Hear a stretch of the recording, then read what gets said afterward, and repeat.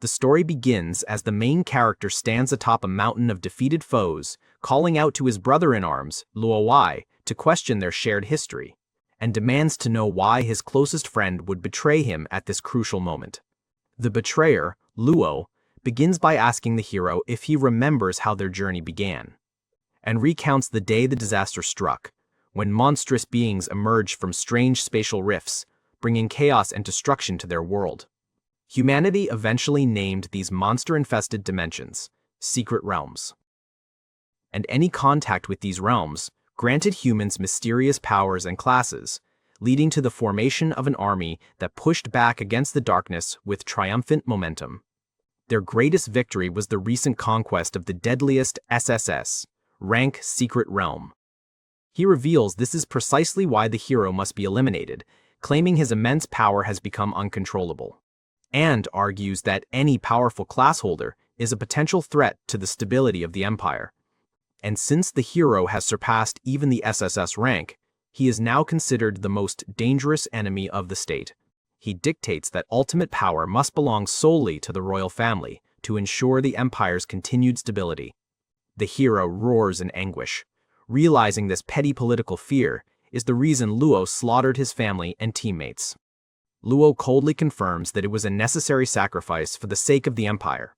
Fueled by pure rage, the hero screams his betrayer's name and launches a final, desperate attack.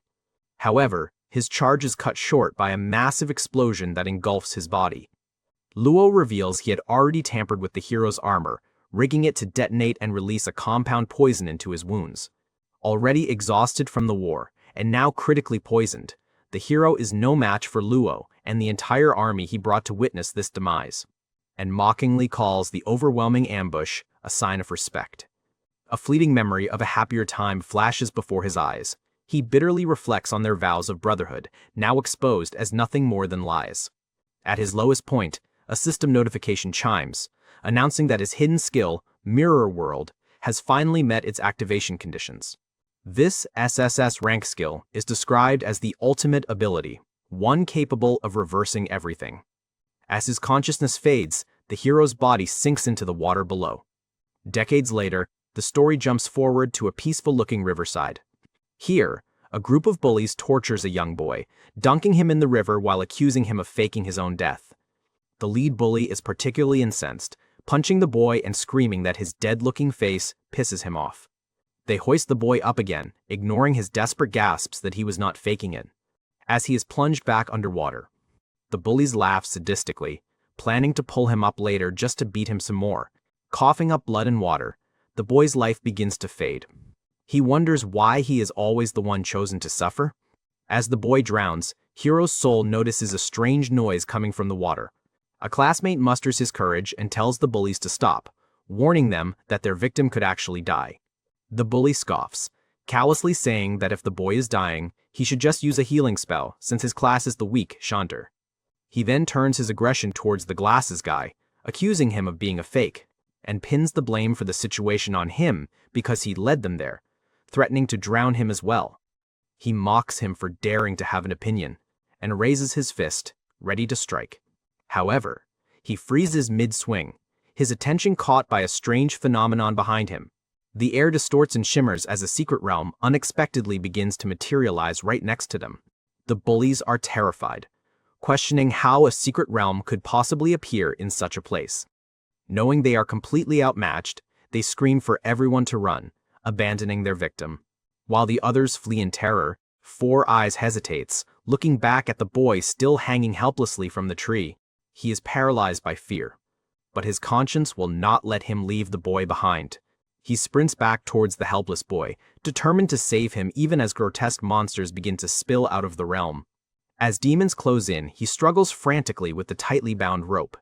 Before he can succeed, a horned demon lunges, ready to tear him apart. Suddenly, a hand grabs him. The boy, now free from his bonds, saves him at the last moment from the attack. With eyes glowing an ominous purple, he unleashes a powerful skill, Glacial Tremor. However, a system notification reveals he actually cast a basic healing spell on the demon, which failed because it was already at full health. Four Eyes is baffled by this action, screaming in confusion and stops the next attack with his shield skill. The boy looks at his own status screen, confused to see his name is Yun Sha and his class is Shantar, and quickly realizes the truth. The betrayed hero has been reincarnated into the body of this bullied boy. He recalls the fundamental rule of this world. Upon entering a secret realm, a person is bound to the system and receives a random permanent class. This makes no sense, as he remembers being a peak-level warrior, not a low-level support class. His memories of his final moments resurface, and he recalls activating the hidden skill, Mirror World, the ultimate skill that reverses everything, and understands now that he was trapped within the mirror world until the dying screams of the original Yun Sha provided him an anchor to the real world. The pieces click into place. He has been resurrected by taking over the deceased boy's body. While it is a grim fate for the original Yun Sha, the hero silently thanks him for this second chance at life, granting him opportunity to seek revenge against those who wronged him. His thoughts are interrupted by Four Eyes, who is being swarmed by monsters and desperately cries out for help. He assesses his situation, finding his new vessel far too weak to fight and too slow to escape, and examines the Shantar's skill set, disgusted to find only pathetically weak support skills. The Chanter class is purely for support, with skills focused on healing, boosting, and crowd control, utterly useless for direct combat. He understands that this weak, non-combat class is the reason the original Yun Sha was constantly bullied. Despite the body's weakness, he can still rely on his past life's combat experience. But he knows his stamina is limited and that he must find a way out of this predicament before he is overwhelmed. His gaze falls upon the hidden skill, Mirror World, which seems to be his only hope. Unsure of how to activate it properly, he tries targeting a nearby grudge demon. But the attempt fails, as the system informs him that the usage requirements have not been met. Meanwhile, several more portals open up, and the situation grows more dire as a seemingly endless horde of monsters continues to pour from the realm. Yun Sha experiments again, targeting a simple roadside stone, but the skill fails once more, this time citing his low level. As skill will not even work on an inanimate object, he wonders if the level difference is the problem, and theorizes that either his level is too low or the skill requires a reflective surface, like the river where he first activated it. Another attempt on the grudge demon results in the same low-level error. He concludes that Mirror World likely requires a reflective surface to function, an obstacle he cannot currently overcome. Unable to fix the level or surface issue, he decides to try targeting something else, the demon's weapon. His attempts on the demon's cleaver and even its loincloth fail, prompting a desperate Four-Eye named Chiao to scream at him to stop wasting time. Suddenly, a powerful shockwave parts the horde, heralding the arrival of a much stronger foe. A hulking, level 10 elite grudge demon emerges, a creature born from the battlefield's resentment. Chiao falls into despair, knowing they need to be at least level 10 just to have a fighting chance against such a monster. In a last-ditch effort, he tries to use Mirror World on the magical shield Chiao is casting. But this attempt also fails, stating it cannot reverse abilities that belong to other people. This makes him wonder if he cannot use it on others' skills. Perhaps he can use it on his own. He targets his own Vine Control skill, and this time, Mirror World activates successfully, reversing the ability. A torrent of chaotic purple thorns erupts from Yun Sha, flying towards the enemy. The system confirms the use of a new, reversed skill, Chaotic Thorns. As an elite demon charges at Chiao, he is inexplicably punched square in the jaw, sending him flying by one of his fellow demon, as Chiao can only stare in stunned silence. Yun Sha finally understands the skill's true power. It completely reverses the effect of the targeted ability. Where Vine Control would bind an enemy, its reversed form, Chaotic Thorns, inflicts confusion instead.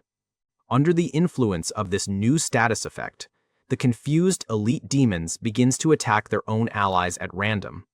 Realizing that Mirror World has the potential to turn even the most useless support skills into game-breaking abilities. His mind buzzes with excitement as he ponders what will the rest of the skills turn into when reversed. Realizing Mirror World really lives up to being an SSS-level hidden skill. He observes the chaotic aftermath of his reversed spell, noting that the skill doesn't just reverse effects, it enhances them in every way, and reflects that the original, Bind spell, would have had a low success rate and a duration of only 1 or 2 seconds. nowhere near the current level, making him wonder what his other Shanter skills had become, and examines his basic skill, Blade of Basic Attack, a meager 5% power boost that deactivates upon using any MP. However, its reversed version, Trick Blade, is a game changer. And each time he spends MP, his attack power increases by 10%. Activating the skill, he realizes that as long as it's active, any skill use will trigger the attack power boost, revealing its incredible potential. The experience from the monsters killing each other under his confusion spell is enough to grant him a surprise level up to level 6. He notes with satisfaction that the monsters that attacked each other provided a decent amount of EXP. As another monster lunges forward, he casually parries its attack, thinking its timing is perfect for a test. Leveling up has completely restored his HP and MP, giving him a full tank to continue the fight. He decides to test his new Trick Blade skill, while the remaining monsters are still confused. He begins spamming his Chaotic Thorns spell, repeatedly triggering the Trick Blade effect to increase his attack power by 10% each time. By casting the low-cost spell over and over, he quickly stacks the buff, amassing a massive plus 120% attack power. Now boasting 2.2 times his normal attack power, he days towards a powerful demon. With each powerful swing, he understands that this new combination of skills is far beyond anything normal, and keeps attacking it, leaving a trail of blood and severed limbs in his wake. Chiao watches from the sidelines, and questions if this is the same Yun Sha he knows, wondering how a level 5 Shanter could possess such impossible agility and skill. Meanwhile, Yun assesses his own capabilities, taking his new level 6 stats into account. He calculates that with 120 MP and decent regeneration, he can maintain an attack multiplier of around 2.3x. After felling the monster, he gauges his current strength against the remaining foes on the battlefield, and concludes that at his current power level, he can just barely handle the level 11 elite monsters. Just then, a huge monstrous hand erupts from the ground. A terrifying level 21 battlefield chimera, a hidden boss born from battlefield resentment. The chimera immediately begins slaughtering the other monsters, shocking Chiao with its overwhelming power. Yun Sha instantly recognizes the immense threat, and as the chimera charges forward to attack him, Yun Sha attempts to use Chaotic Thorns on the it. But the skill fails as the system announces the target is immune to confusion. With a warning shout, Chiao appears in front of him with his shield skill. Looking at him, reminds him of someone else from the past. He remembers how that person used to scold him when he rushed in without listening. The words echo in his mind, bringing back a faint, forgotten memory. Before he can process it, the chimera shatters the protective shield, sending the Chiao flying. Thinking that he has a death wish, Yun Sha rushes to help him, and casts a basic healing spell, only for it to pitifully restore a single point of HP. Even a critical hit barely makes a dent, healing only 5 HP. Realizing his spells are useless, he desperately asks a fading Chiao if he has any healing potions, and asks him to drink one. He then sizes up the battlefield, acknowledging that with his current power, he's no match for the level 21 boss. However, he notices most of the weaker monsters are nearly dead and formulates a new plan, telling Chiao Ji to hang on, and declares that he will take them all down. He then unleashes a whirlwind of attacks, cutting down the hordes of weakened monsters around them, and moves like a blur across the battlefield, determined to farm as much EXP as possible in a short time. The strategy pays off as he immediately levels up, fully restoring his HP and MP for the next phase of his plan. He then quickly calculates that he needs at least a plus 400% attack boost to stand a chance against the boss. But the catch is that Trick Blade only lasts for 1 minute, but each level up provides another precious MP refresh. This means he must cast Chaotic Thorns, a staggering 40 times within 50 seconds to build up enough power, and he has to reach at least level 10 to pull this off. Chiao can only watch in paralyzing terror as the chimera lunges forward, its fury aims squarely at him. In a flash, he reaches level 12, his spirit and MP pool growing significantly with each level, and has successfully stacked his Trick Blade buff to an unbelievable plus 500% attack power. With only 9 seconds left on the clock, he declares that it's more than enough, and goes into Levi mode, cutting its arm with a swift spiral motion, and follows with a flurry of attacks, each slice empowered by his massive damage multiplier. The boss is completely overwhelmed, unable to defend against the relentless and impossibly powerful assault. Yun Sha lands the final, decisive blow against the formidable hidden boss, and the level 21 chimera is eliminated, its health bar shattering into nothing. Chiao stares, mouth agape, wondering if what he just witnessed was real, and marvels that a level 5 chanter somehow defeated the entire secret realm, as Yun Sha gains 3 more levels from the boss kill. His status window updates, showing him at level 15 with 9 free stat points to allocate. A system message pops up, officially announcing that the secret realm has been cleared. A still shocked Chiao approaches him amidst the carnage and asks, "Yun Sha, is it really you?" And he presses for an answer, demanding to know how he suddenly became so strong. Our guy looks at him. The resemblance between Chiao and his friend from the past is uncanny. So he asks him about his relation to Chiao Benben, leaving him stunned that he could possibly know his great-grandfather's childhood nickname. Yun processes the shocking revelation that his quiet friend is the descendant of his old comrade, Chiao Benben. A's naughty-faced Chiao Benben flashes through his mind. This leaves him perplexed, as he was led to believe that his treacherous friend, Luo had killed everyone he once knew. When Yun Sha presses for information about his great-grandfather, a hesitant Chiao dismisses the topic, insisting it is not important. Chiao tells him if he does not want to answer his question, he does not have to humiliate him, which confuses our guy. Changing the subject, Chiao confronts him, stating it is obvious he has been hiding his immense strength all this time, reminding him that they cannot skip the school-organized trip to the Modern History Memorial the next day. Yun listens with a thoughtful expression, and worried about exposing his true identity, he decides to go along with Chiao's plan to avoid raising suspicion. And the mention of the Modern History Memorial sparks a flicker of interest in him, and realizes the memorial might hold the key to understanding what happened to the world in the decades following his death. On a trolley filled with rowdy students, the atmosphere is loud and cheerful as they head toward the memorial. Yun and Chiao sit apart from the crowd, both lost in their own silent thoughts during the journey, thinking that time has really moved on. He gazes out at the cityscape, marveling at technological advancements like carriages powered by items from secret realms. While much of the technology is new, he recognizes some concepts from his past adventures in other secret realms. Checking his inventory, Yun Sha is surprised to find he can take items out of the secret realm, discovering an epic-grade chimera bone ring. At the memorial, a teacher begins his lecture, describing the dark history when humanity lived in fear of secret realms, particularly a devastating SSS Level 1. He glorifies Luo, who supposedly led an army to conquer that terrifying realm despite immense sacrifices. A carving depicts the moment of victory, immediately followed by a shocking act of betrayal. He explains that at his moment of triumph, the king faced a rebellion orchestrated by a now infamous culprit. As the tour moves on, Yun Sha learns that in this new era, equipment and skill books can be brought out of secret realms to be bought and sold. He uses a skill book, reversing its effect to gain a permanent damage reduction skill, and realizes that unlike items, the secret realm itself has vanished. Away from the group, Yun Sha is left to wonder what distorted version of history was created after he died. Before them stands a massive statue of Luo, whom the teacher celebrates as the supreme emperor who saved their kingdom.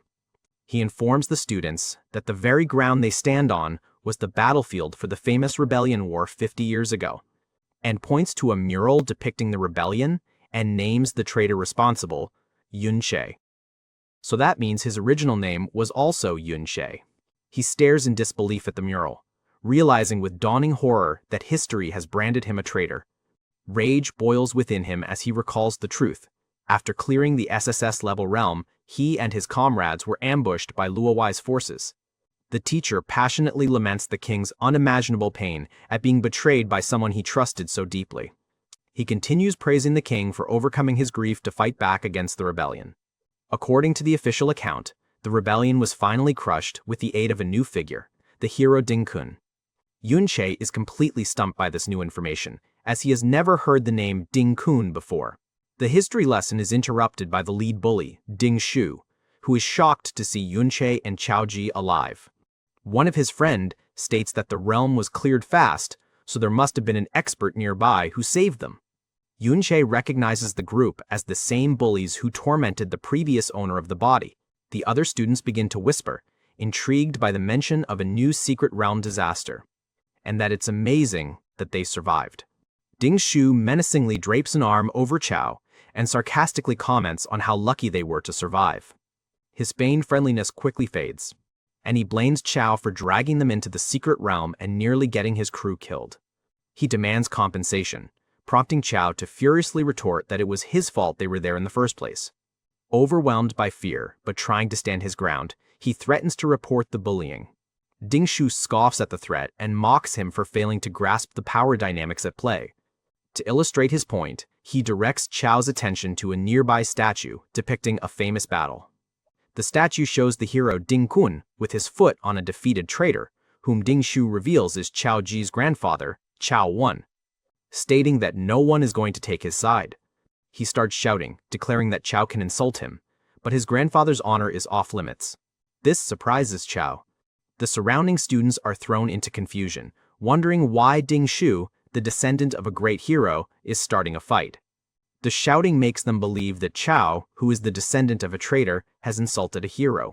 Ding Shu keeps on playing his game tiring to get Chiao in trouble. The teacher steps in, but instead of de-escalating, he takes Ding's side and demands that Chiao apologize immediately, and asserts that the hero spared Chiao's family back then, so he should not slander him. Ding Shu boasts that everyone would cheer if he were to beat him up right then and there, and dehumanizes his classmate, calling him a hated dog that no one would dare to help. Grabbing Chiao's hair, he asserts his perceived superiority, questioning how a hero's descendant like himself could ever be wrong. Winding up for a punch, he proclaims that he will not forgive this slight to his grandfather's honor. And before he can finish his sentence, he gets kicked in his face and is sent flying upside down to the ground by our guy. He then stands tall, stating the hero's family don't even have time to educate their brats. As he stands over the fallen bully, his classmates whisper in disbelief, sensing he has become a completely different person. The crowd's confusion erupts, shocked that he not only struck Ding Shu, but also insulted the family of a revered hero. They struggle to reconcile their memory of Yun as the weakest level 5 in their class, with the reality of him effortlessly taking down his opponent. One of Shu's cronies sneers, rationalizing that the perpetually gloomy and friendless Yun must have finally snapped to act so recklessly. Getting to his feet, Ding Shu dismisses him as a mere punching bag who landed a lucky shot while he was distracted. Seeing Shu's friends rush to his aid, our guy declares that he will just clean them all up together. In a blur of motion, he single-handedly dismantles the entire gang with a flurry of precise and overwhelming strikes, sending the last of the bullies, Ding Shu, crashing to the floor. He spits blood, his face a mask of pain and shock from the brutal, one-sided beatdown. He struggles to process what happened, unable to believe he was just knocked down by Yun Sha. Onlookers murmur amongst themselves, astonished at how quickly and easily Yun took down the supposed tough guy. One student even questions if Shu was ever strong to begin with. Humiliated and enraged, he activates his rage skill, screaming in disbelief that a level 5 trash support could suddenly be stronger than him. Dismissing his defeat as a fluke, he equips his powerful fire-forged hammer, confident its plus 31 for attack boost will crush Yun Sha. And with a furious roar, Shu swings his massive flaming hammer down in a devastating arc. Yun calmly assesses the attack, noting the wide opening as he counters with his own skill, Trick Blade, boosting his attack power by 80%, before Shu can even react. Yun Sha lands a powerful kick that sends the bully flying, shattering his disbelief with overwhelming force. The commotion finally draws the attention of a museum guard, who rushes over demanding to know what is going on. The guard finds Ding Shu unconscious on the floor and immediately calls for any available healers to attend to him. Amid the surprised students, Yun Sha and Yun Miao observe the scene, while another speculates that he must have been hiding his true level all along. The guard furiously reprimands the teacher, shouting about the no-fighting rule in the museum and demanding he control his students. The teacher immediately turns on our guy, accusing him of attacking a hero's descendant. and calls him shameless as he begins to create a weapon in his hand. A purple glow emanates from the chimera bone ring on his finger as he prepares to deal with the biased teacher. As the teacher lunges forward to punish him, a Susanoo-like ability breaks his weapon. Our guy coolly confronts him, pointing out his hypocrisy for claiming to be fair while only listening to Shu's side of the story. Flustered and exposed, the teacher denies trying to curry favor with the Ding family, his panic growing as he does not recognize the powerful magic gear on Yun Sha's hand. Surrounded by a powerful aura, our guy mockingly suggests that the teacher, of course, isn't that kind of person, letting the accusation hang in the air. Realizing he has been outplayed, the teacher backs down, nervously promising to investigate as other students marvel that Yun Sha blocked his attack. Our guy assesses that while the epic quality ring is impressive, it's still too weak to fully stand against a level 35 teacher. Seizing the opportunity, he offers a simple solution. As punishment, the teacher can just kick him and Chiao out of the museum. With the flustered teacher left speechless, he turns to his friend and says, "Zhish, let's go." As they leave, the students are left in a state of shock, amazed that a mere student could not only defeat Ding Shu, but also block a teacher's attack. The teacher frantically calls for a healer for Shu, but another student points out that the bully is already healed. Having successfully created a scene and asserted his dominance, Yun calmly walks out of the museum with Ji. His old friend Ben was killed long ago by the so-called hero, Ding Kun, as Chiao looks on with pure admiration. Feigning ignorance, he coughs, claims he's bad at history, and asks him to tell him more about what the hero Ding Kun actually did. Eager to help, he tries his best to recall the official historical accounts of hero Ding Kun's famous deeds, and begins reciting the fabricated history, explaining that Kun supposedly discovered a plan by the traitor Yun Sha and launched an ambush near an SSS level rift to quell the rebellion. Thinking about the ambush near the rift, his mind flashes back to the past. As his party was resting after a grueling battle, a portal opened, and all his team was slaughtered that group.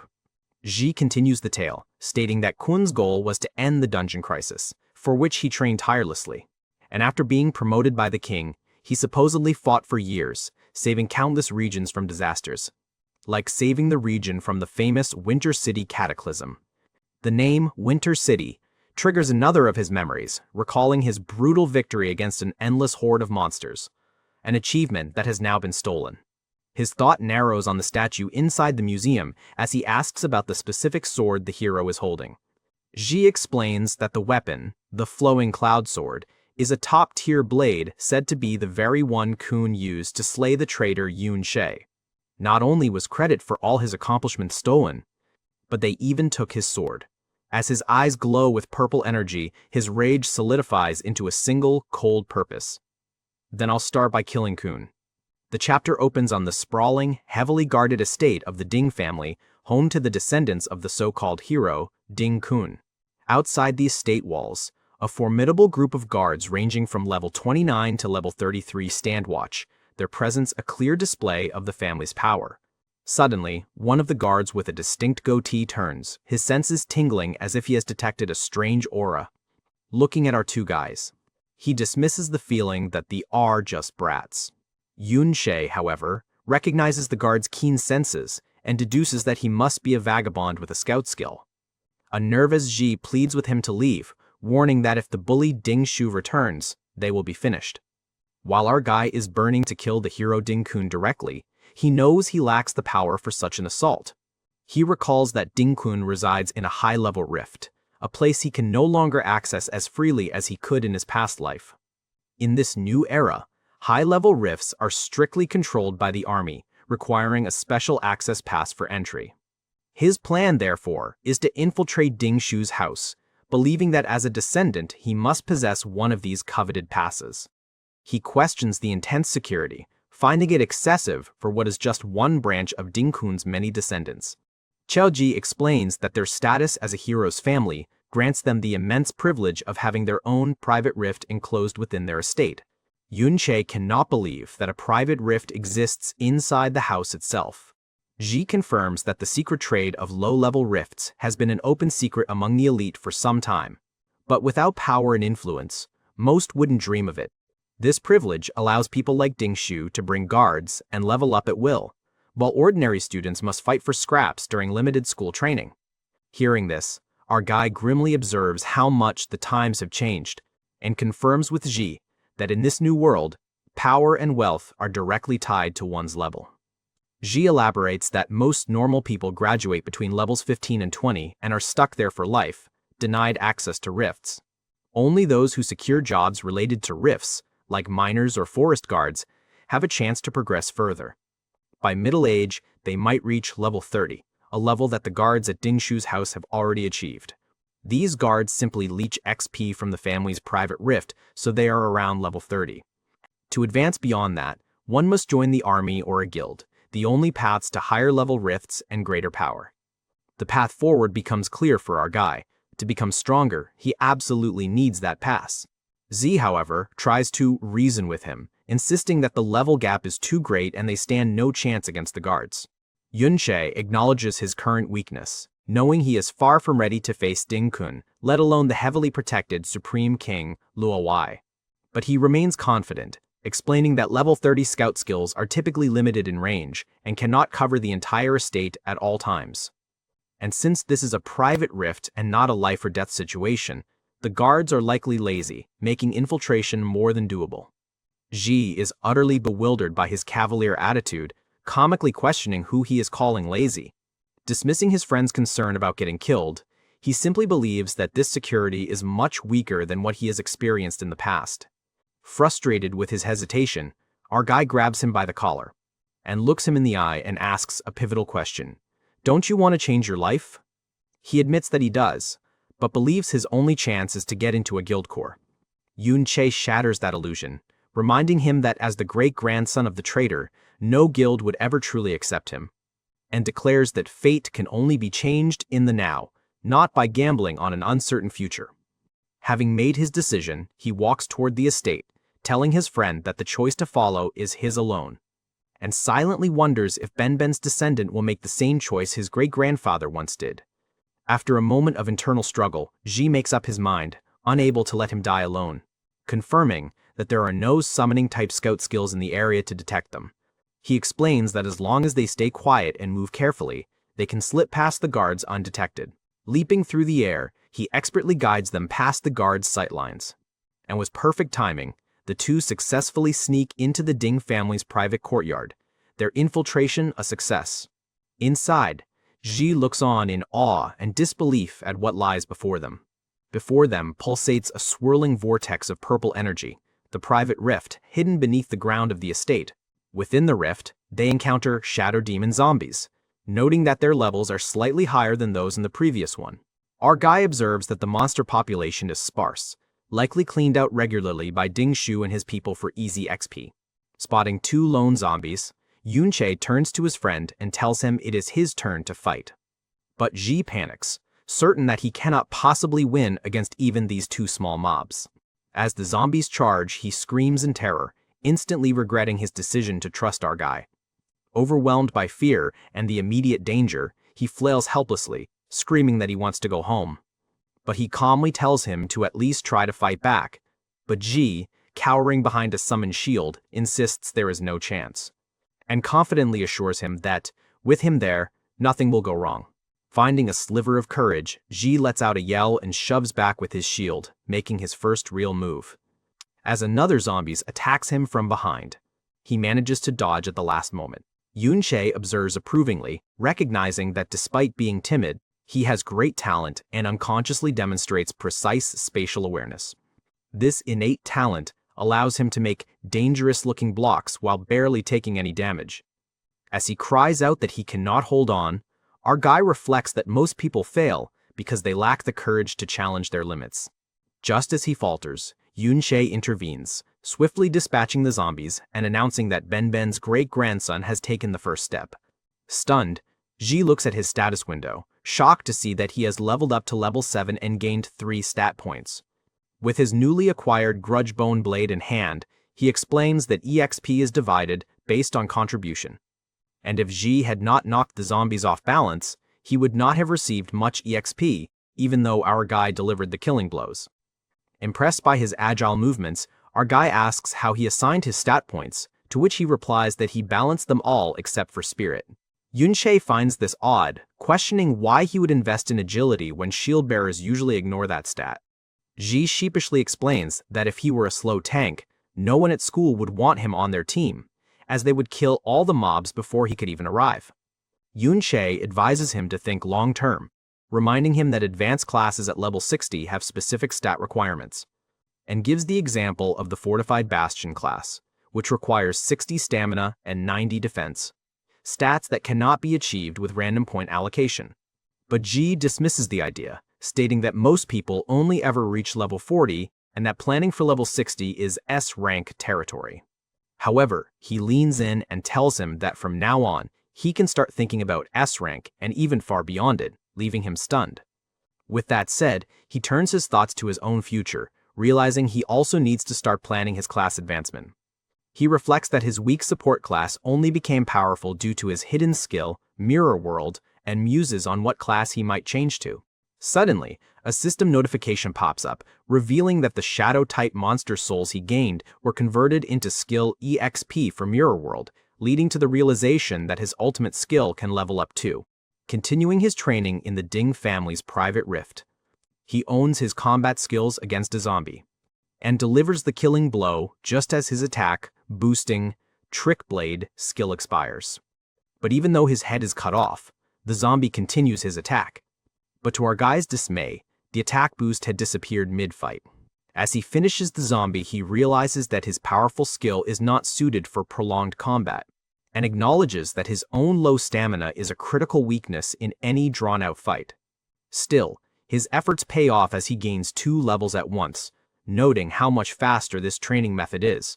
Checking his status, he discovers that killing elite monsters in this rift grants a massive experience to his ultimate skill, Mirror World. Just then, he notices something, and jumps back to an elevated spot, and notices that the Ding family has increased the frequency of their guard patrols. As the number of monsters dwindles from their training, Chaoji tells him that the risk of being discovered is only growing. Our guy admits to himself that juggling monster combat, guard patrols, and skill timers is becoming mentally taxing, and takes a moment to assess his gains and examines a new skill book he looted for Mana Brick Art. After reviewing the skill, he concludes that not every reversed ability, like the brick-sized phase shift, is useful in a fight. After that, he checks his ultimate skill's progress and sees that Mirror World is only 30% away from leveling up. He marvels at how ridiculously strong his skill reversal is at level 1 and eagerly anticipates the power boost a level up will bring. But if he can kill the realm's lord, he should be able to instantly reach level 2 with his ultimate skill, and understands this is a rare opportunity, as he might not gain skill experience in other realms. With a new target in sight, he decides to head toward the central area to investigate the realm lord. As he and Chaoji get closer, he detects a denser concentration of scouting skills, indicating a heavily fortified position. They finally arrive and witness the realm's lord, a massive armored figure, completely bound by countless glowing purple chains and surrounded by guards. Chaoji expresses his amazement, noting that he has never seen a controlled realm lord before, since they are always sealed away in school realms. Impressed by the sight, he remarks that the chains used to restrain the powerful beast must be extremely high-level gear. Yun Sha analyzes the heavily guarded scene and concludes that at his current level, he cannot possibly kill the lord while being swarmed by its protectors. His strategic mind spots an opening when he sees a lone Ding family guard wandering off to relieve himself. He activates his Trick Blade skill, boosting his attack power by 150% for a swift ambush, and successfully cripples the guard, and prepares to interrogate his captive for crucial intel. The terrified guard immediately surrenders, shouting that the Ding family doesn't pay him enough to die for them, and promising to tell them everything. Yun Sha calmly agrees, deciding to start with his most important question. When asked about a pass to the hero realm, the guard readily admits that the great-grandfather keeps a whole pile of them in his study. Internally, the guard mocks his captor, assuming he is just an obsessive fan of the so-called hero lord. But then, feeling the pressure from Yun Sha's menacing aura, he quickly adds that he has seen the great-grandfather and the head guard take the passes out several times. However, Those passes are temporary and lack personnel data, which will get them stopped unless they have a familiar escort. Unconcerned with the logistics, our guy dismisses the warning and orders the guard to empty his system backpack. After looting their captive, he and Chiao drag the man out of the realm and into the woods near the Ding family mansion. Holding the guard's only skill book, Yun Sha asks if it is the only one he has, to which the guard nervously agrees, and bitterly complains about the Ding family's stinginess, revealing that guards are forced to turn in all realm drops and only receive scraps. He explains that all the valuable passive skills are kept within the family's inner residence. Pointing to a lavish building, he identifies it as the inner residence, a place forbidden to guards unless they are personally summoned. Save for Ding Shu, all the others over level 30 with top-tier gear, making the guards largely unnecessary. When Yun Sha asks if the pass is inside, the guard panics, warning him that the formidable family head is currently in the residence, and desperately warns them that the main master inside is a level 42 powerhouse, whom Yun Sha cannot possibly defeat. He further explains the Ding family's hierarchy, revealing that the even more powerful level 57 great-grandfather and level 52 third master are temporarily away on business. Our guy processes this new information, realizing that infiltrating the residence means facing the level 42 main master, an opponent far stronger than himself. With all the necessary intel gathered, he knocks the guard unconscious and leaves him on the ground. Knowing a direct confrontation is impossible, Yun Sha hatches a new plan, telling Chiao to stay put while he lures the main master out. Returning to the secret realm, he positions himself above the central area and understands the Ding family strategy. Using higher-level chains to control the Lord allows for long-term use of the realm. So it all relies on guards watching the chain's physical lock. Sneaking up on a blissfully unaware guard, he observes that the security method, while simple, is quite effective. However, he smirks, recalling that in his previous life, he mastered the art of unlocking these exact chains. As Yun Sha works his magic, the chains begin to unshackle. His perfect plan unfolds: create a diversion to draw out the main master. At the same time, he claims the powerful level 60 combat chain for himself. Freed from its restraints, the Realm Lord goes berserk, causing the guards to scream in terror at the sudden catastrophe. The alarm reaches the mansion, and an enraged main master orders his troops into the realm to provide support. From a safe distance, Chiao watches as the main master leads all the mansion's forces into the secret realm's portal. With the mansion now completely unguarded, Yun Sha successfully acquires the level 60 combat chains, clearing his path for an easy infiltration. In the next scene, guards welcome home the second master, Ding Hao, and his son, Ding Shu. Hao dismisses his son's humiliating defeat as mere carelessness, revealing that their visit serves another, more important purpose. With a suave smile, he opens the car door for his important guests, Miss Yun Sha and her companion. As Yun Sha and Yun Miao emerge from the car, Hao obsequiously welcomes them to his humble abode. However, his welcoming expression sours when he notices a servant blocking the path to the mansion. He contemptuously kicks him aside, ordering him to stay out of his esteemed guest's way. Chiao watches this scene at the mansion's entrance unfold. Seeing him standing there, Yun Sha asks if the Ding family's return has spooked him. A confused Chiao asks him how he returned so quickly from his infiltration mission. Yun Sha explains that the level 30 Realm Lord is too powerful for the Dings to subdue quickly, which has bought them some time. Confident that his interference has stalled the Ding family, he asks Chiao to report what he has observed. Chiao-ji's gaze falls upon the subservient man who was just kicked aside by Hao. He reveals that the man being treated like a dog is his own uncle, Chiao. He begins to recount his family's tragic history, which began when his ancestors were exterminated for their connection to the rebels Yun Sha. In a twisted way, their family's early destruction spared them from even greater humiliation. Ever since that time, his family has constantly suffered under the Empire's malice. The persecution intensified under secret orders from the so-called hero Ding Kun, and the bullying became even more severe.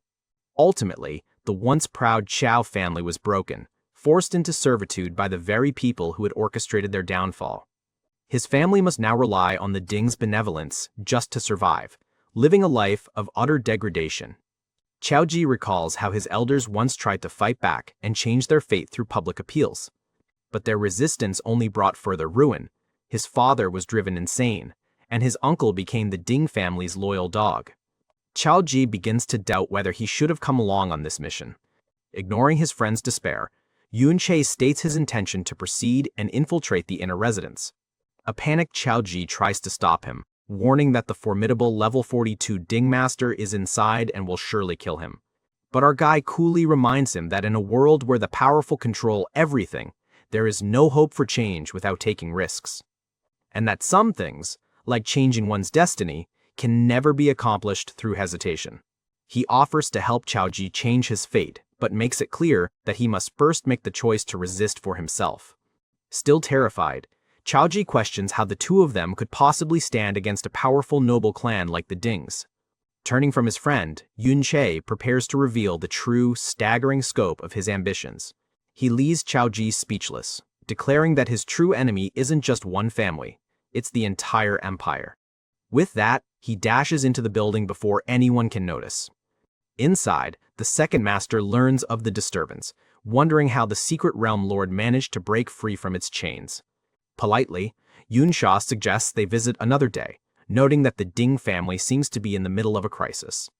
But he brushes off her concerns, insisting his older brother can handle it and that her visit is far more important. And adds that upon hearing of her visit, his father and second brother are already on their way back to greet her. To impress her further, he reveals they have even contacted Hero Grandpa, who is very eager to meet her.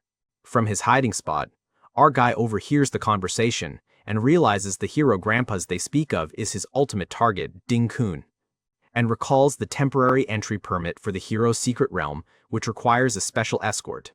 He deduces that Yun Sha must hold a significant status to warrant such a grand reception, and then notes that her companion, Yun Miao, shares his surname, Yun, questioning if this is merely a coincidence. He dismisses his own curiosity and refocuses on his primary mission, stealing the entry permit. Taking advantage of the chaos, he slips past a pair of distracted, gossiping maids, and quietly slips into one of the inner residence's private rooms. He moves stealthily through the opulent and now sparsely guarded mansion, searching for his target. Meanwhile, outside the secret realm, the Ding family master finally emerge, having successfully subdued the rampaging lord. He concludes that the lord was released intentionally and that the culprit has a greater goal than simple theft. And he immediately orders his guards to seal the entire inner residence. His primary concern is ensuring that nothing disturbs the important young lady currently visiting their home. Inside the room, Yun finds the desk where the skill book should be, only to discover the drawer is empty. Undeterred, he uses a phase shift skill to peer inside the locked drawer and reveal its hidden contents, and discovers a diary among them. Beneath the diary, he finds his true prize, a collection of high-quality skill books, including the support spell, Slow Light. Just as he secures his loot, the inner residence is put on lockdown as guards swarm the main gate. From his hiding spot, Chiao watches in horror as the guards converge on his position, fearing they've been discovered.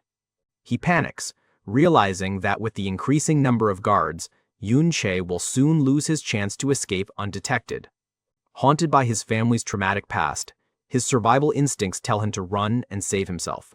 Images of his family fleeing and suffering flash through his mind, and he resolves to slip away quietly, convincing himself that at least he can save his own life.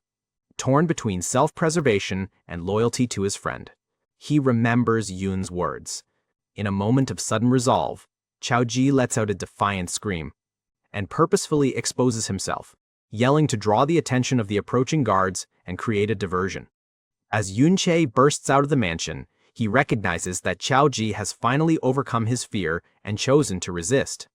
He leaps into the fray, taunting the guards by revealing he has the stolen chains and skill books, daring them to catch him. With the guards in hot pursuit, he prepares to use his newly acquired Slow Light skill to control the battlefield, and unleashes a reversed, more potent version of the spell, slowing all enemy units within a 30-meter radius. Watching the intruder's path, the master astutely realizes he isn't trying to escape, but is instead leading them back toward the secret realm. Chiao wonders why Yun lured all the guards away from the mansion. But Yun knows that since every guard responded to the diversion, the Secret Realm Lord must have been subdued, and that a great battle must have taken place to bring the powerful beast under control, which means the Lord's HP must now be at its absolute lowest, making it a prime target. So he will kill the weakened Lord himself to gain the massive experience needed to level up his ultimate skill, Mirror World. Inside the Ding family residence, Yun Sha and Yun Miao wait quietly as chaos erupts elsewhere on the estate. Sha politely tells her host that there's no need for him to stay and entertain her. However, he dismisses the intruders as mere petty thieves, confident his elder brother can easily handle the situation. Meanwhile, the head of the family, Ding Peng, frantically orders his men to ignore the chase and head straight for the Realm Lord. Sprinting towards the realm, he orders his rogues and archers to follow him to chase the intruder. With the Ding family's forces hot on his heels, Yun expertly leads them on a chase deeper into the secret realm. By investing more than half his stat points into agility, he has become exceptionally fast. Combined with a speed-boosting skill, his evasive maneuvers are more than just a product of raw stats. Yun confidently assesses that at his current level, only high-level rogues or archers could possibly hope to keep up with him. He finally arrives at his destination, finding the crippled and sealed Realm Lord surrounded by a squad of the Ding family's elite guards. Confirming the Lord is at its weakest, he prepares to execute the next phase of his plan to finish it in a single strike. The guards immediately spot his arrival, shouting for the troops to get into formation to defend the sealed boss. The Ding family's forces quickly form a tight, defensive perimeter as they brace for his assault. To break their lines, Yun unleashes his reversed skill, Chaotic Thorns, creating a disorienting field of energy. The guards are shocked and confused by the attack, having never witnessed such a skill before. His skill attempts to inflict an abnormal status effect, but most of the high-level guards successfully resist it. However, the momentary chaos is enough for a confused guard to strike one of his own comrades. Witnessing a fellow guard fall to the confused status, they are stunned by the skill's incredibly high success rate. Using the pandemonium as cover, Yun effortlessly slips past the disorganized guards to reach the low-health Lord. The guards panic as he breaches their defense, screaming for control skills and questioning why their shield wall failed. Yun inwardly mocks their poor coordination, judging them to be a disorganized rabble with no sense of teamwork. The guards desperately try to rally, shouting to hold their ground and reminding each other that he's just one person. The master yells that if they can just tie him down, he's finished, but Yun continues to press his advantage.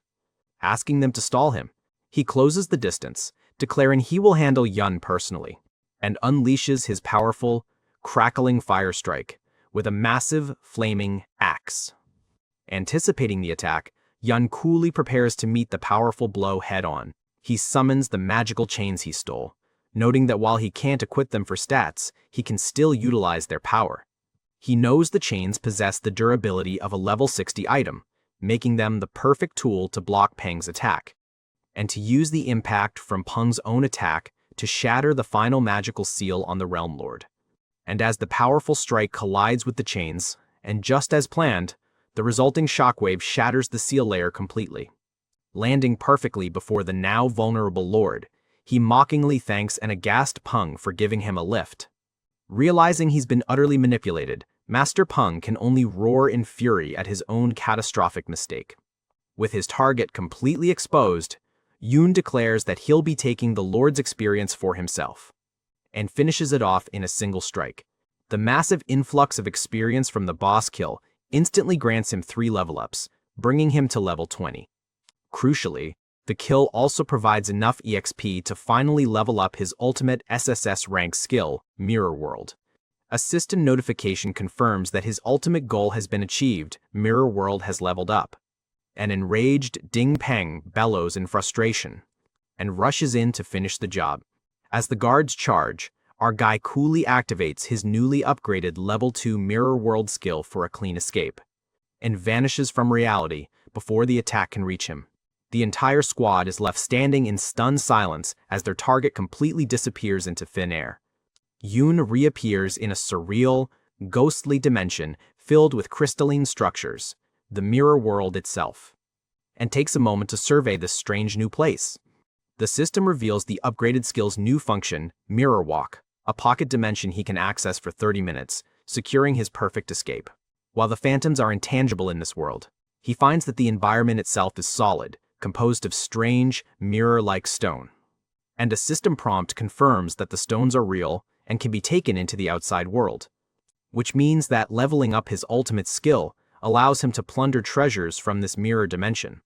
Eager to explore the full extent of his upgraded ability, he pulls up his system to check for any other changes. A new skill list appears, populated with reversed versions of numerous powerful abilities, though most are currently marked as inactive. The system clarifies that to unlock a reversed ability, he must first learn its original counterpart in the real world. He deduces that the initial version of his skill reversal was just a nerfed preview of what's possible now that Mirror World has reached level 2. And the system also allows him to pre-select powerful skill combos, giving him a crucial advantage in planning his future advancement. His strategic planning is suddenly interrupted when he senses an unexpected presence in the supposedly empty dimension. Drifting through the crystalline landscape, he spots multiple ethereal souls lingering, and realizes the mirror world is teeming with these spirits. Before he can investigate further, one of the spirit lunges at him, ready to strike. He swiftly dispatches the skeletal creature with a single, powerful slash, and dismisses the creature as weak. However, his assessment is cut short by a surprising new system notification. A window for an undead contract appears, offering him the chance to bind the defeated soul and make it fight for him. Learning that he can defeat undead in the mirror world and then summon them as his own minions, he now understands that his level 2 mirror world skill has unlocked the ability to bring both tangible items and a loyal undead army into reality. Gazing out at the vast, soul-filled landscape, he smirks, finding the possibilities for exploitation very interesting. Meanwhile, back in the real world, the Ding family's forces are in disarray, wondering why he hasn't reappeared now that the secret realm has faded. The guards frantically debate how he could have vanished, with one suggesting a drifter's stealth skill. One of them immediately shoots down that theory, stating that conventional stealth wouldn't have gone unnoticed by so many. Furious at their incompetence, the master demands an explanation for how they let one person escape. Just as he is about to take his anger out on the guy, Yun Sha materializes directly behind him. The Ding family members are stunned, caught completely off guard by his sudden and silent reappearance. With his mirror walk timer having run out, Yun Sha calmly notes that the skill returned him to his exact point of entry. Snapping out of his shock, the master screams for his men to attack. Unfazed, our guy decides it's time for a little payback after being hounded by the Ding family, and unleashes his newfound power, summoning the horde of undead bone spirits he contracted in the mirror world. The guards recoil, crying out that they're being attacked by evil spirits. The master, however, tries to rally his men, scoffing that they are just simple undead he's seen plenty of before. A brave guard steps up and successfully blocks an initial attack from one of the spirits. He quickly checks its status and is relieved to see it's only a level 20 undead bone spirit. A minor threat. Seeing their low levels, Peng confidently repeats his order, telling his men not to panic, and orders a full counterattack and promises a raise to anyone who captures our guy. But as the guards eagerly charge into the fray, they realize their target has once again vanished. Noting that his spirits are still too low level to be truly effective, he laments that if he had contracted higher tier undead, the guards wouldn't have stood a chance. For now, he's stuck with the 20 strongest souls he could find within his limited exploration range, and recalls hitting the mirror world's boundary, a hard limit preventing him from moving more than 200 meters from his entry point. He makes a mental note to re-enter the dimension from different locations in the future to find more powerful undead. His thoughts are interrupted when he spots a guard grabbing Chiao from his face, gloating about the reward he'll get for capturing him. But before they can harm him, Yun Sha appears in a flash, swiftly dispatching him. With the immediate threat neutralized and the main force distracted, he grabs his friend and makes a break for it. He decides it's the perfect time to escape and tally the spoils. Back at the Ding family estate, the guards are locked in a frustrating battle with the summoned undead spirits. Though the level 20 undead bone spirits are individually weak and easily cut down, they discover that these seemingly weak ghost things are apparently unkillable, and each defeated spirit instantly revives, as good as new. But then, all of the spirits are instantly obliterated. The third master, Ding Ji, correctly deduces that the revivals must cost mana and confidently orders his men to keep killing the summons until their master runs dry. Meanwhile, inside residence, the great-grandfather inquires about the status of their guest, Ms. Yun Miao. His second son apologetically reports that he failed to persuade their guest to stay, blaming the intruder's arrogance for the chaos. He not only caused a disturbance outside, but also had the audacity to break through the residence's windows. The great-grandfather is enraged to learn that an enemy managed to breach the security of their inner sanctum. He reprimands his son for failing to even identify the intruders, forcing him to admit his failure. The son reports a silver lining. Miss Yun Sha has agreed to go to the hero's secret realm, which apparently settles a matter concerning their grandfather. Unappeased, he vows that once the intruders are identified, they will be killed without question, and orders his son to conduct a thorough search to see what, if anything, was stolen during the breach. Unbeknownst to them, the thieves made off with a temporary secret realm entry permit under Chiao Ji's name. But Yun Sha knows he still needs a guide to get into the exclusive hero's secret realm, and takes a moment to assess his own progress, noting that he reached level 20 during the raid on the Ding family. And even though his chimera bone ring is mostly broken, but he celebrates acquiring over a dozen of the Ding family's secret skill books. He knows that all the chanting books he stole contain support skills, which are perfect for his plan. By learning skills like Battle Song Chants and its reversal, he can stack powerful buffs to dramatically increase his stats. With a new permanent strength boost and the ability to stack buffs, he is confident that he can now overwhelm opponents of the same level with pure stats. He also inspects a piece of rare corrupted knight armors dropped by the Realm Lord, a powerful upgrade he can use once he reaches level 30. But his most important prize was leveling up his ultimate hidden skill, Mirror World, to level 2. With this upgrade, the undead minions he can summon are now significantly more powerful. But despite his power-up, he knows it is not enough. The hero Dingkun is an S-class berserker and a far greater threat. So he resolves that to even have a chance at victory, he must reach level 50 and contract a powerful undead. Just then, a nervous Chiao Ji asks if they are truly safe. Yun Sha calmly reassures his anxious friend that they escaped cleanly without revealing their faces. But Chiao Ji remains silent, still shaken by the close call and the powerful enemies they have made. Understanding his friend's anxiety, Yun Sha changes the subject, asking him about any nearby secret realms where powerful individuals have died. Though Chiao Ji is confused by the morbid question, Yun explains that he is simply looking for a high-level realm to continue his training. Chiao Ji confirms that there is one such place that fits the requirement perfectly. However, that it is the school's private secret realm, and as students, they have no way to sneak inside.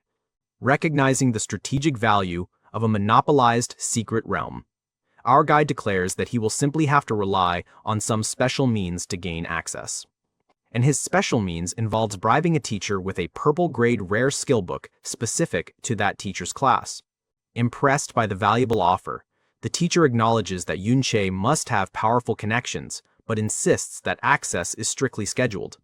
However, he finds a convenient loophole. The realm is currently open for graduating students. He explains that while lower-year students are not qualified, an exception can be made if a teacher recommends an outstanding student to join the team. And it works perfectly. The teacher secures their entry, and soon Yun Sha and Chiao Ji arrive at the bustling entrance to the secret realm. Other students are there expressing their gratitude to the hero, whose gift has given them this final chance to level up before graduation. As Yun Sha stands at the threshold, a powerful and unsettling feeling washes over him, telling him that this place is not what it seems. The teacher proudly announces that this is the heroic secret realm, where the legendary hero once fought. As Chiao Ji wonders if this is the realm where hero called Heroic slew the traitor John, he silently wrestles with whether he should reveal the realm's grim and personal significance to his friend. The teacher warns them of the high-level dangers within and assigns a senior student, Xiaoxie, to guide them. Annoyed that babysitting will ruin his leveling plans, Xiaoxie complains, but the teacher dismisses his whining and orders them all inside. As they enter, he grumbles to his companion about the annoyance of having to look after two freeloaders, and condescendingly tells our guys to stay behind so they don't drag the group down, threatening to abandon them if they do. Ignoring the senior's attitude, Yun Sha calmly descends into the level 2040 dungeon. Upon entering, the ominous feeling intensifies, and he senses a profound danger that far exceeds the realm's supposed difficulty level. Inside the heroic secret realm, they venture into a massive, crystal-lined dungeon alongside several other students. A senior spots Yun Sha and Yun Yin among the other adventurers, and questions why they are here, along with two other lower-grade students. He begins to fantasize aloud about how great it would be to have Yun Sha on his team, and continues daydreaming about the possibility.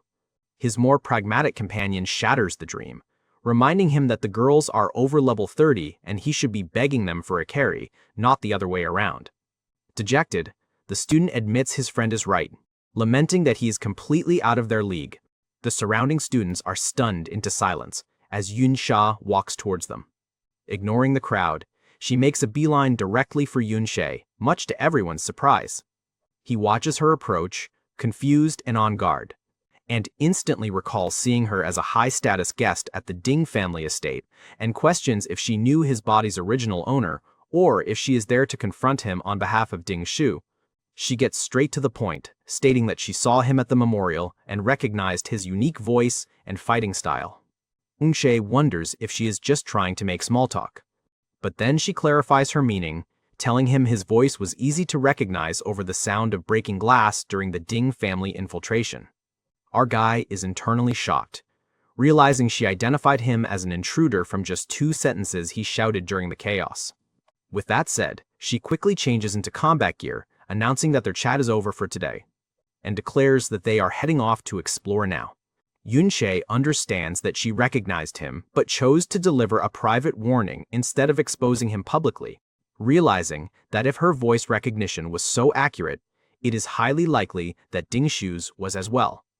However, he dismisses the immediate danger, confident that his rapid leveling speed will soon make any threat from the Ding family irrelevant. Deciding to return her kindness, he prepares to give them a warning of his own about the realm, cautioning them to be careful as he senses a distinctly dangerous vibe from this particular secret realm.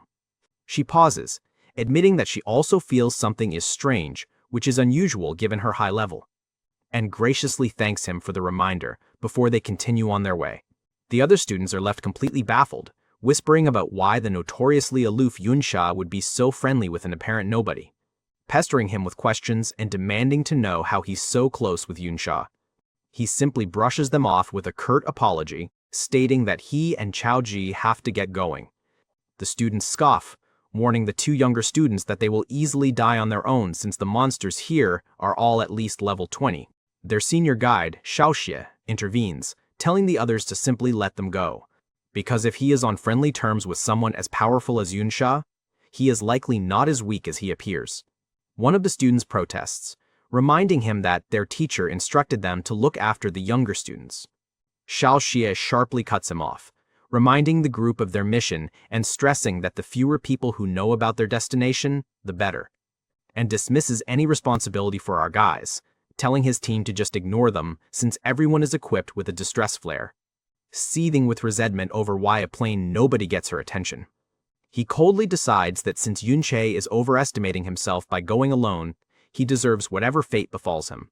Meanwhile, back at the entrance to the secret realm, a bruised and enraged Ding Shu sprints towards the gate. The teacher on duty stops him, asking why a student like him is trying to enter the high-level zone. Ding Shu aggressively demands to know if a team including Yun Sha just went inside.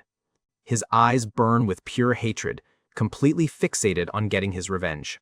In a flashback, his father coldly dismisses his claims, telling him to stop blaming others for the memorial incident. Ding Shu desperately pleads his case, insisting he recognized the intruders' voices and that it was definitely those 2. However, the main master refutes the claim, arguing that mere students could not possibly have escaped from him and a full contingent of guards. And unless he can provide proof that the intruders were stronger than their elite guards, they cannot help him. The great-grandfather ends the discussion, silencing Ding Shu's protests, and telling him not to bother them while they are discussing important business. Back in the present, fueled by his family's dismissal, a furious Ding Shu turns to the teacher, vowing that he is going into the secret realm to hunt down those two himself. Inside the heroic secret realm, Yun Sha and Chiao begin their training against formidable eye crystal stone golems.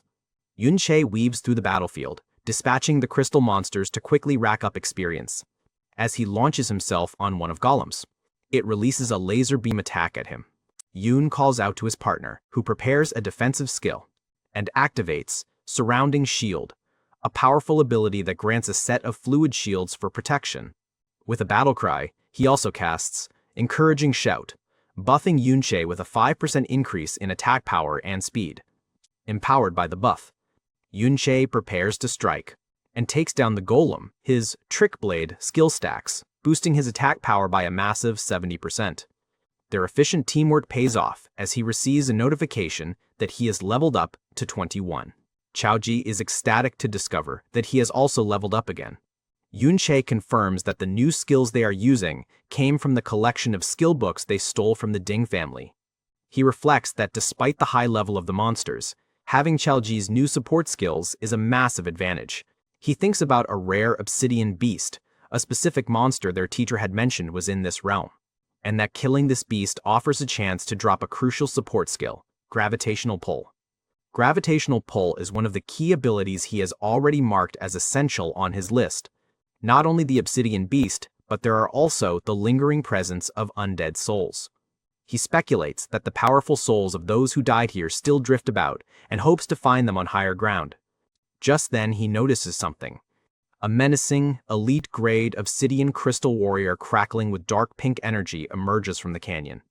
They see an entire horde of these elite monsters roaming through the Crystal Pillar Canyon, and note that a pack of elite-grade beasts moving together so far from their spawn point is highly unusual, and identifies the creatures as wandering types. These rare creatures are known for not having fixed spawn points and for roaming freely across secret realms, and their strength is far superior to that of regular monsters. Back when humanity was weaker, finding a wandering type meant bracing for a grueling life-or-death battle, because they would even wander outside the secret realm, causing countless tragic secret realm disasters. However, with great danger comes great reward. Defeating a wandering type grants significantly more experience and higher quality loot than any regular monster, finding its power to be overwhelming. He decides against a direct confrontation and opts to probe its abilities to gather more information. The enemy possesses a continuous healing skill, allowing it to regenerate health over time. In the next moment, the elite monsters retaliate and attack with a chaotic web of its own energy beams, filling the air with deadly light. The attacks are too fast and frequent that he is struck multiple times, unable to dodge the relentless assault, and realizes that in this situation, even his superior speed is not enough to evade all the incoming damage. Looking at his depleted health, he admits that if it weren't for Chiao Ji's shield, his low HP and defense would have already gotten him killed. In a desperate move, he summons his undead minions to serve as a temporary frontline. However, they are no match for the elite monsters and are quickly torn apart. Fortunately, the enemies are relatively slow, giving Yun Sha a brief window to retreat and rethink his strategy. He accepts that his HP and defense can't be improved quickly, and their only path to victory is to use the defense boost from Chiao Ji's level up. They retreat to a low-level grinding zone, where Yun Sha plans to use the plentiful monsters to rapidly level up his friend, because he believes that shield bearers are the indispensable frontline of any effective party, allowing more fragile damage dealers to attack safely from the back lines. Chiao Ji has already allocated all of his stat points to defense, and is equipped with high-quality armor looted from the Ding family's guards. As a result, he has the foundational abilities required to become a proper shield bearer, now capable of blocking level 20 monsters. He follows the instructions and swings his shield to perfectly intercept an incoming attack from a crystal golem. Chiao Ji is pleased to see his shield's durability has barely dropped. However, he is still too slow to react to follow-up attacks and gets knocked back. Yun Sha reminds him to always pay attention to an enemy's next move and anticipate their attacks.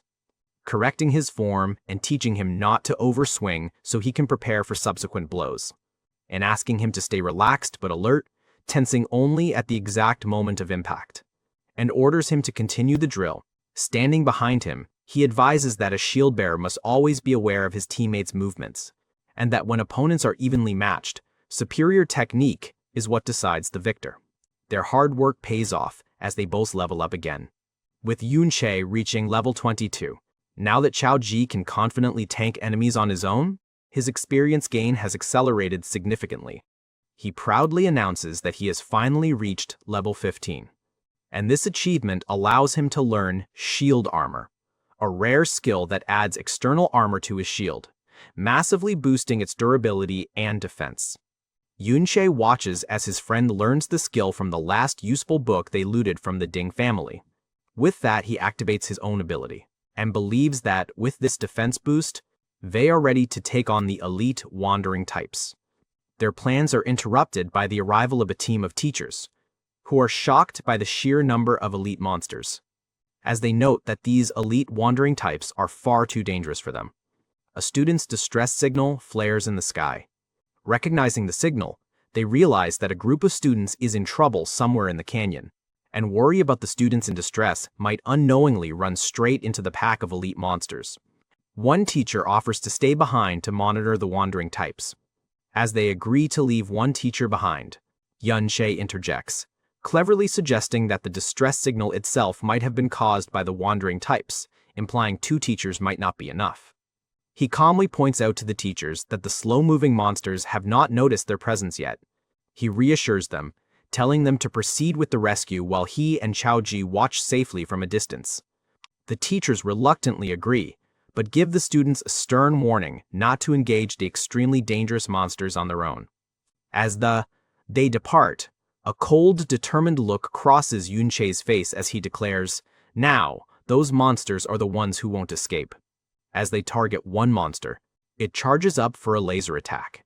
Chiao activates his new defensive skill, shield armor, holding his ground while Yun Sha continues his relentless assault. The undead bone spirit bravely stands against it, crumbling but buying precious time for the duo. Managing to inflict multiple strikes, Yun Sha deals a huge amount of damage. Pushing his limits, he pours all his strength into the final blow, determined to finish it off. The obsidian crystal warrior is completely obliterated, shattering into countless fragments.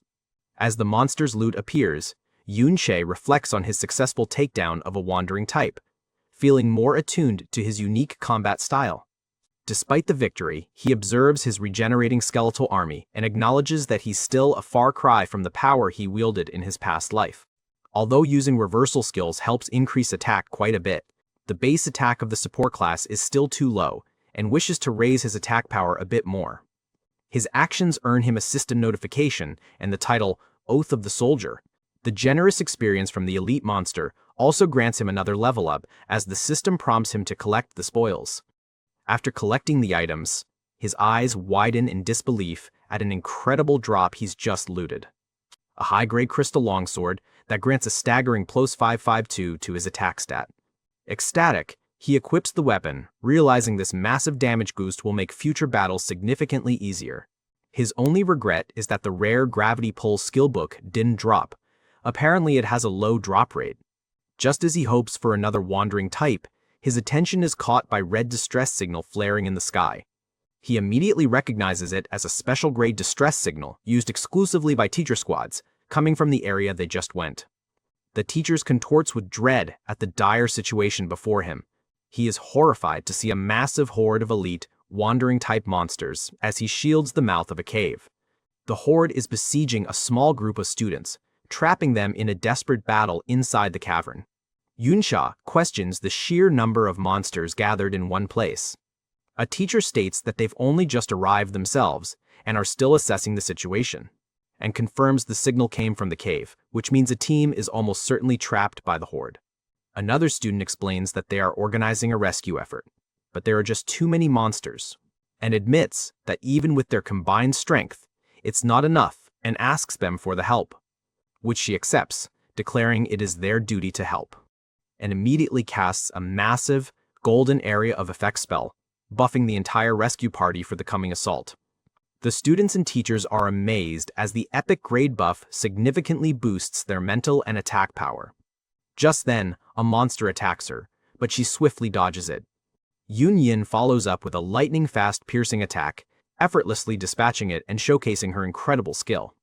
Witnessing their overwhelming power, the other students feel a surge of hope, now confident that the rescue is possible. Observing from a distance, Yun Sha notes their top-tier skills and concludes the situation is well in hand even without him. His curiosity piqued. He now sees the battle as a mere distraction, wondering what treasure inside the cave could attract such a massive swarm. He tells Chiao to stay with the main group while he slips inside the cave to investigate the source of the disturbance. Activating his mirror walk skill, he phases into another dimension, moving past the raging battle completely unseen. Inside the mirror world, he realizes the crystal-lined cave provides infinite reflective surfaces, allowing him to enter and exit his dimension at will. He recalls his escape from the Ding family estate, where he was unable to re-enter the mirror world after the skill timed out. Making his way to the cave, he notices that the people fighting outside have reflections, but the monsters do not. But the monster corpses still exist. This leads him to wonder if he's the only physical being who can exist within the mirror world. Deeper in the cave, he spots the reflections of the trapped students and recognizes their former guide, Shao among them, and deduces that this squad must have triggered the monster swarm and is now holding out in the narrow terrain. Still driven by the mystery, he navigates the disorienting crystal maze to investigate further. Suddenly, he comes to an abrupt halt at a completely unexpected discovery. It is the special crystal ore that must have drawn Shao and the others here, which is unique to secret realms, unlike anything found in the outside world. And such rare components are essential for life-type professionals to craft powerful gear and special items. He assesses the ore, quickly realizing its value far surpasses its weight in gold. To his surprise, he finds that items from within his mirror world, like this ore, can be extracted and brought back to reality. This revelation sparks a new idea. Could any reflective surface serve as an exit point?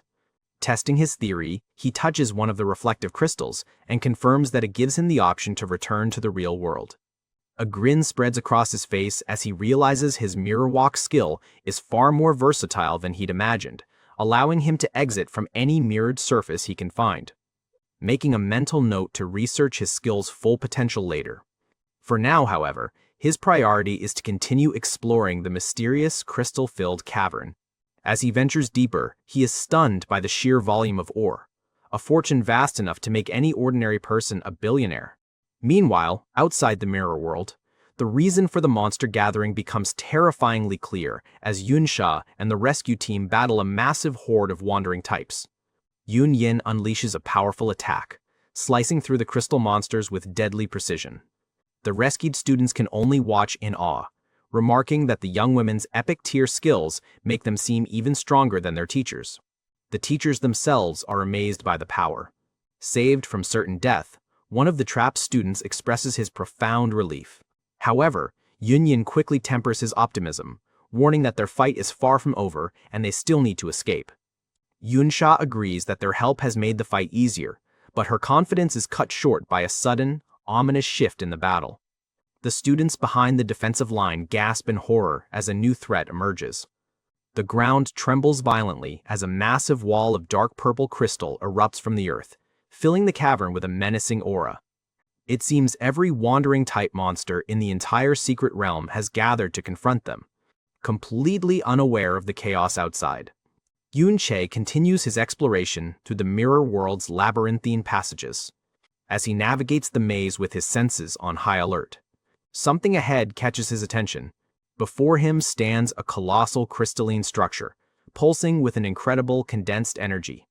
He wonders if it's the hidden treasure of the secret realm, and understands that while the ores are merely special products, this crystal core is the realm's one and only true treasure. Such treasures are the crystallized essence of a realm, formed irregularly over immense spans of time.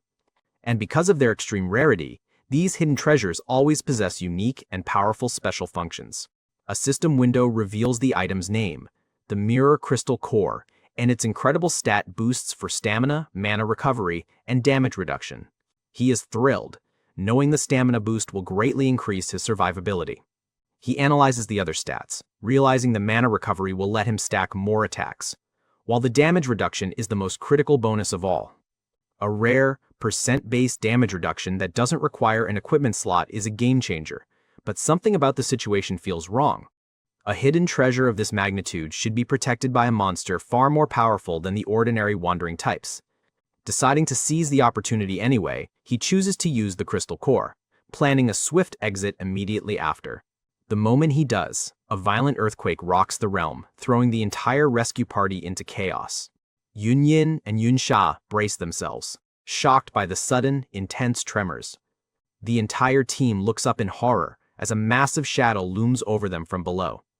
A colossal, menacing golem made of dark purple crystal emerges from the ground, its presence dwarfing everything around it. The horrified survivors identify the new threat. It's the Wandering Type Lord, the true hidden boss of the secret realm. Unlike a normal realm boss, its strength is independent and far more immense, capable of wiping out the entire party in an instant. Panic sets in as the students question why a monster that should only appear in high-level secret realms is here, and they are completely outmatched and unprepared for such a powerful foe. And if they do not find a way out, they will all die here. Yun Sha steps forward, urging everyone to calm down and focus on a coordinated escape as their top priority, and quickly identifies a canyon as their only escape route from the basin where they are trapped. She reassures the group that once they are out of the basin, they can easily get away. Rallying the survivors, she orders a full-force charge towards the canyon, telling them not to hold anything back.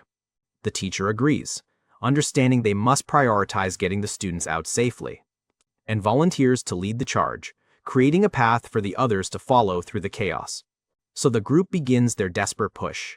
Healers in the back line desperately try to keep the frontline fighters alive amidst the onslaught. As they keep moving forward, and almost reach the end, the Wandering Lord unleashes its skill, battle cry, rally, and lets out a deafening roar that echoes through the cavern. And an overwhelming number of newly summoned monsters gathers, effectively cutting off the team's escape route. The students can only watch in despair as their only path to safety is suddenly swarmed by a fresh wave of enemies. To make matters worse, the Lord buffs its entire army with a radiant aura, increasing their HP, attack, and defense by 20%. With their attack power suddenly surging to lethal levels. The party's healer teacher screams in agony, realizing the incoming damage is far too high for him to heal through. His cries for help are cut short as the monster's attacks tear him apart. A student screams in terror, telling the horrified group that their teacher is dead. With their main healer gone, Yun Sha desperately orders the shield guards to the front and tells the remaining healers to prioritize them. She realizes with dread that everyone has used up too much energy and they are barely holding on, all while the Wandering Lord has yet to even make a serious move. Convinced they will never break through the horde, one of the rogue class student activates a stealth skill to abandon his comrades, and rationalizes that it is better for everyone to try and escape on their own than to die together. As he makes a break for it, a teacher shouts at the other rogues not to follow him. Another student points out that the stealth skill won't last long enough to get him through the monster horde. As the teacher senses something, the Lord begins to charge a devastating attack aimed directly at the escaping rogue, and blasts a massive beam of pure energy, vaporizing the rogue in an instant, and leaves nothing behind but ashes. The powerful blast not only kills the rogue, but also causes the entire canyon wall to collapse, sealing their only exit. With their escape route gone, the students trembles in fear, realizing the Lord's insane attack power means they can no longer escape. The Wandering Lord turns its attention back to the cornered group, preparing to wipe them all out. And the student cries out in utter despair, knowing it is over as the monster now targets them directly. Facing the incoming attack, Yun Sha and Yun Miao dash forward and summon a giant shield and a Rock Mountain shield to block the blast. The Rock Mountain shield is an epic, level 70 piece of equipment with immense defensive power. The Lord's beam slams into their hastily erected barrier with cataclysmic force. The strongest members of the group desperately try to hold the line, knowing that if the shield falls, They are all doomed. Yun Sha states that while the level 70 shield is sturdy, it is not a perfect solution. Because of its high-level requirement, no one can equip it properly, meaning they can only use it to stall for a short time. Behind the failing barrier, the students begin to lose all hope, questioning why such a monster exists in their school's realm. As they start blaming each other, the teacher laments that all his struggles to survive are about to be wasted. He finds some solace in the thought that, at the very least, Yun Che and Chiao Ji probably were not caught up in this mess, but then notices Chiao Ji among the students, and questions why he would come back to this side of the valley instead of staying safe. As the monster manages to shatter one of the shields, Chiao Ji bravely leaps into the fray, casting Encircling Shield to protect the teacher, and manages to deflect the beam at the last moment. Noticing the surrounding defense broken first, there is no one left to hold back the monsters. Lei Li is stunned by Chiao Ji's unexpected power, but it is not enough to turn the tide. Now that all the shield guard's defenses are broken, the party is completely exposed. As Chiao Ji gets hits, the monster rushes at him to finish him off. The teacher looks on with hollow eyes, accepting the grim reality that there is no saving them now. A dark figure flashes past, shattering the beast. Yun Che appears before them, wielding his new crystal longsword, and commending him for fighting so well. He tells his friend to stand down, confidently stating, "Leave the rest to me." Back in the real world, Yun She stands before the realm's hidden treasure, the original crystal core, noting that in addition to the mirror copy he secured, the original is still there for the taking.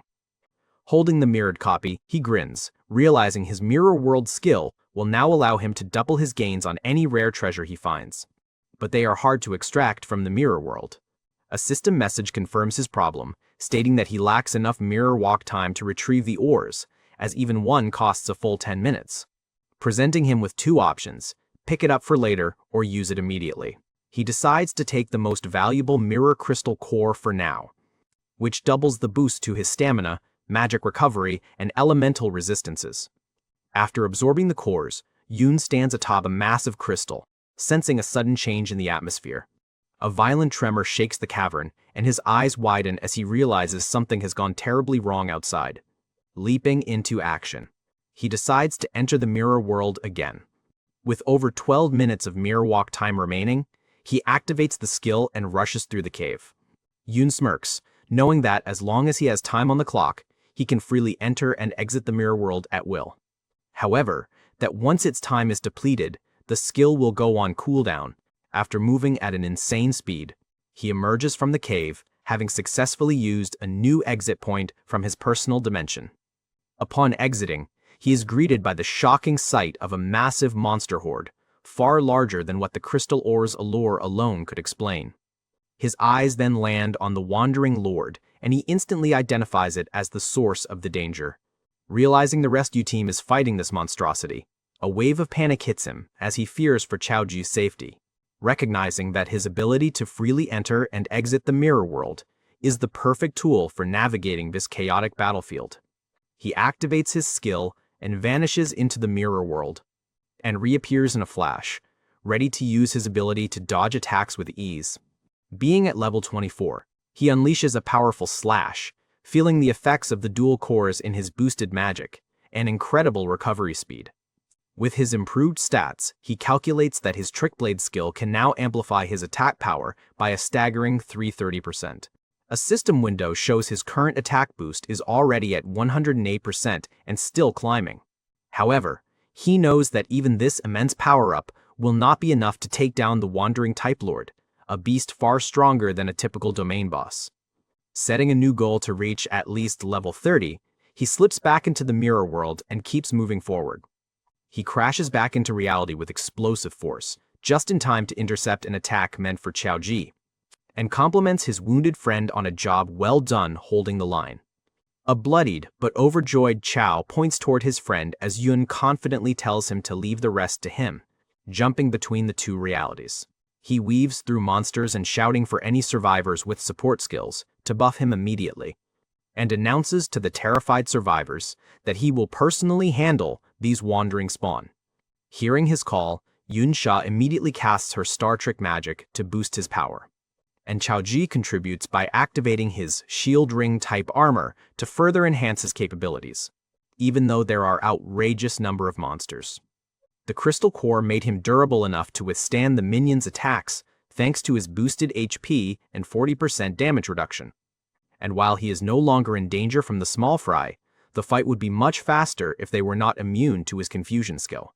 The surviving students and teachers can only watch, their faces a mixture of terror and utter disbelief, questioning how a supposed Shantar-class student has such immense attack power and a mysterious phasing skill. The teacher, whom Yun encountered earlier, admits with a wry smile that he was worried about this kid for nothing. Yun Sha continues his relentless assault, single-handedly carving a path through the dense monster horde. A notification announces his level up, and he grins, realizing this battlefield of rare monsters is the perfect place for rapid growth. Watching from the back lines, Yun Sha admits that she had initially mistaken him for a simple, gutsy thief. She now sees the truth, conceding that his true strength is far beyond anything she imagined. By masterfully phasing in and out of the mirror world, Yun slaughters monsters at an incredible pace, rocketing from level 25 to 28 in mere moments. A nearby student shouts in amazement, wondering aloud if Yun is some kind of high-level reinforcement. But the teacher informs them that he is a student. Their shock is cut short, as the colossal, wandering Type Lord begins gathering a massive amount of energy for its next attack. Students cry out in alarm, warning the others that the boss is about to attack again. The wandering Type Lord fires the massive beam of destructive energy, but Yun effortlessly uses his mirror walk to phase out of its path, knowing that even with his new buffs, a direct hit would have been fatal.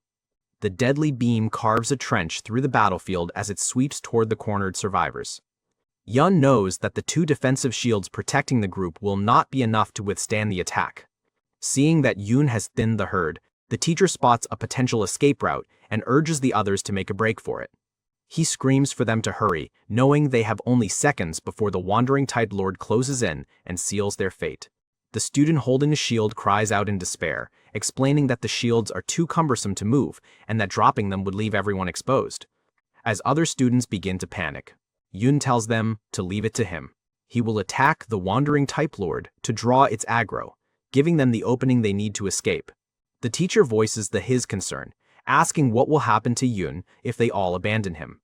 Yun reveals that if it is not stopped, it will eventually escape and threaten the entire outside world, and that nearly all of history's great cataclysms were caused by wandering Type Lords just like this one.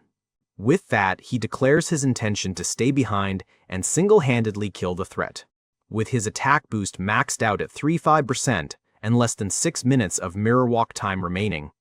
As the survivors make their escape, Lei Li yells for everyone to hurry, believing that even someone as strong as Yun Sha will eventually run out of strength against the Wandering Lord. He tries to reassure the group and himself that their quick escape is crucial for giving him an opportunity to get away later. Answering another student, the teacher suggests that his bold claim to kill the Lord was likely just a bluff to ensure they would flee to safety.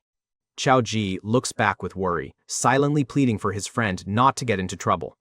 Left to face the enemy alone, Yun Sha relentlessly cuts down the crystal monsters, using the horde to quickly farm experience and level up. And when the Wandering Lord unleashes a devastating energy beam, he activates his mirror walk ability to phase out of the attack's path, and exits the mirror world to continue his assault. As he launches a counterattack on the Lord, it barely scratches it, confirming its defense is too high, and its recovery skill instantly heals any damage he deals. Staring up at the colossal boss, he determines that his only chance of victory is to reach a specific, well-guarded location on its body, which appears to be the large, glowing crystal on its head as its core and, therefore, its primary weak point. But his current attack power is still far too low to deliver a decisive blow. Checking his status, he sees that the temporary buffs from the other students are starting to expire. And with his mana also running low, he worries that he won't be able to sustain his damage, stacking Trick Blade skill for much longer, and decides his only viable strategy is to level up first to gain the necessary strength. Seeing a purple light in the distance, his eyes narrow with intrigue as he recognizes it. However, His moment of realization is cut short as the Wandering Lord closes in to deliver another attack. He activates Mirror World to escape, but is stunned to find that the boss is intelligent enough to predict where he might reappear. Although he dodges the first hit, he is caught in the attack's area of effect, taking a constant stream of damage. Knowing that his Mirror Walk's limited duration will run out if he relies on it solely for defense. With less than 4 minutes of Mirror Walk remaining, he resolves to use his undead minions to block the incoming attacks, but laments that the mana consumption will prevent him from stacking his attack power for the final blow. Just then, a massive shield appears before him. To his utter surprise, Yun Sha, and Chiao have returned to provide him with support. Yun Sha explains with a wry smile that Chiao had begged them so hard to come back that they had no choice but to help. A flustered Chiao insists he didn't beg so hard, and that they have enough people over there to escape. Genuinely touched by his friend's loyalty, Yun Sha offers a sincere and grateful smile. Believing the boss is still too dangerous, Yun Sha offers to provide cover and make a slow retreat. Now brimming with confidence, he firmly rejects the offer to escape, and declares that with their support, he can finally go all out, immediately gaining another level as if to prove his point. A system window confirms his new status, showing he has officially broken through to level 30, stating that his attack power is now finally sufficient. He dons the corrupted knight armor, a rare drop from the Ding family's realm lord that required level 30 to wear. Yun Sha watches in disbelief, asking how he possibly plans to reach the lord's weak point at such an impossible height. But Yun Sha reveals the skill book he stole from the Ding family, declaring he can finally obtain the skill he needed all along. Gravitational pull, which allows a user to pull an object toward them. However, using his ultimate skill, he accesses the reversed version, gravitational draw, which will instead pull him directly toward the target. While rapidly stacking his trick blade attack buff, he reassures his allies that everything is under control. He activates gravitational draw and pulls like a grappling hook, instantly launching himself towards the Lord's head and perfectly positioning himself for a direct strike on the core. From the ground, Yun Sha and Yun Yin can only stare in open-mouthed shock. Channeling all of his stacked power, he showers multiple attacks from all directions.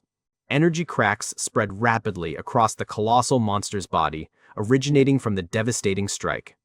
In order to save his life, the Lord sends explosive energy waves in his direction. Yun Sha is caught in the violent backlash, his health bar plummeting from the continuous waves of damage. But he grits his teeth and endures the searing pain and continues dealing the damage. With his health and mana critically low, he watches as the last fragments of the core shatter around him. System notifications flood his vision, confirming he has defeated the Wandering Lord and earned the title Wandering Slayer, along with 2 legendary skill books. And he gains several levels after defeating the powerful Wandering Lord, its shattered crystal form now mere shards around him. A display of his character stats confirms a significant jump to level 33, along with increased attributes and new free points to allocate. Yun Yin is amazed by his power, with Yun Sha adding that he single-handedly defeated the terrifying monster. He stands victorious and confirms he's received 2 legendary item drops. Just then, everything begins to crumble, and the monster begins to fall. As he makes his way down, he sees a huge new crater formed by the force of the boss's defeat. The impact reveals the entire area was a hollow mountain, now exposing a vast, cavernous underground. Yun Sha notices a peculiar mix of wandering breed and human remains scattered around the newly revealed space, and deduces that the remnants suggest an even more powerful Wandering Lord might have once existed here. That's why there are such intense battle marks here. He then spots a mound of weapons and bones, at the top of which stands someone. The body of his friend Chiao, also known as Chiao Yi. Yun Sha gazes at him, a man branded a traitor in official history, but who stands here as a hero. Yun Sha questions if this is the site where the traitor, Chiao was supposedly killed by the hero Ding Kun, sensing something is amiss. But the scene contrasts the official narrative of a single hero defeating a lone traitor, and the area clearly shows the aftermath of a massive battle involving both monsters and many people. Completely different from the statues in the Modern History Memorial Hall, and this person is not someone trampled underfoot, Chiao bravely shares his long-held belief that his great-grandfather was not an evil man, despite what history records. He explains how he painstakingly researched his history, finding vague but intriguing details beyond the official narrative, and recounts discovering that Chiao consistently ventured into dungeons far above his recommended level, a fact he found puzzling. He poses a question: why would an S-rank, level 60+ professional like Dingun bother with a seemingly low-level dungeon like this one? Revealing his discovery that this dungeon is a known breeding ground for wandering lords, catastrophic entities that summon monsters from all dungeons into the outside world. In the past, governments lacked the forces to defend against monsters constantly emerging from dungeons. They relied on powerful professionals like his great-grandfather, who responsibly cleared dungeons to prevent such catastrophes. He asserts that his great-grandfather was one such hero, proactively clearing dungeons to prevent disasters, not cause them. As the three listen with solemn expressions, Chiao then expresses insecurity, assuming they might think he's just imagining his great-grandfather as a hero, and admits that even his own family dismisses his research as wishful thinking, forcing him to read between the lines of historical texts. But Yun Sha gently places a reassuring hand on his shoulder and tells him that he believes him, believing that he really wasn't that kind of person. He thinks about the past where a cocky Chiao defiantly claims that he doesn't need a master. He arrogantly boasts that his talent will soon surpass Yun Sha's, telling his old thing master to retire early. Moments later, he is seen overwhelmed and crying for his master's help against a horde of monsters. He then defensively claims he didn't ask for help and simply underestimated the monster count. Chiao is then shown peeking into a dungeon and is seemingly caught off guard by being discovered again. He smirks, revealing his true nature as someone who secretly trains hard before showing off, though he insists his dungeons aren't life-threatening.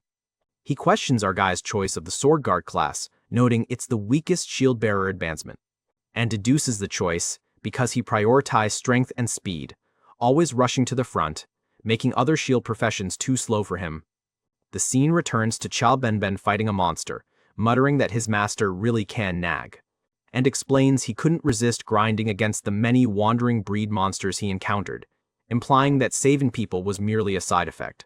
Back in the present, addressing him by his old nickname, Benben, he vows to settle accounts with the Ding family. Elsewhere, the third master of the Ding family asks for confirmation on something. Ding Shu, now back with his family, confirms the rumors about Yun Sha's amazing strength, directing them to the dungeon teacher for proof.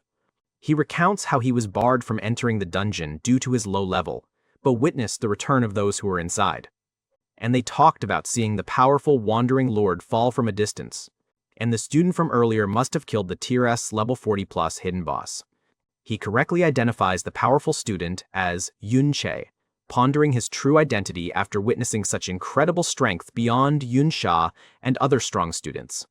After discussing the events, Peng commands the guards to gather, intending to lead them to the traitor's dungeon, asking if the Chiao family brats were also present at the dungeon, suggesting a broader agenda. With a malicious grin, he demands that the Chiao family members also be brought to them. Meanwhile, Yun Sha examines a newly acquired Golden Light Barrier skill book, a legendary specialization skill with no level requirement. He hands it to Chiao, noting its lack of a level requirement, and asks him to learn it. Yun Sha expresses shock that he would so casually give away a legendary skill book. Yun Sha explains he can't learn the shield bearer's exclusive skill, and states that his great-grandfather Chiao might have used this very skill. Yun Sha then teasingly remarks that he hardly lacks powerful skills of his own. She admits that even though her own skills are high level, but there's significant gap between them, whether it's sudden vanishing skill or the ability to summon so many undead. The mention of the undead makes him realize something. He remembers that his undead summons are souls transformed, leading him to wonder if other souls could also exist within the mirror world. To test it out, he activates his mirror walk skill, which is now refreshed and shows nearly 30 minutes of remaining time. With beads of sweat on his cheek, he questions if he can truly utilize the mirror world in the way he is envisioning. Looking at the glow of light at the top, he finds the soul of Benben clad in his armor. Back in the real world, Yun Yin reminds Yun Sha that they should depart soon for her audience ceremony. Yun Sha acknowledges that they have been in the secret realm for too long, but her expression suggests her mind is elsewhere. They discuss Yun Sha's prolonged disappearance, with Yun Sha musing that things would undoubtedly be more interesting if he were around. Inside the mirror world, Yun Sha stands cloaked in dark energy, ready for whatever comes next. Standing before the spectral form of Chao Benben, he expresses surprise that they are meeting again. He laments that he has many things he wishes to tell Benben, but it's a pity that he would not respond to his voice. He acknowledges that Benben has truly become an undead, expressing reluctance to fight him. As a shadowy form engulfs our guy, he sees various fragmented memories and scenarios, recognizing them as Benben's experiences. Within his memory, he sees his old friend locked in a fierce battle with Ding-kun, and is confused, finding Ding-kun's fighting stance oddly familiar to him. With that, the barrier begins to crack, and shatters around him. He calls out to Benben, but he still does not respond, dodging his attack one after another. Yun Sha grimly realizes that this version of Benben is operating purely on battle instincts, and attempts to retreat from the mirror world but finds he is unable to exit the current area, trapping him. With a sigh, he accepts his fate, realizing he has no choice but to fight. Outside, Chao Ji looks utterly shocked and confused by his situation. The third master confronts him, demanding to know why he is alone and where Yun Sha is. He speculates whether Yun Sha noticed them coming and ran away, which will cut the fun in half. A nervous Chao Ji asks Ding Shu and his group why they are also training in the secret realm. The third master dismisses the question and reminds him of the time they snuck into his house to steal. Chao Ji attempts to deny it, but Ding Shu retorts that he recognized his screams back then. His face contorts in panic, realizing Ding Shu knows about their infiltration. With a menacing smile, the master tells him that his past actions don't matter because he has a little gifts for him, which is chillingly revealed to be Chao Ji's entire family, captured and brought to the secret realm. Chao Ji's second grandfather furiously commands him to kneel before the Ding family to appease them, ordering him to apologize to Ding Shu, but he defiantly refuses. Enraged by his resistance, the grandfather screams about how he was raised to obey the Ding family and insists he kneel. Chao Ji pushes back, questioning if his family truly wants to remain subservient to the Ding family for generations, as everyone is shocked by his response. His uncle agrees with the crony, stating that as descendants of traitors, being dogs for the Dings is a blessing. His grandma tearfully pleads with him to surrender, reminding him of his father's fate, and how his mother is having a hard time holding this family together. Chao Ji stands silent, his face etched with silent resolve amidst his family's pleas. He passionately defends his great-grandfather, explaining that he bravely entered the secret realm to avert a catastrophe and was overwhelmed by enemies, and that he had been secretly gathering information about him, but lacked definitive proof until now. He exclaims that the newly discovered evidence proves his great-grandfather was a hero, not a villain, and declares that the truth behind the propaganda will clear his name, freeing their family from generations of suffering. With burning conviction, he asserts that the Ding family has no right to torment them, fueled by decades of injustice. His voice cracks as he recalls the many family members who tragically died due to the Ding family's deceit. Third Master starts laughing, mocking Chao Ji's desperate hope as childish, but ironically asserting that it's how it should be. He confirms Chao Ji's words are true, and admits that Chao En was indeed ambushed and wasn't a villain. He then reveals that his own grandfather rose to power by ambushing Chao En, but he callously dismisses its significance, and vehemently declares that despite the ambush, Chao En was an imperial traitor who deserved to be vilified in history. He cruelly dismisses the suffering of Chao Ji's family, asserting that as descendants of traitors, they deserve their lowly status. He gestures towards his family and drops the bombshell that they were all aware of, the truth all along, implying that their silence led to the deaths of the relatives he mentioned. With a condescending smirk, he demands them to kneel, and the Chao Ji's family collapses to their knees in despair. His mother, tears streaming down her face, begs him to give up and admit fault, believing resistance is futile, and confesses her fear of losing another loved one after her husband's mental breakdown. The immense pressure causes Chao Ji to tremble, contemplating surrender to spare his mother further pain. Memories from the past resurface, and he thinks about her words of encouragement, telling him not to listen to his oppressors. Dingshu scoffs and viciously goes for a kick, forcefully compelling him to his knees despite his defiance. But Chiao Ji doesn't even flinch, grabbing him from his leg. He smashes Dingshu into the ground and defiantly declares he will never kneel again. Dingshu acknowledges Chiao Ji's recent growth, taunting him for daring to resist. He then prepares to beat him, vowing to remind him of his place, but gets Chiao Ji's shield smashed in his face, hence leaving him in a state of shock. Calling out to his mother, Chiao Ji punches him one more time, declaring that they are the true descendants of heroes. Ding Hao observes the fight, noting that the Chiao family brat has somehow grown stronger. Enraged, Dingshu wonders how could he suddenly become stronger. He continues to mock Chiao Ji, calling him the same punching bag he's been since childhood, but Chiao Ji punches him into the ground with a single strike. As his family watches on, he bravely states that he is no longer the person he used to be. In the mirror world, Yun Sha's battle with Ben continues. He knows that Ben is in his full power form, and the gap between them is too great. If not for his defensive class, and the fact that he has no consciousness now, his power would crush our guy instantly. So he uses his intimate knowledge of Ben's combat techniques, which he himself taught, and expertly targets its vulnerabilities. Even so, his defense is comparable to a post-level 60 class transfer, making it difficult for his stacked blade of tricks to deal significant damage.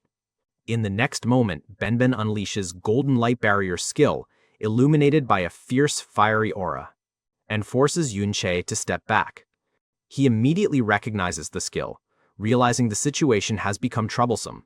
Outside, Dingshu unleashes his Molten Mountain Chaotic Hammer's attack, mocking Chiao Ji as he strikes, but gets hit in the face by the shield, followed by a barrage of punches. Ha ha ha, I'm enjoying this fight more than the protagonists. Frustrated that his nephew couldn't handle the boy, Ding Hao presses his attack, taunting that he'll vent his anger for him. But his attack is blocked by a golden light barrier. Chiao Ji tells him to stay outside and watch while he beats up his nephew, calling them cowards who don't even dare fight one-on-one. Back in the mirror world, Yun Sha keeps on striking on Ben's barrier.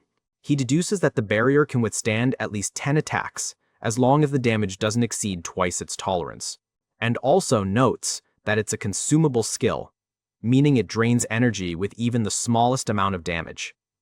Outside, Ding Hao also manages to break the barrier, claiming he never cared about the barrier, even when Trash Chiao En used it. Chiao Ji retorts that his great-grandfather would have made him kneel for mercy. Enraged, Ding Hao unleashes furious red shockwave, pushing Chiao Ji away from his nephew, dismissing Chiao En as a useless man who died in a low-level secret realm. He mockingly asserts that, even if Chiao En returned, he would still be forced to kneel before the Ding family. Though severely injured and bleeding from the mouth, Chiao Ji refuses to yield, remaining on his feet. With a menacing glare, Ding Hao threatens to cut off his legs to see if he can still stand. Just before he can strike, Chiao Ji's mother begs him to spare her son. Falling to her knees in tears, she offers to take her son's place and do whatever he wants, sacrificing herself for him. Ding Hao pauses, then gives Chiao Ji a cruel ultimatum. He threatens to cut down his mother if he doesn't kneel. But then, saying that there are plenty of people to cut, he raises his weapon to strike his mother. As Chiao Ji desperately tries to stop him, the attack lands, creating a massive dust cloud. He looks on in shock at what happened. As the dust begins to settle, Ding Hao struggles to comprehend what he is seeing. A powerful, ethereal manifestation of Chiao En emerges, stunning everyone with its spectral form. Chiao Ji's mother stares in disbelief, recognizing the figure as her grandfather. Ding Hao and his guards are utterly bewildered, questioning how Chiao En could possibly have been resurrected. Staring at the manifestation, Grandma compares it to a lich. With a confident smirk, Yun Sha reminds them that they all once looked down on Chiao En, declaring that Chiao En has returned from hell to settle the score. Ding Hao dismisses the display as putting on airs and orders his guards to attack. They launch a coordinated assault, activating multiple defensive skills like Iron Armor and Guardian's Aura against the powerful manifestation. Several guards clash directly with the him, but moving at an incredible speed, he holds them off all by himself. The family recognizes him, calling his name. Chiao is astounded by the incredible blocking technique that single-handedly holds off numerous guards. Ding Hao condescendingly tells Yun Sha that the manifestation is trash, just like the other undead Yun Sha previously summoned, wielding a fiery axe. He viciously attacks the manifestation, declaring that even as an undead, Ben is still just trash. But Ben skillfully parries his strike. Ding Hao is momentarily surprised by the unexpected resilience. The two powerful figures engage in a fierce clash, their attacks meeting with an explosive burst of energy. Questioning the effectiveness of the blocking technique, he unleashes an overwhelming attack, confidently declaring that the manifestation's efforts are meaningless against his absolute power. As he dashes forward, a golden barrier appears before he can strike. Yun Sha boasts that even if Ben has become an undead, it's still an S-class undead, and just that barrier alone is enough to keep him busy for half a day. He commands all his forces to attack together and quickly drain its energy. But the powerful army of skeleton archers and swordsmen effortlessly overpowers the Ding family's guards.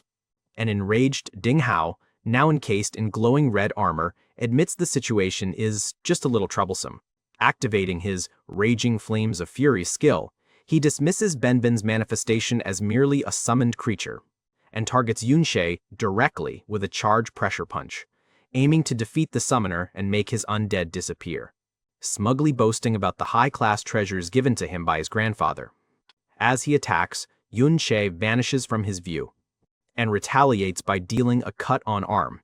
Ding Hao is utterly bewildered and horrified, questioning why Yun Sha is completely unharmed by his attack. He then unleashes Rending Claw skill in a desperate attempt to gain the upper hand. But Yun Sha again vanishes from his sight, and reappears behind him, delivering a brutal sword strike that makes him cry out in pain. Ding Hao follows up with his energy blast and pushes our guy back.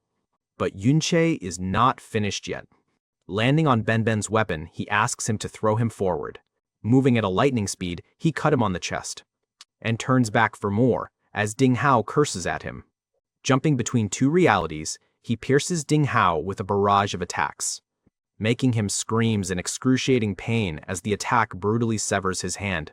He frantically demands healing from a priest, clearly in immense agony.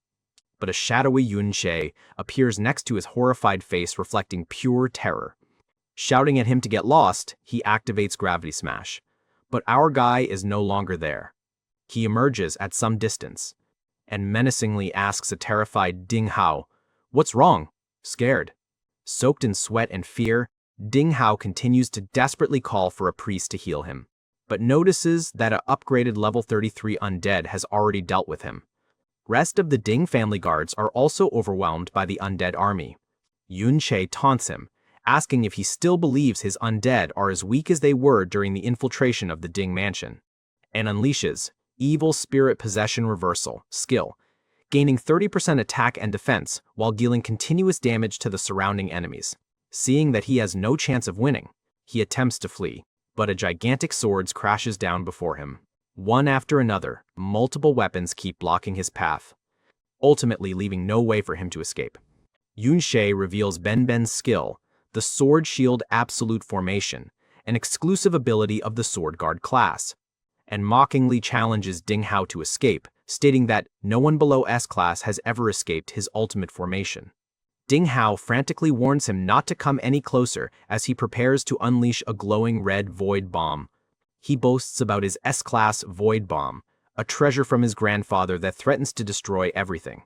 Yun Sha remains completely unperturbed, calmly observing Ding Hao's desperate threat, and casually dares him to blow it up.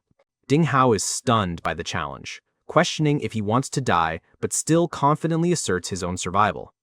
But our guy points out that even if Ben is destroyed, he can simply resurrect him again. Seeing him distracted, Yun Sha appears behind him in an instant, and scoffs at him, declaring he can't even hit him. With that, another arm is cut off in a flash. With cold authority, Yun Sha commands Ding Hao to kneel. Humiliated and defeated, Ding Hao is forcibly brought to his knees. Chiao, bloodied but triumphant, smiles as Ding Shu lies defeated and trapped under swords. Yun Sha stands triumphantly over the defeated and bleeding Ding Hao, his glowing sword pointed at his neck. He coldly asks the fallen man to reflect on his worth, declaring him utterly valueless.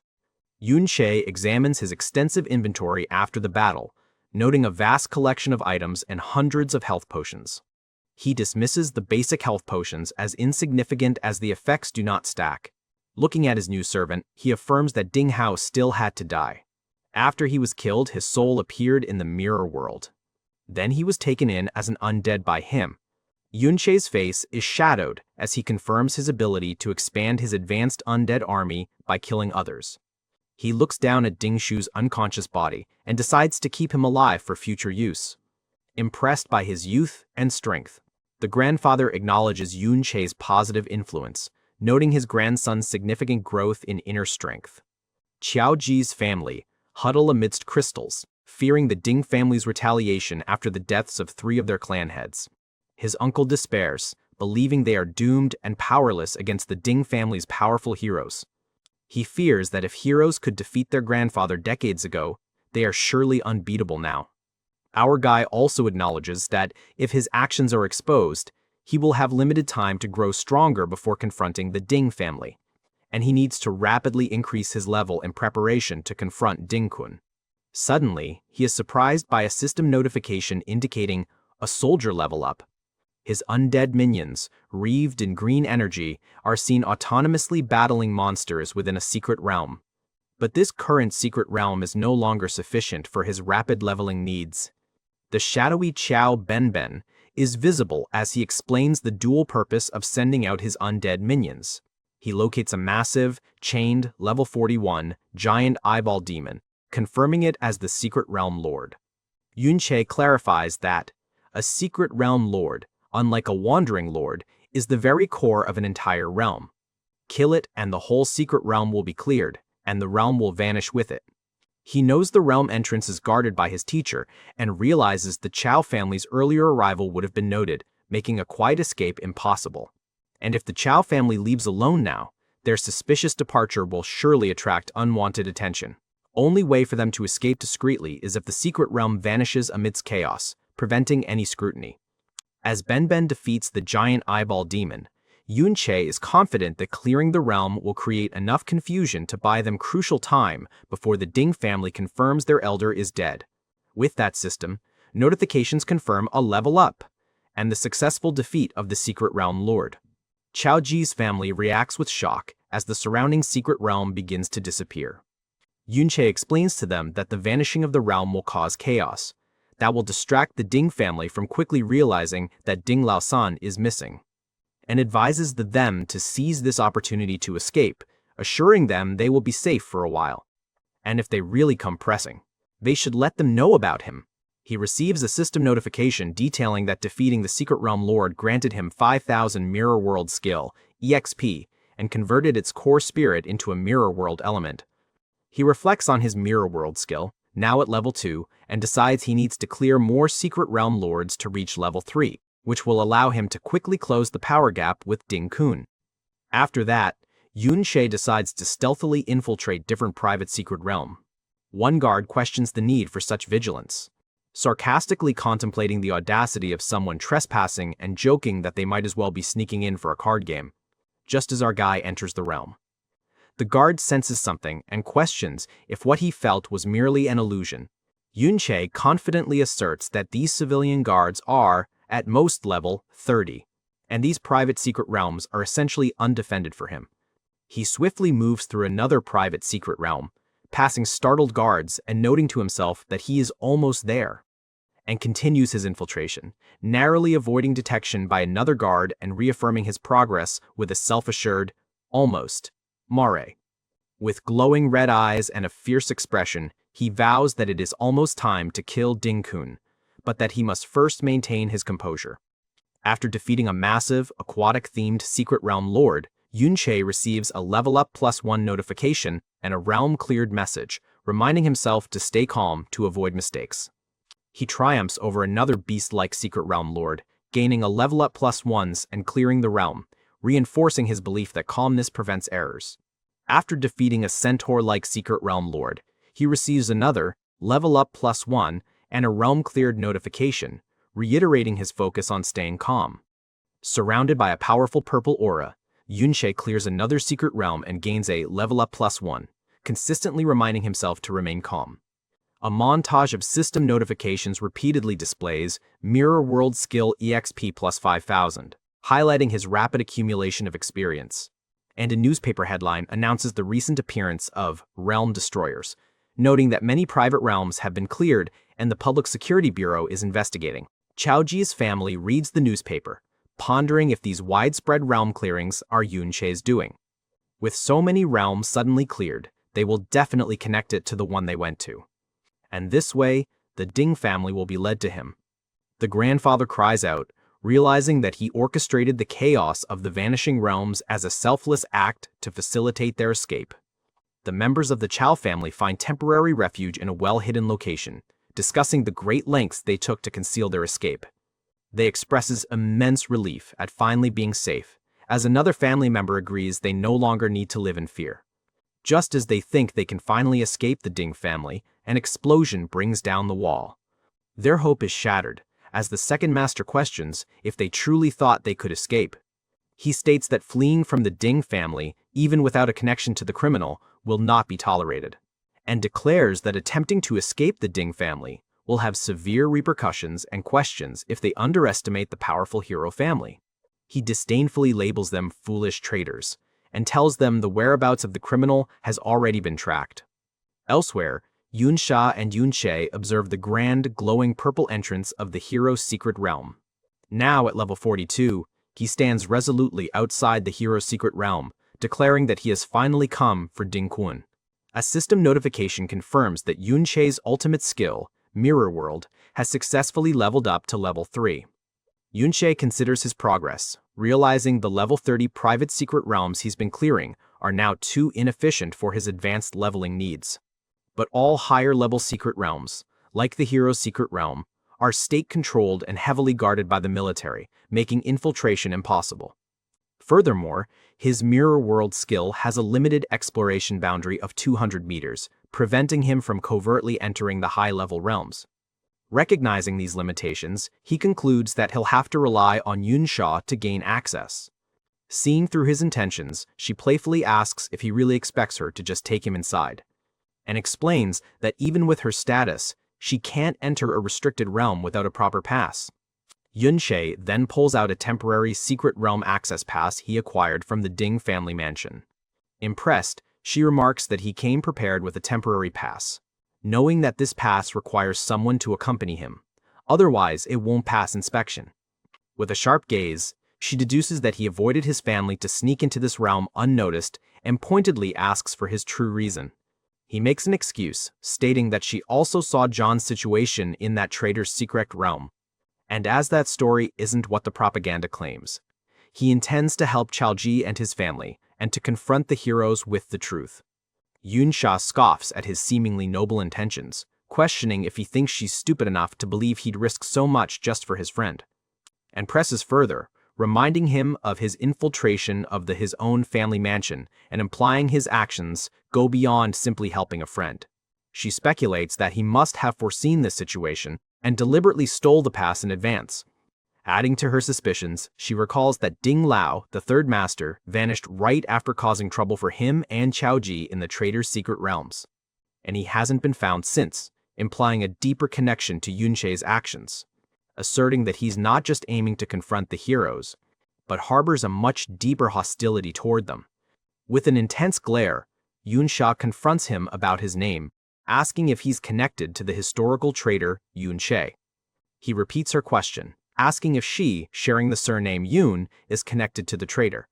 But she denies any connection to the historical traitor herself, insisting she didn't do any of those things either.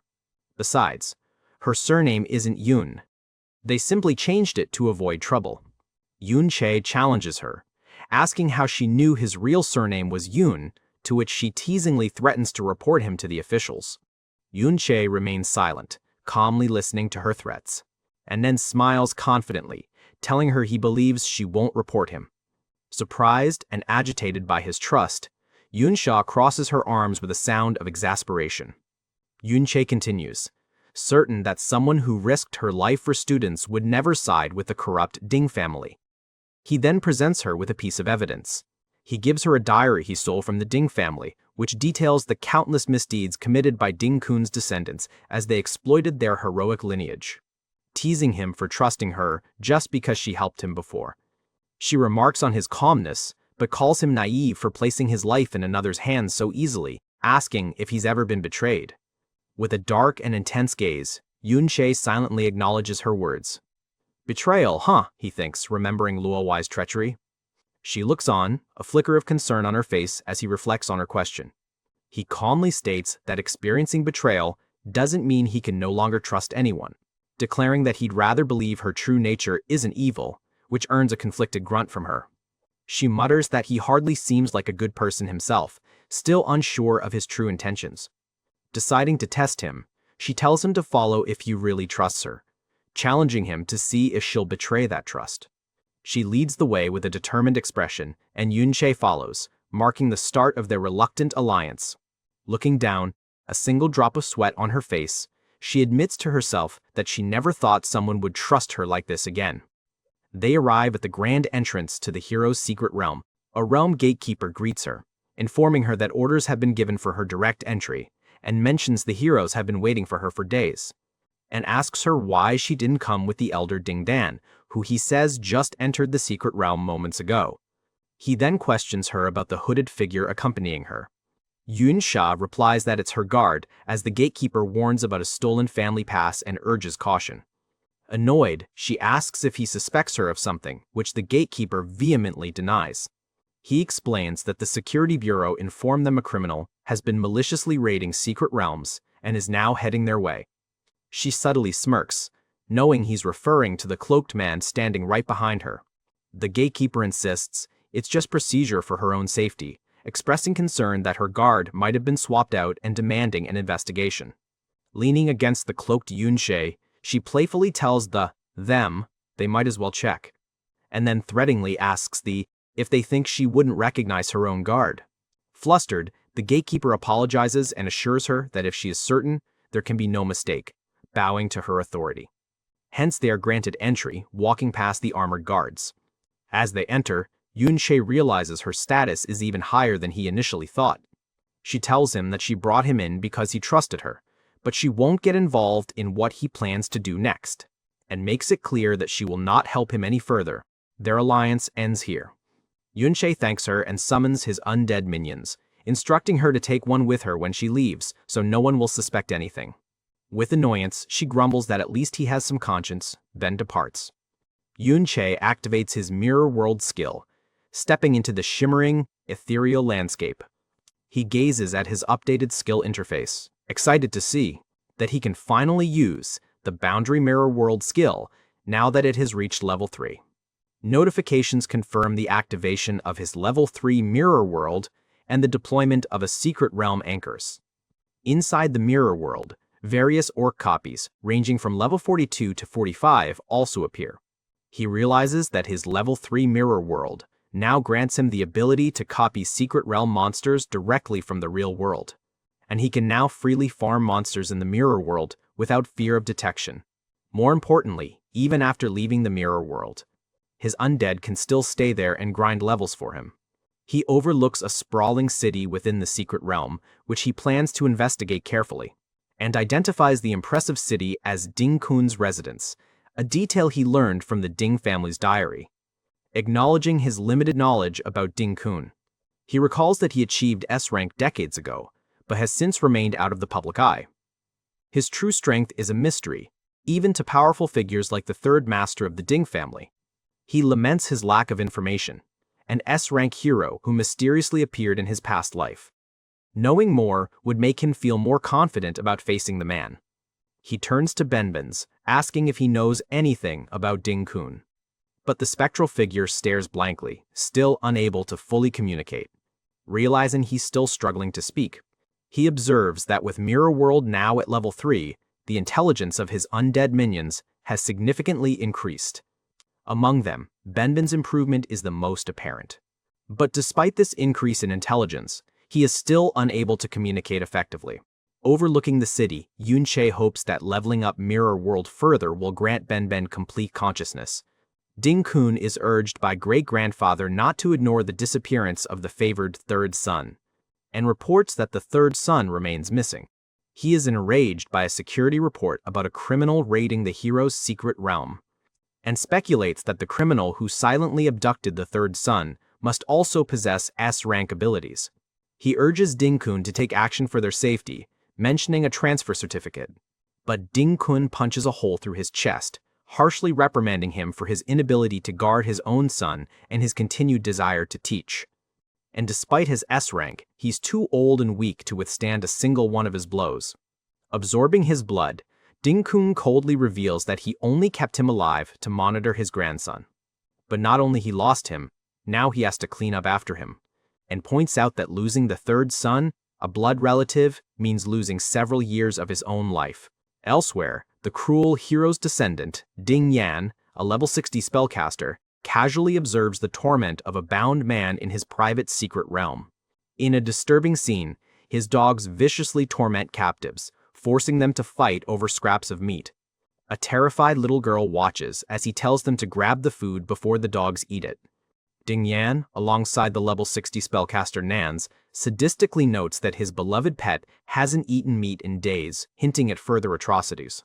Hidden nearby, Yun Sha and Ben's manifestation observe the cruelties of Ding Yan's realm, noting its depravity compared to the more restrained Ding family outside. With a serious expression, Yun Sha considers whether revealing himself is the right course of action. Suddenly, Yun Sha's eyes widen as he senses something profound and unexpected. Ben's manifestation flinches and mutters, showing signs of pain as a memory resurfaces. Yun Sha observes his reaction, noting that even in this compromised state, Ben still instinctively rushes to help others. A flashback reveals a young Ben and a young Lan Qian chained together in a disaster zone. Yun Sha remembers them as the kindest and strongest of children. That is why he took them both as his disciples, hoping they would grow strong enough to help others. Filled with regret, he reflects that it was his fault Ben became like this. Just then, Ben struggles to articulate, attempting to recall a name. Yun Sha looks at him, asking if he has finally regained his consciousness. But Ben continues to struggle, trying to utter a name, eventually hinting at Dingun. His spirit screams out after remembering something, confirming that Lan Qian is Dingun. Yun Sha's purple eyes glow with intense rage and shock at the revelation. In his dark, armored form, Dingun challenges Yun Sha, questioning if he is trying to provoke him by using a similar name. With glowing red eyes, he sneers, surprised to hear that name again after so many years. He menacingly dares Yun Sha to try and impersonate his dear master, poised for battle. Ding Yan, the hero's descendant, sadistically admires his massive orc pets, proclaiming them to be such good babies. He tells one of his orcs that they must be starving because he has been busy with other pets, and laughs maniacally amidst a courtyard littered with dead bodies, revealing his boredom with his toys, and commands his orcs, "Eat them all." At his command, monstrous orcs lunge forward with their weapons raised, ready to devour the crying child and the other prisoners. Suddenly, a beam of potent purple energy slashes through the air, and Yun Sha cuts down every single orc into multiple pieces. His intense, glowing purple eyes convey his silent, seething fury as he confronts the perpetrators. Wielding his glowing purple weapon, he disdainfully asks, how could Lan Qian possibly be Dingun, the name of his corrupted former disciple? Ding Yan's guard arrogantly dismisses Yun Sha as an intruder's daring to trespass in a hero's territory. Yun Sha's eyes narrow intensely, filled with anger and disbelief as he mutters, "How could you be? Own." In a flashback, dressed in a waistcoat, he teaches young Lan Qian and Ben that even in the age of powerful professionals, the spirit of knights endures. With a contemplative expression, he expresses his desire to pass down enduring virtues to his disciples. He tells an eager Lan Qian and Ben that under his guidance, their strength will far exceed that of ordinary professionals, and prepares to instruct them on the crucial principles they must always remember. In the past, he teaches them about humility, emphasizing that there is no essential difference between people and that they must remain polite and respectful. As the old man pays them, A young Benben complains that the man is skimming their payment. A young Lan Qian warns a frustrated Benben not to anger their master, while Yun Sha admonishes him for his lack of respect, and gives him an extra payment, instructing him to remember this feeling and to never become arrogant. Back in the present, Yun Sha unleashes a flurry of knife attacks on the enemy. Spellcaster recoils in shock, realizing his arcane shield has been completely destroyed by the overwhelming attack power. The protective barrier necklaces around his neck shatters, a piece of level 30 legendary equipment now demolished. Ding Yan mockingly calls Yun Sha lowborn scum and vows to show him the true power of a higher level. As he goes for the second attack, a flashback shows how he taught them to show mercy to the helpless, and use compassion to counter the violence and wrongdoing. In present, he cuts through their body with a swift motion. But Ding Yan mocks him, believing his illusions are working and that Yun Sha is gleefully striking his copies, and gloats about having plenty more illusions for him to cut, maintaining a cruel smirk. He continues to mock Yun Sha's rage-bursting face, finding amusement in his opponent's anger, questioning if he has family among the lowlives he is trying to save. He invites Yun Sha to continue striking, eager to witness his expression upon realizing he has been cutting down the real captives. However, Yun Sha utilizes his mirror world skill to see through the illusions, distinguishing the real captives from mirrored copies as his attack power steadily increases. He expertly cuts down an illusion, showcasing his enhanced attack power and precise control. They are utterly shocked as Yun Sha reveals he saw through their illusion, shattering their confidence. Going back to his memory, the third rule was to be fearless and decisive. In the battles against secret realms, there should be no cowards. Back in the present, a frustrated and disbelieving Ding Yan berates his guard for the failure of his illusions, ordering him to stall Yun Sha so he can escape, and makes a hasty retreat, abandoning the guard and threatening that his grandfather will kill him if anything happens. Spellcaster desperately unleashes a barrage of spells like Human Charm, Paralysis Dust, and Swamp Summon, acknowledging his disadvantage without illusions. He looks around in bewilderment, asking, where'd that guy go?" as Yun Sha mysteriously vanishes, and suddenly reappears behind him, ready to strike him off guard, and cuts his back in a flash. Terrified, he pleads for mercy, revealing he was only hired by the Ding family and urging Yun Sha to target Ding Yan instead. Yun Sha stands over the defeated spellcaster, his cape flowing dramatically as the narrative shifts to another knightly virtue. Fourth, the spirit of sacrifice. A desperate Ding Yan is dragged back by Benben, screaming his identity as a grandson of a hero, and threatening to exterminate his entire family if he is harmed. But then notices that his guard has been turned into an undead, and his equipment has been taken. Yun Sha is shown in profile as the narration continues the virtues. Fifth, be honest. Heroic figures, including Benevan, are displayed demonstrating justice as the narrative continues. Sixth, be just. Ostem. Seventh, honor, and eighth, soul. Balu. With that, he gets rid of Ding Yan, and stands before a horrifying sight, a city where people are suspended as if crucified. He confronts Lan Qian for betraying his teachings and turning on him and Benben.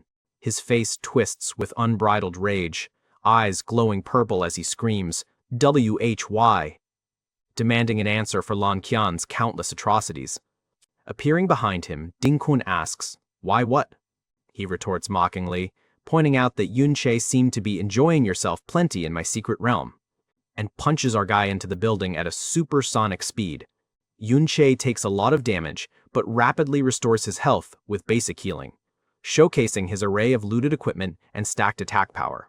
Covered in blood, he utters his former disciple's name and asks, "Why?" Lan Qian, now in his demonic armored form as the S-rank, level 71 berserker Ding Kun, steps forward, ready for battle. Yun Sha launches a volley of objects around him, and as his enemy notices that those are mirrors, he instantly emerges from one of them, and delivers a devastating blow to Lan Qian's face, his rage palpable as he demands, "Why did you betray me?" As his mask breaks down, Lan Qian realizes Yun Sha's speed and attack power are abnormal. Yun Sha calls him by his true name, and demands to know why he betrayed him. Hearing the word betray, he is confused that Yun Sha knows his old name. He lunges at him and asks if that old man sent him, and takes half of the building with his swing. He sneers, finding it in sick taste that Yun Sha is trying to portray himself as his past masters. But our guy lands another attack, again demanding to know why he betrayed him. Lan Qian dismisses him, calling him a mere tool, and declares there's no use talking anymore as he sends a destructive attack towards his direction. But Benbin deflects his attack before it reaches to them. Our guy then questions him about Benbin, and Benbin furiously attacks with his multiple swords, calling out Lan Qian's name in a fit of rage and grief. Lan Qian remains silent, observing the manifestation with a grim expression. Dodging his attack, he smashes Benbin's head into the ground and questions how Benbin is still alive and demands to know how it was achieved. Screaming in fury, Benbin creates his golden barrier, but Lan Qian breaks it without any effort. After defeating the manifestation, he dismisses it as merely a necromancer's puppets. Deflecting Yun Sha's attack, he states that while it is a form of resurrection, the spirit lacks much intellect. Just then, Ding family reinforcements arrive. Among them are Ding Shun the archer, Ding Qiang the wanderer, and Ding Jian the warrior, who is eager to handle the small thieves. Yun Sha commands the approaching reinforcements to get out of his way, and activates Necro Recall and Necro Summon, unleashing his undead army, including Ding Lao's manifestation, to hold off the Ding family. Seeing the undead, Lan Qian recognizes Ding Lao among them, and accepts that he really died. Furious, he looks towards our guy and claims he's now interested in Yun Sha's power. He states that while he is a dead spirit, he has resurrected another. Screaming, he demands that Yun Sha prove that he is his master. Stating that he has to be his master, Lan Qian tells him to ask him any question. With blood on his face, Yun Sha reflects on Lan Qian's past, recalling how he once helped others even while imprisoned. Stacking multiple attack buffs, he deflects the incoming attack and asks for his reason to end up like this. He replies that it was because of him. Yun Sha dismisses his nonsense, reminding him that he saved him from slavery and made him powerful, to which Lan Qian demands to know why he was saved so late, questioning why his master saved him only after he had suffered so much, and why, as his disciple and the son of a knight, could live so comfortably. Asking why that Benbin went through nothing and could enjoy that treatment, and why Benbin was better than him in everything. In a rage, he questions why Yun Sha favored Benbin just because he was born cleaners. He bitterly asks why Yun Sha made him a berserker. Consumed by self-pity and rage, he blames Yun Sha for making him a berserker due to his timidities, believing he should have been a sword guard with better defense. Yun Sha calmly states that he never favored anyone, and reminds him that he always acted like he wanted to be braver and stronger, implying the class choice was born from his own ambition. A raging Lan Qian screams that it was only because Yun Sha only liked people like that, like Benbin, and asserts that he tried hard to act brave too, asking if Yun Sha favored him then, but accuses him of always looking down on his birth and tells him to stop pretending. Lan Qian asserts that the treatment he receives is due to power and status, not pity. He proudly declares he isn't an idiot like Benben, who was fooled into saving people. He asks if this, his path to power, is what Yun Sha calls betrayal, and defiantly declares that while Yun Sha can choose Benben, he chooses Luo Wai, who can give him higher status and power. He challenges Yun Sha to witness the fate of Benben's descendants and compare it to his own family's, and gleefully boasts that Benben's descendants are now slaves under his family, the Dings. He points to Luo Wai's current position as a king, asking whose choice was the right one. Yun Sha's eyes glow with intense rage as he calls him an ungrateful bastard, and he throws multiple mirrors in his direction one more time. Phasing in and out of 2 dimensions, he delivers a barrage of continuous attacks, and dodging one of his enemy's wide swing, he lands a blow so destructive that it destroys the high-grade armor in shreds. Yun Sha declares that he can't even compare to Benben, not even worth his toes. Having satisfied the no armors requirement, Lan Qian activates his berserker's body skill, erupting in a crimson aura and gleefully acknowledging Yun Sha's favoritism. The berserker skill grants him a massive 300% boost to attack and 200% to speed, with the effects increasing exponentially as his health drops. Now empowered by his rampage skill, he accuses his former master of being a hypocrite for always favoring Benben. Yun Sha is momentarily caught off guard by the incredible speed of Lan Qian's berserker state, and believes that he can only enter the mirror world to hide. The massive attack carves a destructive path through the ruined city, leaving a trail of fiery destruction. Lan Qian deduces that Yun Sha has been using mirrors to travel and dodge his attacks. To counter this, he activates his Bloodstorm skill, confident that without mirrors, his former master has nowhere left to hide, and challenges him to face him head-on, mocking the knightly bravery he once preached.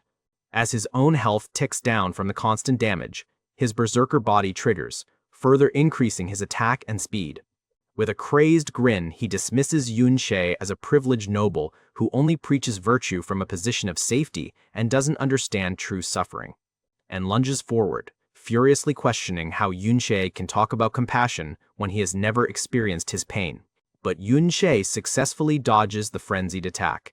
Calling his beliefs nothing more than childish make-believe, Lan Qian steps to the side.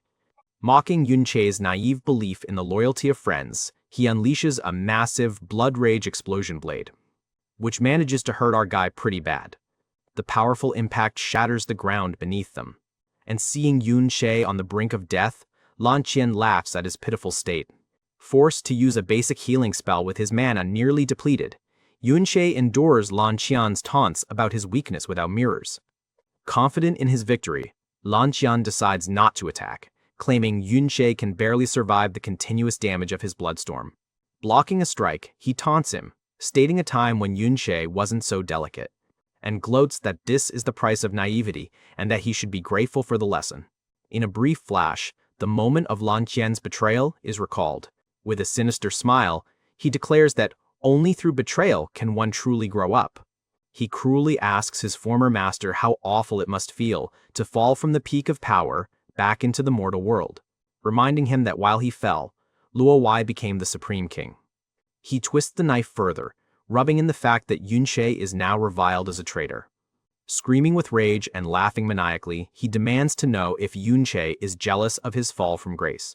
Battered, bleeding, and with his health critically low, Yun Sha weathers the storm of attacks. Lan Qian points out that his HP is about to run out, offering him his one and only chance to live, and makes a demeaning offer. If Yun Sha admits he was wrong and kneels for mercy, he can live on as Lan Qian's pet. But first, he must hand over the secret of his resurrection. After a tense silence, a bloodied Yun Sha quietly concedes, "I was wrong." Summoning the Nether Blades, he declares his first mistake was rescuing him from a slave cage.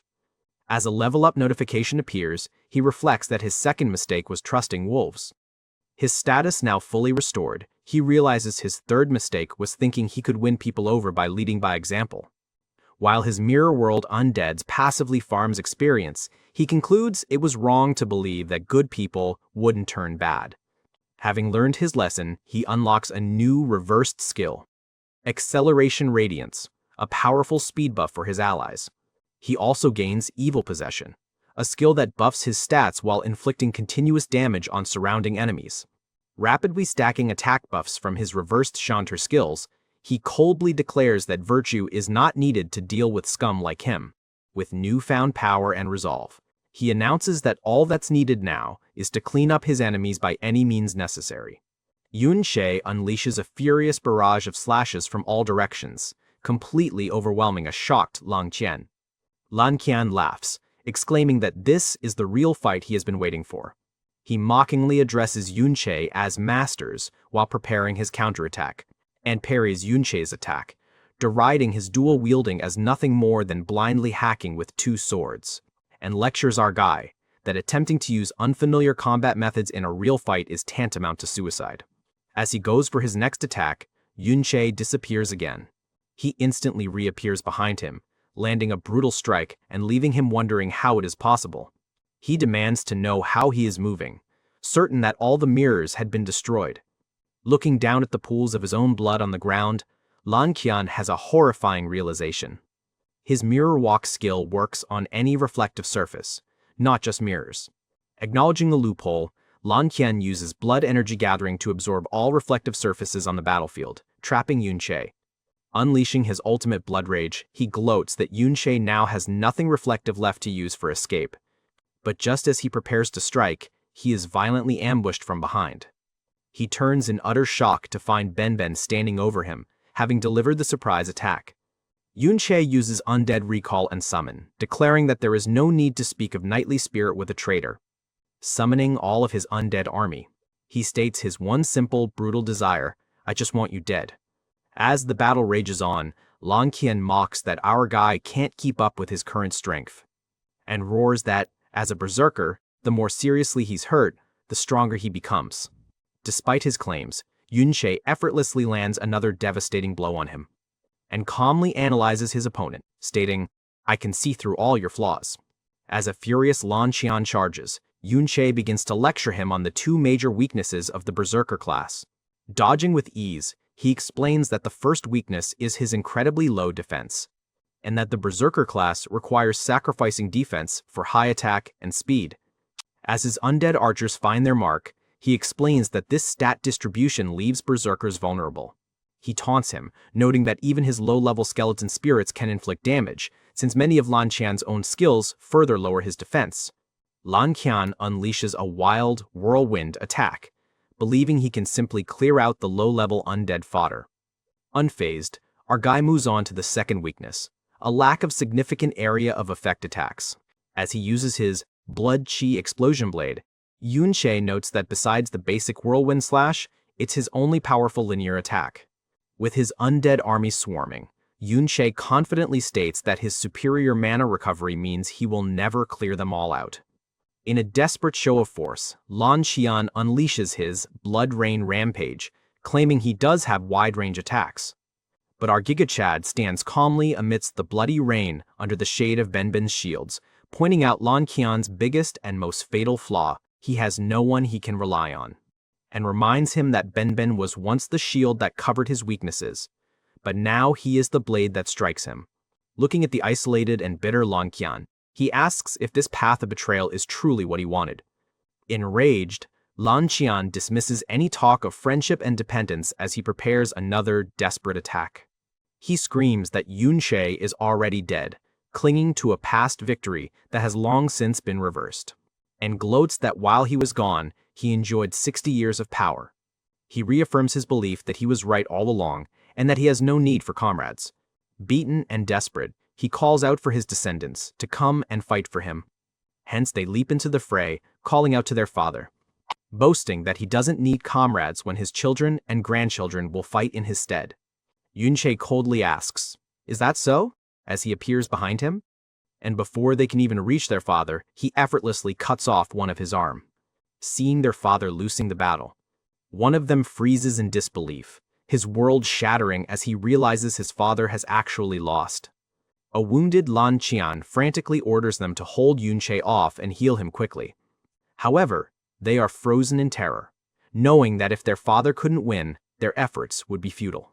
Lan Qian's eyes glow with rage and desperation as his forces hesitate.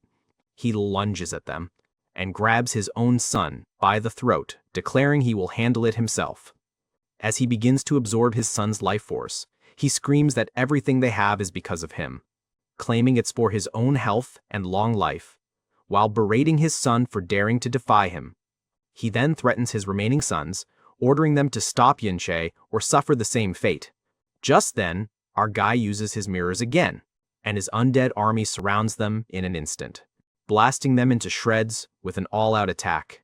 Lan Qian lets out a pained scream as he's caught in the relentless attacks, and uses the last of his strength to blast away everything around him.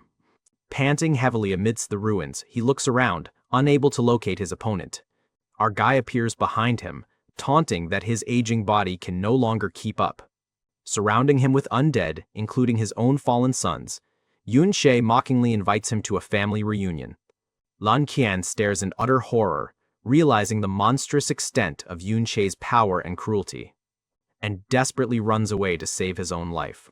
But catching up to him in the next moment, our guy asks if he truly thinks he can run away now. He could have had it all: his comrades, his master, his family. But as he lies dying, Yun Sha declares that all he has left is their hatred, and he must now face the end he has chosen. More than 60 years ago, a younger Yun Sha meets with his two disciples. As their master, he congratulates his two S-rank disciples on successfully changing classes and prepares to reward them, and reveals that he sent top-tier materials to a divine craftsman, resulting in the forging of a mythic-grade weapon. He presents a greatsword to his Lan Qian, noting that it's the highest-grade weapon he can wield at his current level and matches his fighting style. He eagerly accepts the powerful new weapon, thanking his master profusely. Yun Sha then turns to his other disciple, Yi Yi, presenting him with an axe and shield that perfectly fit his new class. Ben stoically accepts the gift, dryly commenting on his master's wealth. Lan Qian stares intently at his master, prompting Yun Sha to ask him what he's looking at. He questions why his master has never replaced his own weapon, wondering if it has become outdated. Yun Sha explains that his sword is special and will never need to be replaced, and reveals the name of his legendary weapon, the Flowing Cloud Sword. He recounts how he spent years gathering top-tier treasures from secret realms to create it. The forging process required him to sneak into an SSS-level secret realm and use its ancient furnace to create the ultimate equipment. Even in its embryonic form, the sword was a sight to behold, born from fire and immense power. He explains that, as a unique grade item, the highest tier of equipment, it has a special method of sharpening. The Flowing Cloud Sword can transform into any desired weapon form, changing endlessly like flowing clouds. And true synchronization with its user is the condition for it to fully form, allowing it to become a devastating weapon like a scythe. After countless battles, the sword now moves as he wills, automatically adapting to his power changes. A young Lan Qian looks on with awe and desire, amazed by the sword's power. When Yun Sha offers him a chance to try it, his eyes light up with excitement. The memory, however, quickly turns dark, showing the moment of betrayal.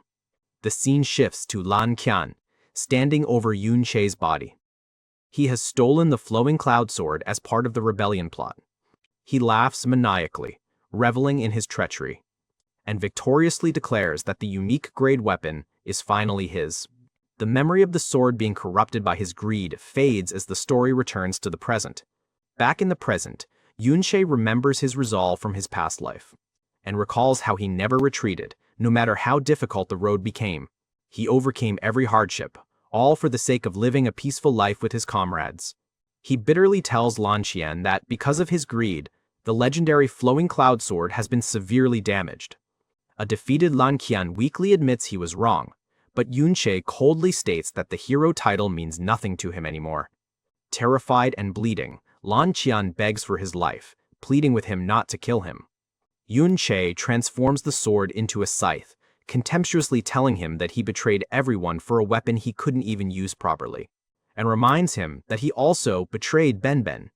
In a desperate final plea, he tries to bargain for his life, offering to reveal the truth behind the incident.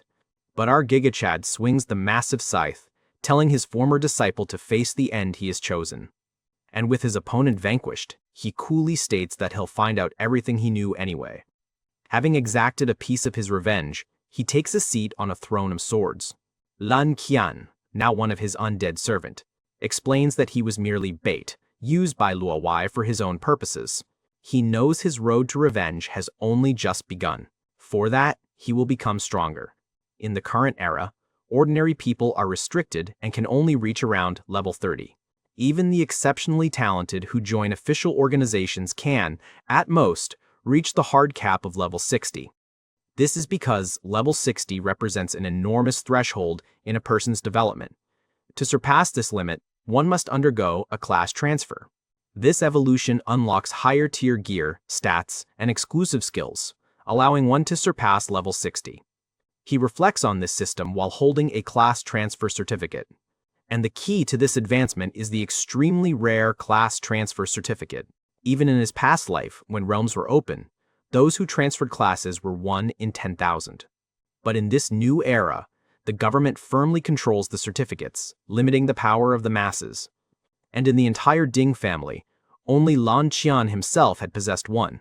None of his descendants ever transferred classes. The power difference is like heaven and earth. Lan Qian had changed from a warrior to a berserker, learning exclusive skills that increased his power several times over. He admits that, if not for his mirror world skill, he could never have defeated the class. Transferred Lan Qian, and contemplates the immense power he could gain if he combined his mirror world with a class transfer. Holding the certificate, he begins the activation process. The system scans his stats, confirming that he meets the prerequisite conditions. He is presented with 3 options for his Chantre-based class: Battle Dancer, Bard, and Forest Musician. He must select a class to begin the transfer quest. But his choice has long been decided. Among the rare chanting classes that can successfully transfer, it's also the only one among them that possesses offensive skills. And he decisively chooses the Battle Dancer class. However, before he can finalize his choice, his mirror world skill presents a shocking new option to reverse the Battle Dancer class itself, which makes him stunned by the possibility of a class reversal, a concept he has never encountered before.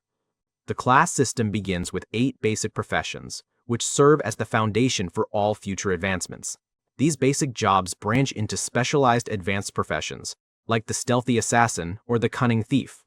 However, there are also extremely rare hidden professions, like the juggler thief, which offer greater power but have much higher advancement requirements. One such hidden class is the Battle Dancer, which has counterintuitive stat requirements that make it difficult for a caster to pursue. Advancement to a Battle Dancer requires a Slaughter Blood Core, a rare and difficult to obtain item. And this core must be charged through massive slaughter, a task nearly impossible for a caster who typically lacks direct attack abilities. He contemplates how his mirror world skill has reversed the Battle Dancer profession, multiplying and inverting its already difficult advancement quest. His new, reversed class is the Peace Dancer, a profession that deters enemies with elegant dance and sacred bells, but requires 5 life nursery items to advance. He is stunned by the exaggerated requirement, realizing this advancement will be incredibly difficult, and reasons that for the reversal to be balanced, the new life nursery requirement must be as rare and valuable as the original Slaughter Blood Core. This is a treasure, capable of endlessly producing full HP restoration potions. A single life nursery is so valuable it's pursued by top professionals, yet his reversed quest demands an astonishing 5 of them. Despite the absurdly high requirements, he knows that the power this profession will grant him after advancement must be immense. Entering the mirror world, he reflects that leveling up his ultimate skill doesn't just improve the dimension, it unlocks entirely new functions. He discovers that, at level 3, the mirror world can now generate replicas of Secret Realm Lords, which Ben crushes in a single move. As he levels up, he observes that the number of souls available for him to contract has greatly increased. With his skill now capable of reversing even class advancements, he realizes there's a vast, unexplored depth to its power. Exiting the mirror world, he prioritizes his class advancement to gain a quick and massive increase in power. Standing alongside Lan Qian, he prepares to leave the secret realm. With a single strike, his servant slays the original orc chief, clearing the dungeon.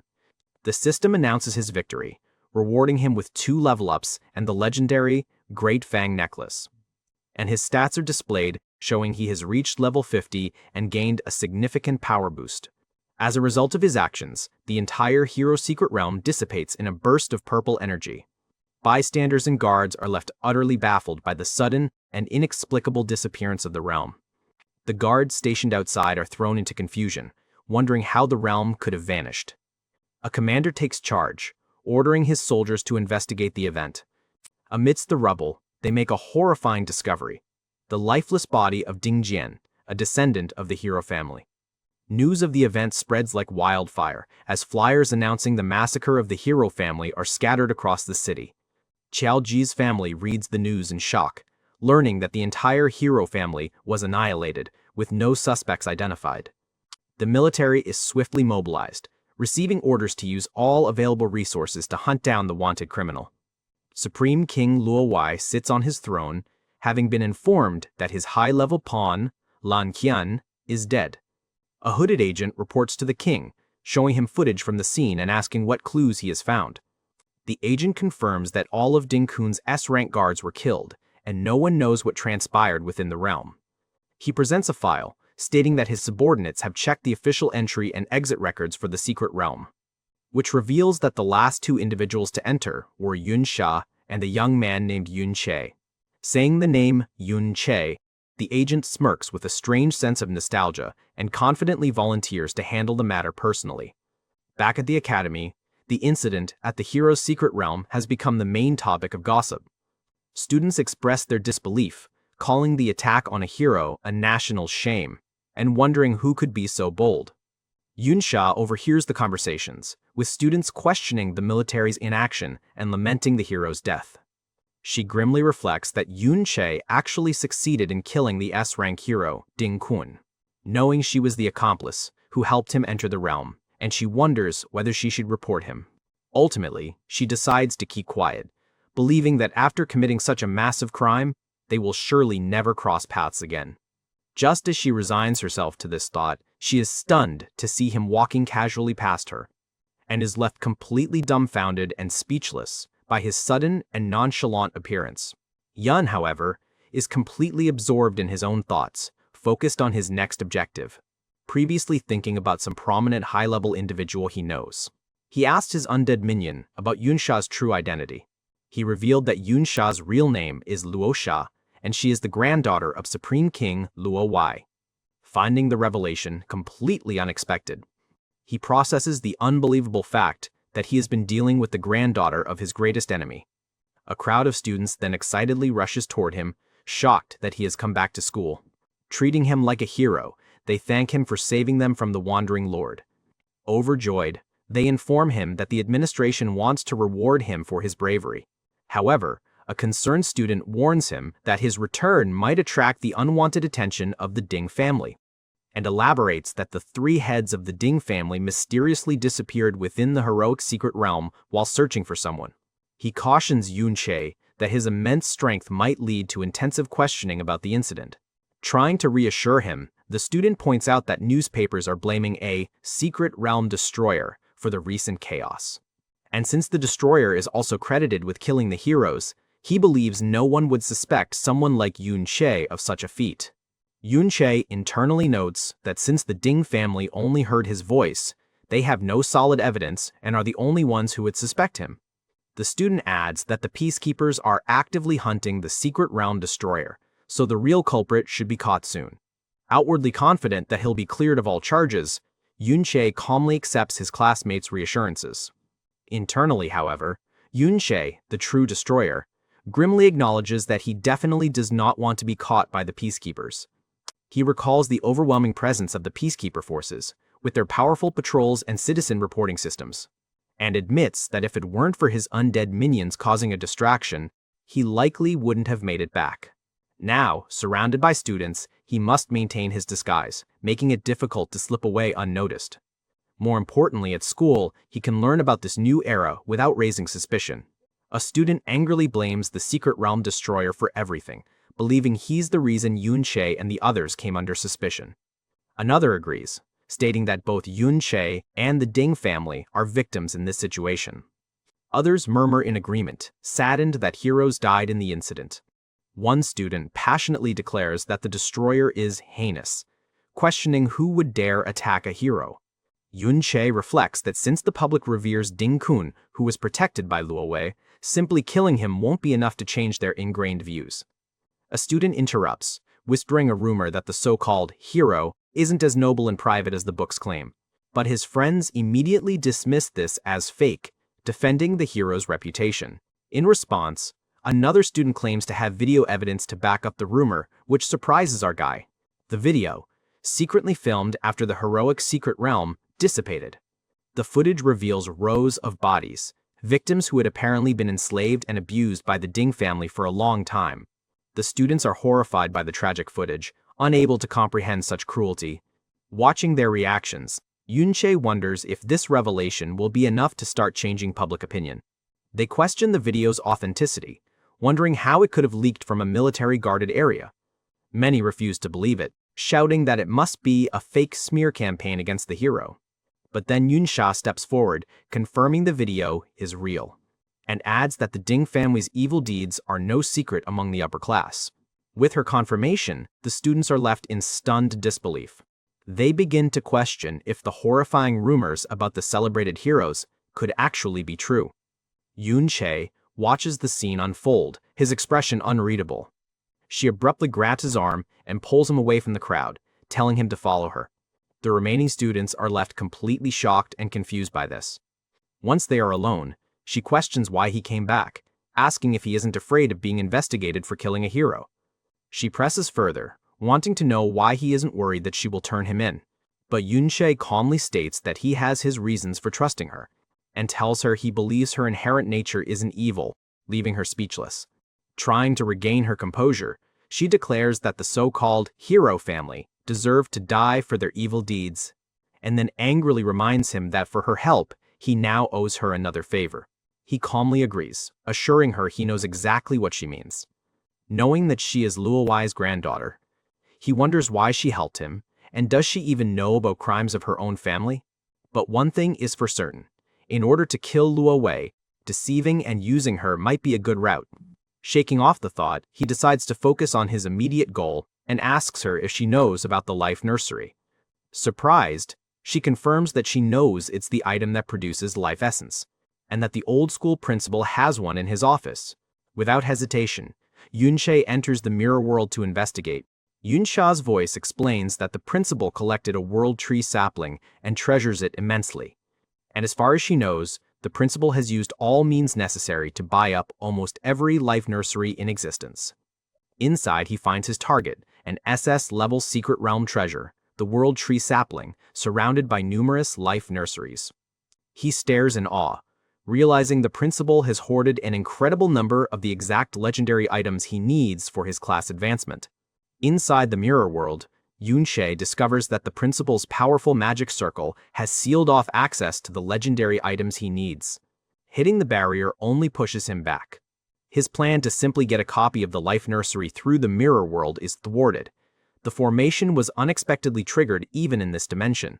He acknowledges that while he's familiar with formations from his past life, but this magical array protecting the items is vastly different and more advanced than the ancient ones he knew.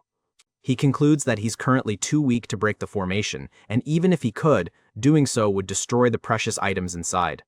Deciding to retreat for now, he picks up multiple copied items on his way, and sizes up his principal, the formidable level 89.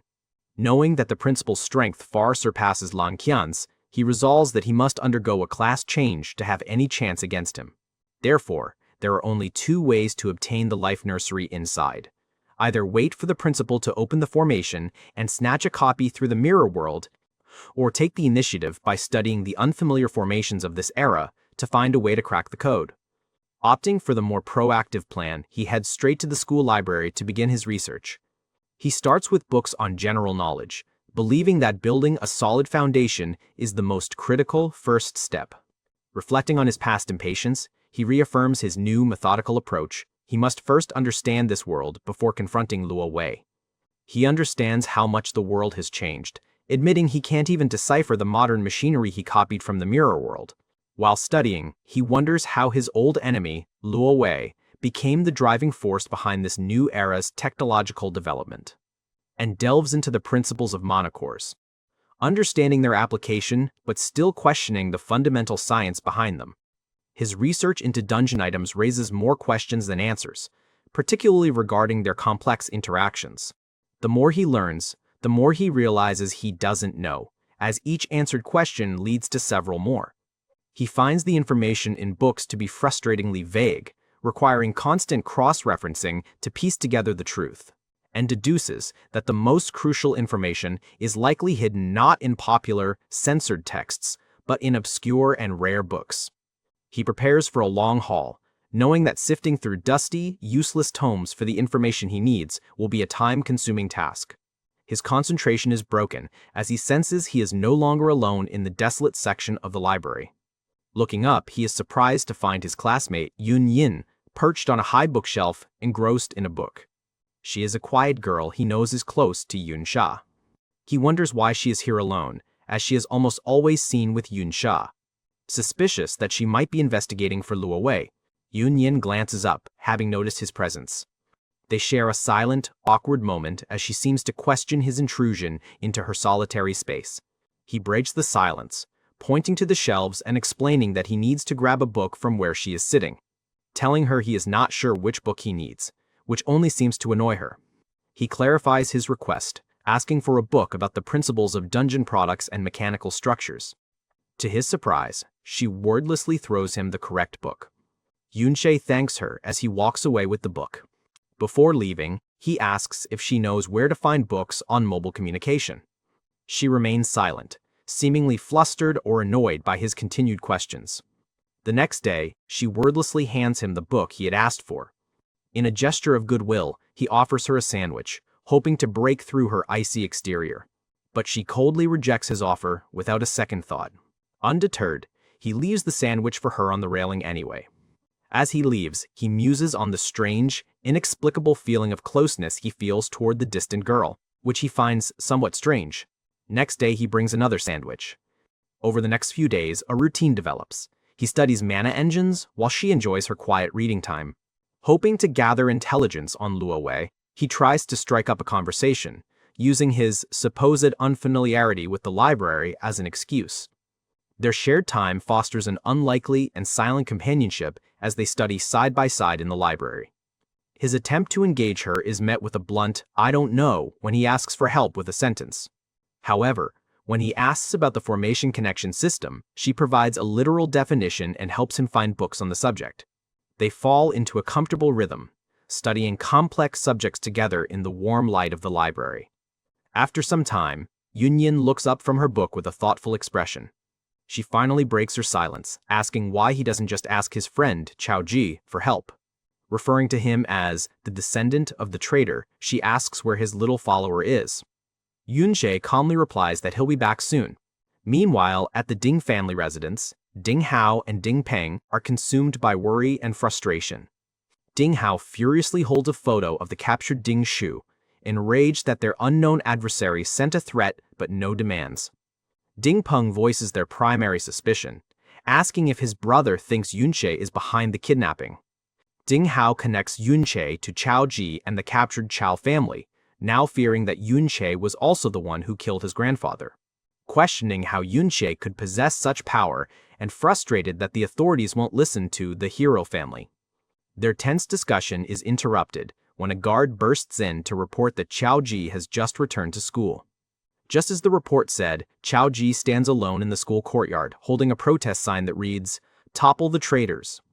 The student body is abuzz, wondering why a member of the traitorous Chiao family would dare cause trouble, especially after the hero's death.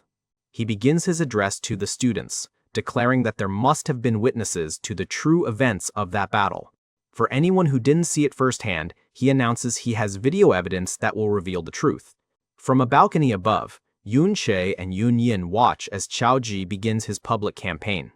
With newfound courage, he passionately proclaims that he has evidence to prove his great-grandfather was a hero, not a traitor. Yun Sha looks on with pride, believing that his friend's persistence might just be the catalyst that changes everything. Chiao declares to his classmates that everything he has said is true, and he isn't afraid of verification, and proclaims that his great-grandfather, Chiao was no traitor. The students murmur amongst themselves, confused and skeptical, as his claims directly contradict their textbooks. Chiao admits he doesn't expect them to believe him immediately, but insists that his family members are all innocent. In a dramatic bow, he pleads for the powerful Ding family to spare his innocent relatives. The crowd of students whispers, recalling how the Chiao family has always served the Dings, a supposed act of mercy from the so-called heroes. A few students begin to connect the dots, wondering if the dark rumors about the hero clan are true and if Chiao is trying to break free. He shrewdly notes that with the Ding family caught in a whirlwind of negative public opinion, now is the perfect time to amplify the outcry and free his family.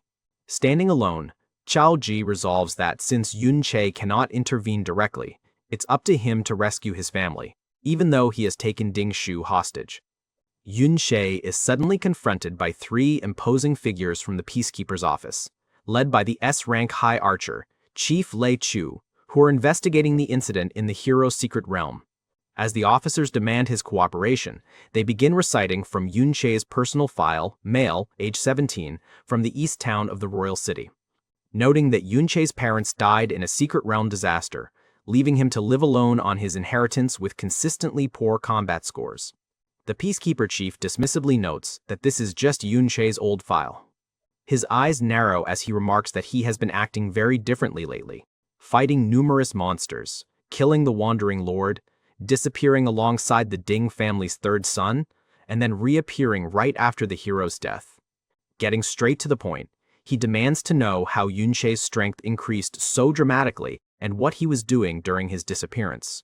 Yun Sha calmly lies, claiming he was simply terrified by the hidden boss and went off to clear his head, and nonchalantly admits to having strength beyond his peers that he previously hid, but scoffs at the idea that he could be suspected of killing a hero. He points out the absurdity of the accusation, stating that at his age and without a class change, killing a class-changed hero would be impossible. Besides, he has no motive. Lei Q concedes that a regular student wouldn't have the motive or power for such an act. Leaning in menacingly, he reveals he has heard of class-changed users with skills that allow them to disguise themselves. The chief asks point-blank if Yun Sha is one of them, but he smirks, claiming he is just a student and that the decision isn't up to him. Lei unleashes his epic quality, Dispel Disguise skill on him, but the activation fails because the target is not using a disguise skill. Stunned by the skill's failure, Lei wonders if Yun Sha's skill level is somehow higher than his own before changing the subject to test his knowledge. Yun Sha plays dumb, claiming he hasn't even mastered basic job system connections, let alone the advanced principles of communication machinery the graduates study. With no evidence to hold him, Lei and his men prepare to depart, having reached a dead end in their interrogation. The Peacekeeper chief curtly states that they're finished for the day. As he turns to leave, he gives our guy a final warning: "We'll be back." Watching them go, Yun Sha reflects that his recent textbook reading helped him bluff his way through the interrogation and send them away, for now. Lan Qian explains that he was merely bait, put on display by Luo Wai to lure out anyone connected to his old master, Yun Sha. He continues, warning that if he were to die, Luo Wai would send his elite shadow guards, whose strength is far beyond his own, to investigate. Yun Sha grimly acknowledges that Luo Wai's forces won't play by the rules like the Peacekeepers, and the risk will be too great if he doesn't get a class change soon. He muses on the difficulty of stealing the life nurseries, noting that the principal is only at school for an hour each day and has never been seen entering the vault. Realizing the principal never activates the array formation himself, so trying to acquire the life nursery through the mirror world is not a short-term solution. Elsewhere, Lei Chu reports the findings of his investigation to a mysterious, hooded figure. He informs the figure that the public suspects, both Yun Sha and Her Highness, Rosa, are involved. But the hooded agent immediately dismisses Rosa as a suspect, stating that Her Highness is out of the question. The agent, however, points out that Yun Yin, who is always by Rosa's side, is a descendant of the traitorous Yun clan, and that Yun Sha, who shares the same surname, is also extremely suspicious and must be investigated. Vanishing in the air, he tells him to keep a close eye on Yun Sha, and if anything seems unusual, kill him instantly. Back on campus, Yun Sha immediately senses the new, intense surveillance. Realizing he's being watched, he decides to maintain his disguise as an ordinary student from now on, and tries to blend in by getting the same food as everyone else, forgoing his usual order. As he eats, he reflects on his past life, where food was scarce and just getting full was a luxury. This simple meal feels exceptionally delicious. In stark contrast, another student loudly complains that the cafeteria food is disgusting and even worse than usual. A classmate approaches Yun Sha in surprise, asking how he can eat the slop so happily, having forgotten that he used to hate it. With an unnerving intensity, he simply replies, "Me. It's because I'm hungry." They tell him to stop eating the cafeteria food so they can treat him to something at Big Crow Bar for saving their lives. The idea of a bar piques his interest. E sees it as a perfect place to gather information and agrees to go, hoping he might find a lead on a life nursery. Yun Sha arrives at the bar, stepping into the neon purple haze of the lively tavern. The bar is packed with a diverse crowd of adventurers and patrons, all drinking and carousing. Thinking on how much the world has changed, he realizes that he'll never find information on a legendary item like the life nursery here, and leaves the bar. He questions what he's even doing, acknowledging that in a world where secret realms are controlled and normal people cap out at level 30, he can't expect to find any useful leads among them. A fleeting memory of his past life surfaces, where villagers warmly greeted him as their little knights and offered him gifts. The memory fades, leaving him once again on the cold, deserted street of the present. Returning to his room, he feels a profound sense of alienation, realizing he no longer truly belongs to this world. He picks up a book on the history of the Yun clan, wondering if any friends or family from his past life truly survived. But Lan Xian informs him that they are all dead. Now determined, Yun Sha walks through the vast, empty school library late at night. He muses that only someone like him, who doesn't fit in, would come to the library at such an hour to find a book. He reaches for a thick tome labeled Modern History. As he is about to take the book, Yun Yin quietly appears behind him and asks what he's looking for. Yun Sha turns, slightly surprised to see her in the library so late. She holds out a book, telling him she found the one related to array machinery that he had asked her to find, and the book was written by none other than their school's principal. He genuinely thanks Yun Yin for helping him. She simply claims she was there because she couldn't sleep. So our guy promises to bring her 2 sandwiches next time as a token of his gratitude. As he reads, he is impressed. The book explains profound concepts in surprisingly simple terms. Confident in his past knowledge, he believes that while he can't fully master the formation, he now knows enough to destroy it. With the problem of the principal's vault seemingly solved, Yun Sha prepares to turn his attention to other matters, and casually asks her if she knows of any books detailing the history of the old Yun family. Her expression immediately darkens, the innocent question striking a sensitive nerve, and she answers, no.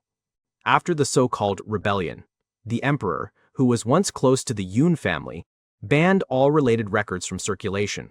With clear sarcasm, she reiterates that the benevolent emperor purged all history of the Yun family following their supposed betrayal. Yun Sha scoffs at the title benevolent and presses further, asking if any innocent members of the Yun family managed to survive the purge. And she somberly confirms not a single one was innocent. Lan Qian then reveals the dark truth of the past. Luo Wei personally led his shadow guards to betray and slaughter the Yun family, exploiting their close relationship. He used the trust he had built to launch a devastating sneak attack, assassinating the head of the Yun family and its strongest warrior. The horrific purge didn't stop with just the direct family members. The massacre was absolute. Everyone from the family guards down to the servants' innocent children was mercilessly slaughtered. He then fabricated the story of a rebellion and issued a decree to assassinate anyone with blood ties to the Yun family. Yun Cha's hand tightens on his sword as he seethes with rage, whispering his betrayer's name. Fueled by a fresh wave of vengeance, he enters the mirror world and begins to violently dismantle the principal's protective formation.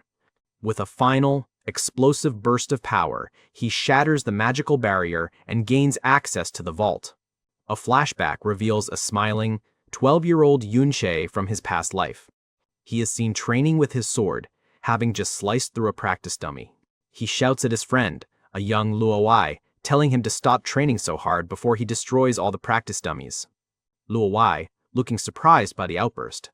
The young prince nonchalantly suggests he'll just ask the queen mother to fund the purchase of more. But Yun Sha insists he should rest instead, while a concerned Luo Wei wonders why he and his brother train so relentlessly. The scene shifts to Yun Sha's elder brother, Yun Yi, training with the mantra that every drop of sweat in practice saves a drop of blood on the battlefield. The 16-year-old pushes himself for 10 more sets, driven by the fact that he will soon be allowed to enter dungeons. Luo Wei reminds our guy that their teacher preached the importance of diligence, and that their teacher also warned against overdoing it, teasing that Yun Yi is just afraid of being surpassed by them. Flattered by the attention, a proud Yun Yi agrees to take a break after finishing his current set. Their training is happily interrupted by the arrival of their younger sister, who calls out to her brothers and Luo Wei. She proudly presents a tray laden with iced honey lemon water and freshly baked apple pie for the hard-working boys. The girl is introduced as Yun Tier, Yun Cha's 8-year-old younger sister. She cheekily tells them it's a special treat they don't usually get to enjoy. They immediately reach for the apple pie. And as they eat, they both enthusiastically declare Tier to be the best little sister in the world. She then brings a drink to her elder brother. Yun Yi takes the drink with a warm smile, thanking her and telling her it's very sweet. The idyllic memory shows the four of them. The two brothers, their sister, and Luo Wai relaxing together under a tree, a picture of happy camaraderie. Tier proudly admits she had to sneak out of the kitchen carrying all the stuff with great difficulty. While Yun Yi playfully scolds her for stealing, Yun Sha jokes that it tastes even better because it's forbidden, a sentiment Luo Wai quickly echoes. Yun Sha recalls that in his youth, he had no interest in dungeons or the life of a knight. In the present, he stares at the class change prompt, having finally gathered the 5 required life nurseries. He remembers his simple, heartfelt wish from the past to live happily with his family and friends forever. As he stands surrounded by the vibrant green energy of the life nurseries, his happy memory shatters, a stark reminder that not everyone shared his peaceful ambition. He recalls witnessing Luo Wai's betrayal and the murder of his loved ones and rages over it. And he furiously screams at his friend, demanding to know why he would destroy their bond so easily.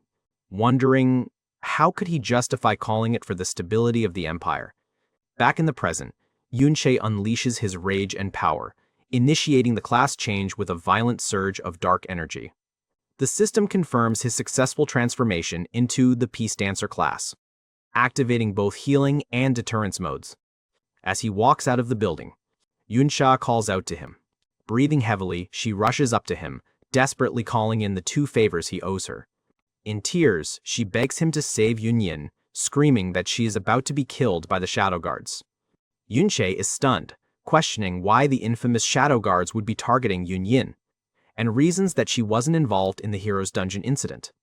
With tears streaming down her face, Yun Sha struggles to explain the dire situation, and delivers a stunning revelation that stops Yun Sha cold. Yun Yin is, in fact, a descendant of the supposedly extinct and rebellious Yun family, which makes her the prime suspect in the recent dungeon incident. Therefore, the Emperor's Shadow Guards have already broken into the mansion to seize her. And despite providing an alibi for Yun Yin at the time of the hero's death, the ruthless guards refuse to listen. She recalls contacting everyone she could, but no one was willing or able to help save the girl. Yun Sha, cloaked and resolute, cuts through her despair, asking where the Shadow Guards have taken her, to which she immediately offers to lead the way, ready to assist in the rescue. However, he firmly rejects her offer, telling her to handle the extraction while he goes in alone. Confident that it's easier for him to act solo, he enters the mirror world. Upon exiting the mirror world after covering some distance, his mind races as he processes the new information. He calls Yun Sha, ready to get the full story, and asks for confirmation, finding it hard to believe that Yun Yin is truly a descendant of his own family, and wonders how she could have possibly survived, especially when Luo Wai supposedly exterminated the entire Yun clan. She explains that as far as she knows, the Yun family had an illegitimate child. The words, "an illegitimate child," echo in his mind, and a bead of sweat forms on his face as the implication dawns on him. He remembers his father's strict code of honor, so it must have been his big brother's child. Yun Sha continues, explaining that the king, whether out of mercy or old sentiment, spared the child's life. And he kept her in a small estate near the palace, but she was never allowed to leave. She never knew who the father of her child was, and eventually took her own life. And her daughter, Yun Yin, was left to live alone in that same small estate. After a moment of silence, he asks how she managed to get out and become Yun Sha's guard. She explains that she is the daughter of the third prince, and begins to recount her own past, starting from when she first met Yun Yin at the age of 7. She recalls sneaking into a quiet wing of the palace, where she first witnessed the young girl being relentlessly bullied. As a descendant of a so-called traitor, Yun Yin was an easy target for anyone looking to curry favor with the emperor. In the flashback, a young bully cruelly mocks her, questioning if a traitor's bastards even deserves to read fairy tales. Another joins in, declaring that such books are for noble ladies as he tries to rip one from her hands. Despite being outnumbered and overpowered, the young girl desperately clings to her book. He taunts her, sneering that since her mother was crazy, she must be too. Hearing that, her face contorts with defiant rage, and she bites down hard on the bully's hand.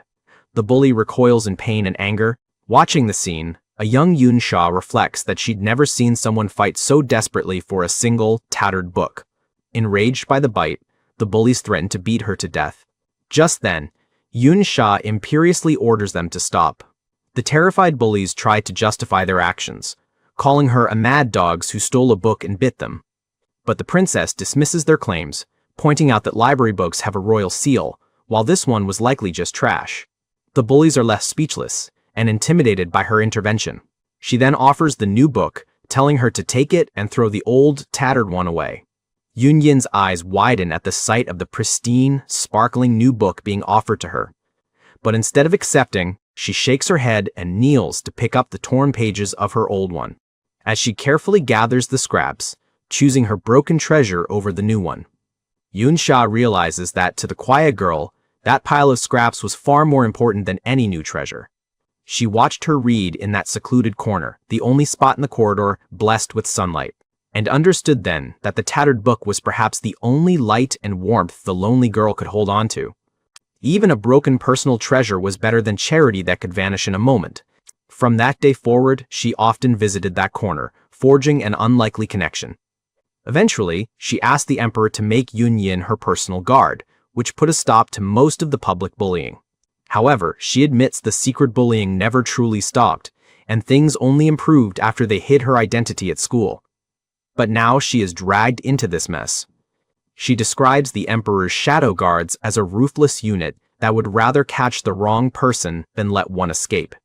Bowing her head, she desperately pleads with him to save her, promising to do anything to repay the favor.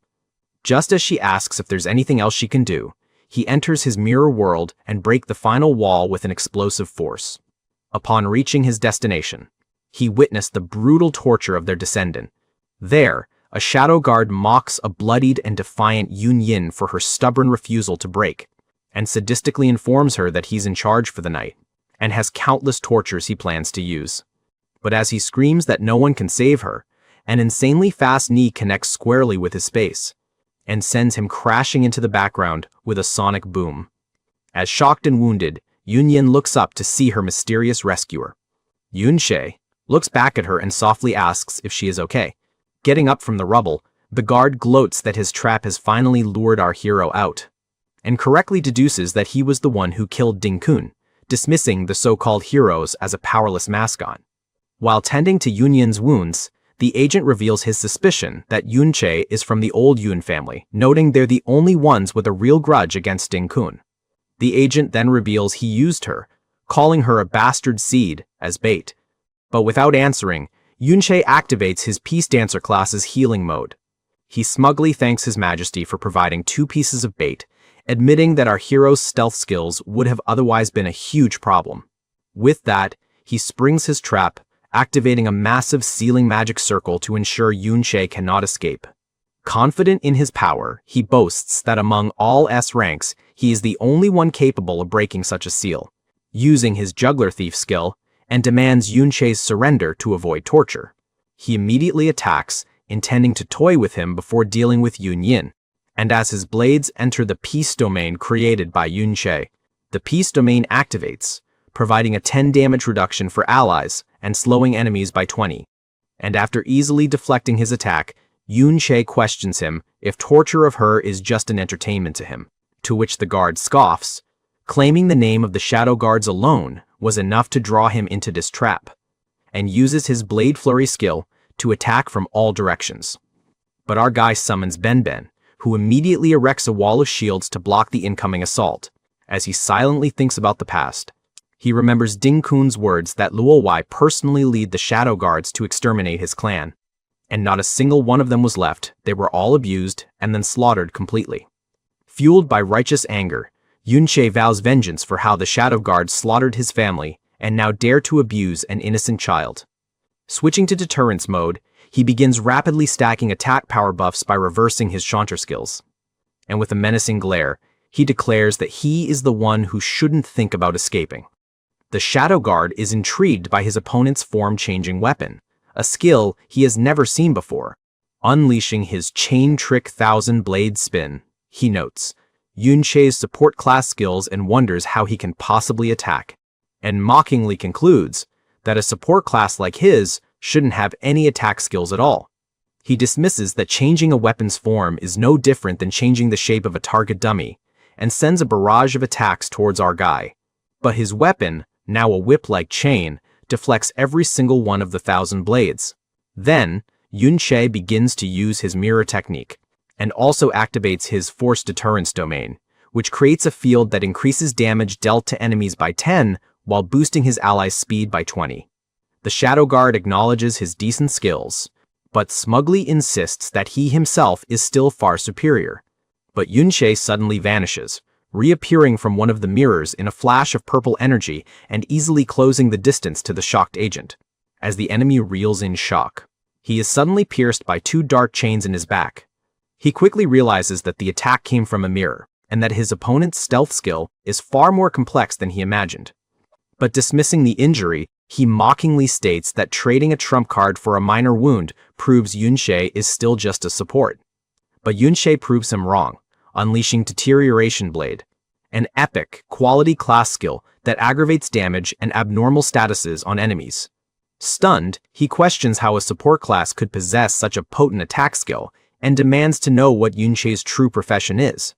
Deciding not to underestimate his foe any longer, he unleashes his exclusive skill, Split Juggling, which creates a massive storm of blades, as the Shadow Guard boasts that Yun Sha's summons can't possibly parry the coming attack, and that he'll no longer be able to use mirrors to escape. As the agent condemns them both, shouting for them to suffer a death by 1,000 cuts. In response, Yun Sha calmly summons his ultimate skill, the Dance of Demise, Heavenly Soul, Suppressing Bell. The legendary skill's description appears, revealing its ability to deter everyone and reflect any attacks launched against its angel phantoms. The Shadow Guard's eyes widen in horror as he sees his own attack reflected back at him, shredding his own body as he screams in disbelief at the combination of invincibility and damage reflection. Overwhelmed and in agony, he questions how an S rank could possibly possess such an overpowered skill. The reflected attack is so powerful, it completely shatters the sealing magic circle he had been so proud of. Yun Sha calmly walks through the dissipating magic toward his defeated opponent. The once arrogant Shadow Guard lies broken on the ground, defeated and groaning in pain. He gently tells Yun Yin to turn around so she doesn't have to witness what comes next. The terrified agent, now at his mercy, weakly asks what he intends to do. Yun Sha's eyes glow with a cold, purple fury as he vows to make the guard pay back 100-fold for the suffering he has inflicted. In a desperate plea, the agent warns that more of them will arrive soon and that he can't possibly win a 3-on-1 fight. And his threats turn to begging as he reminds Yun Sha that he serves the Emperor directly, implying terrible consequences for his actions. But our guy does not care as he shrieks in terror and begs for his life. Just then, the wall explodes as reinforcements finally arrive. A squad of 3 more Shadow Guards appears, ordering the rebel to surrender.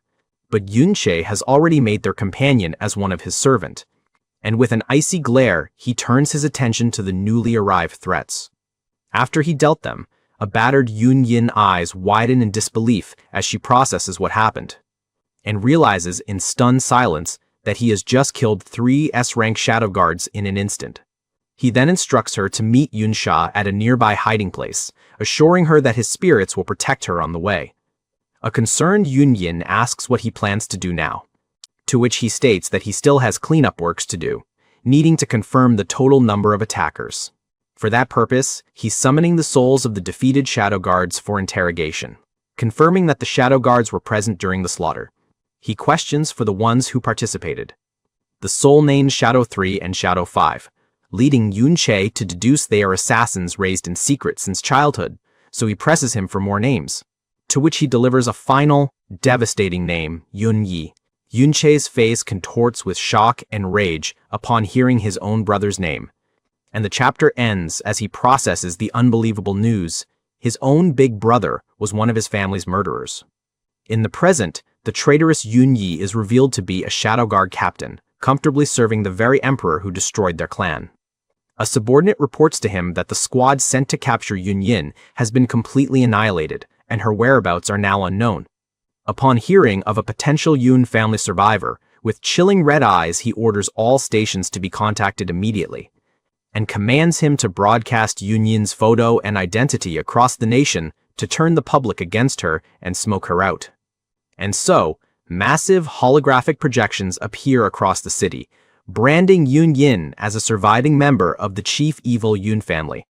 The propaganda works instantly, as enraged citizens question how a descendant of the great traitor could have possibly survived until now. The shocking news spreads like wildfire throughout the academy, quickly becoming the sole topic of conversation among the students. While some students feel the report seems fake, the fact that it's an official government release lends it an undeniable, terrifying weight. A few compassionate students draw parallels to Chiao's situation, arguing that she was just a child and must have suffered innocently for years. His friend agrees, yet the troubled look on his face shows he understands the danger of holding such a sympathetic view. His friend agrees, yet the troubled look on his face shows he understands the danger of holding such a sympathetic view. The brainwashed public echoes this sentiment, spewing hatred and calling for the girl to kneel before the emperor's statue for the nerve to keep living, adding that a simple death is too merciful and that she should be tortured first. Hiding nearby, Yun overhears the hateful chatter as they suggest that she deserves to die, though some balk at the idea of torture.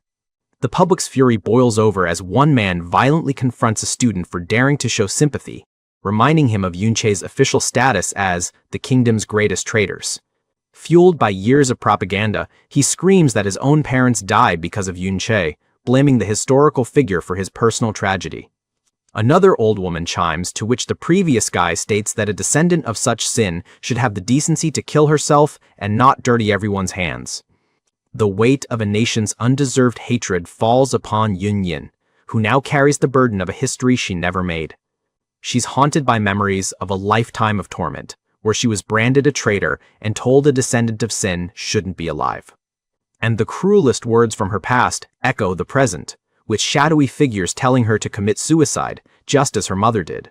She arrives at a door in the building where someone states that the security chief has arrived to hunt her down, forcing them to flee while wondering how they was exposed. Inside, Yun Sha calmly explains to Yun Sha that the security bureau must be connected to the shadow guards, as they knew about the mission to capture her. He deduces that since the bureau was already monitoring him, they must have seen Yun Sha visit on the very night he left to rescue Yun. And after that, the shadow guards died and Yun vanished, giving the authorities enough evidence to suspect him. To make matters worse, her newly revealed identity provides the authorities with the perfect motives for him to have murdered the Ding family heroes. He concludes that, from the authorities' perspective, the logic is sound, he is the cloaked figure and the hero killer, all to protect a fellow traitors. He remarks that if the authorities had been able to force him to reveal his true power, their chain of evidence would have been complete. Fortunately, the school's principal made a timely and powerful appearance, shouting away the security chief and preventing his immediate exposure. Yun Sha confirms this, admitting that if the principal hadn't been keeping an eye on her, she and Yun Sha would already be surrounded by troops. While all this conversation is heard by Yun Sha is surprised to learn that the powerful man who saved him from the security chief is none other than Yun Sha's great uncle. The principal, Luo Tian, chastises his great niece for her restless behavior, warning that while he can handle the local security chief, he is powerless against the emperor's own shadow guards. He then reminds her that he warned her long ago to stop associating with Yun, seeing the danger it would bring, and sternly tells her that now is the time to make a final decision and cut ties with the fugitive girl. He then delivers the grave news. Her grandfather, Emperor Luo Wei, has personally ordered her to drop out of school and return to the palace. Her great-uncle gives a final warning, stating that the palace is crawling with the Shadow Guard's detection magic, and that taking Yun there is a guaranteed death sentence. Realizing the walls are closing in, a somber Yun quietly resigns herself to her fate, acknowledging that this day was inevitable. She reflects on her tragic life as an unacceptable spawn, feeling she has been a burden to her only friend for far too long, and believes that without her, Yun Sha would have had a much better life, free from the alienation she faced from other royals for protecting her. Now, her guilt intensifies as she feels she has also dragged Yun Sha into her troubles, causing him to be exposed just to save her, and laments that if it weren't for her, he might still be fine. The immense pressure triggers a horrific, traumatic memory of her childhood, the moment her mother had taken her own life. Haunted by the past and cornered in the present, she decides it's time to leave and face her destiny alone to protect her friends. But as she begins to move away, Yun Sha opens the door behind her, calmly telling her to come with him. As she looks at him in complete surprise, he lays out a simple, direct plan. They will secretly escape into a secret realm to get away from the prying eyes of the Empire. Yun Sha arrives to support the plan, pulling Yun Yin into a comforting hug and suggesting they all go together until the public anger subsides. Trying to raise her friend's spirits, she winks and promises that once things calm down, she'll beg her grandfather, the Emperor, to let her return to school. However, overwhelmed with guilt, Yun Yin pulls away, insisting that she has already harmed them all too much, and tells Yun Sha that he doesn't need to help her, and reminds Yun Sha that she cannot disobey a direct order from the Emperor to return. However, Yun Sha playfully dismisses the order, declaring they'll just pretend to go out and play, confident her great-uncle will cover for them. Yun Sha cuts through the debate with a serious tone, telling her that he is, in fact, the one who caused her to be in this situation, to which she manages a weak, disbelieving smile, unable to imagine how her tragic life could possibly be his fault. He believes that all the suffering she has endured since birth is ultimately a consequence of his own past, and his entanglement with Luo Wei is what led to the Yun family massacre in the first place. But while accepting his own role, his mind burns with one unanswered question. Why did his brother become a shadow guard and help slaughter their own kin? As Yun Sha asks which secret realm they are heading to, he already has a very specific destination in mind, thanks to the information he extracted from the dead guards. And their destination is the Golden City secret realm, the current location of his older brother, Yun Yi. Based on information from a fallen shadow guard, Yun Sha confirms the location of his brother, a prominent pillar of light in the distance. With his destination in sight, he calculates that at their current pace, they can reach him in just half a day. As they travel, their path is cluttered with powerful level 58 labor-backed gorillas, and he notes that they're fine as long as they don't block the way. However, his expression hardens as he recognizes these specific monsters from a memory in his past life. He recalls that these gorillas drop gold iron ore, a crucial material needed to repair his legendary flowing cloud sword. Wasting no time, he unleashes his severely damaged sword in its agile chain-blade form to engage the powerful beasts, and then transforms the weapon, shifting it into its formidable, high-damage giant scythe form. The sword's stats reveal a massive 5200 attack power boost in its scythe form, though it comes at the cost of speed and defense due to its damaged state. Yun Sha lends her support, casting her Star Play secret art to grant him a 20 increase in attack power. Thanks to the sword's unique buff adaptation ability, it immediately absorbs her spell, amplifying its own power. And with the buff applied, the flowing cloud sword's attack power skyrockets to an impressive 6240, ready to unleash devastating force. Yun Sha effortlessly carves through all the labor-backed gorilla, demonstrating the immense power of his newly buffed weapon. Standing victoriously, he reverts his weapon to its standard form as his companion looks on, amazed. She expresses her shock at the sword's incredible attack power, especially considering how severely damaged it appears, to which he smirks, crediting her buff with helping him begin the long-overdue repairs on his legendary blade. In a brief flashback, he recounts how the principal had initially planned to reward him with skill books for his heroism in the Valor Secret Realm. However, after being pestered by his Yun Sha, he instead gifted our hero the rare and valuable World Tree Resin. Back in the present, Yun Sha applies the World Tree Resin to his sword, knowing it's a byproduct of the principal's treasured life nursery. Though he notes it's barely enough, the resin acts as a potent adhesive, bringing the sword's repair progress to 11-2. The application of the resin successfully repairs the sword's buff adaptation trait, allowing it to copy any active buff on its user.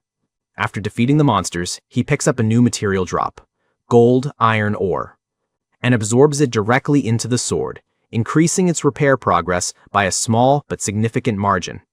Just as he'd hoped, the monsters in this realm drop the materials needed to repair his sword, which has already gained a permanent 40 attack power.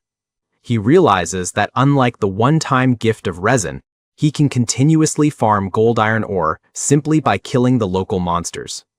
and as long as there are monsters to kill, he can keep repairing his sword. He looks toward the Pillar of Light, determined to restore as much of his sword's power as possible before his fateful reunion with his brother. With that, he launches back into the fray, his scythe carving a massive arc of destruction through the horde of gorillas. Switching back to his chain blades, he elegantly evades and counters an attack from a powerful gorilla. He relentlessly tears through the monsters, his movements a blur of chains and fury. Leaping onto a gorilla's back, he calls out to Yun, who is fighting nearby, to coordinate their assault. Now in her combat attire, she gracefully dodges and weaves through the chaos, dispatching monsters with her own blades. Their efficient slaughter results in both of them leveling up simultaneously amidst the battlefield carnage. To which she wonders if helping her is slowing down his own power leveling progress. He reassures her that his undead spirits are constantly farming monsters in the background, ensuring his leveling pace remains high as he collects more ore, and further explains that some of his spirits are grinding efficiently and quietly in the mirror world to avoid attracting unwanted attention. Absorbing a large haul of 15 gold iron ores, he boosts his sword's repair progress to over 20 and gains a hefty 300 attack power.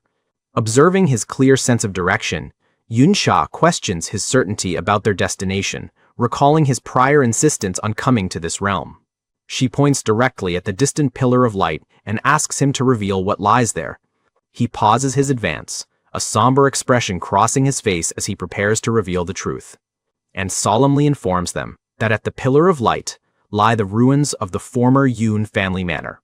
40 years ago, the manor was swallowed by the expanding Golden City secret realm, preserving it in time. Looking directly at Yun, he delivers the critical news: her grandfather, Yun Yi, is likely waiting for them there right now. Meanwhile, inside the dilapidated Yun family ruins, his brother lounges impatiently, asking his subordinate for news on Yun's whereabouts. His hooded subordinate confirms it's been a long time since her identity was leaked, implying her capture is imminent. The subordinate elaborates that, with the public whipped into a frenzy against her, she'll have difficulty traveling and will eventually expose her location. He then reveals their trump card: a tracker was placed on her, and powerful locator scepters will reveal her position if she comes within 1,000 meters. Confident that with the scepters distributed to his forces, her luck has finally run out. Satisfied with the report, he leaps up, ready to put his plan into action, and coldly declares that the time for nostalgia is over, signaling his intent to finish his mission. Holding one of the glowing locator scepters, he announces that it's time to eliminate the last remnant of the Yun family. Suddenly, the scepter activates with a flash, indicating that its target is now within range, which makes him wonder, how could it be possible? Back outside, Yun Sha continues to mow down the endless horde of gorillas with his giant scythe, and effortlessly dispatches multiple beasts in a single slash, collecting more gold iron ore to fuel his sword's restoration. The scene flashes back several hours.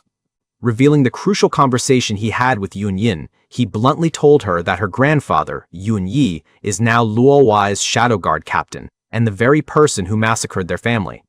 He warned her that he doesn't know what his brother has become, but insisted that she must know that she and the Yun family were innocent victims. He then offered her the choice to stay behind under the protection of his spirits, watching as a conflicted Yun grappled with the devastating truth.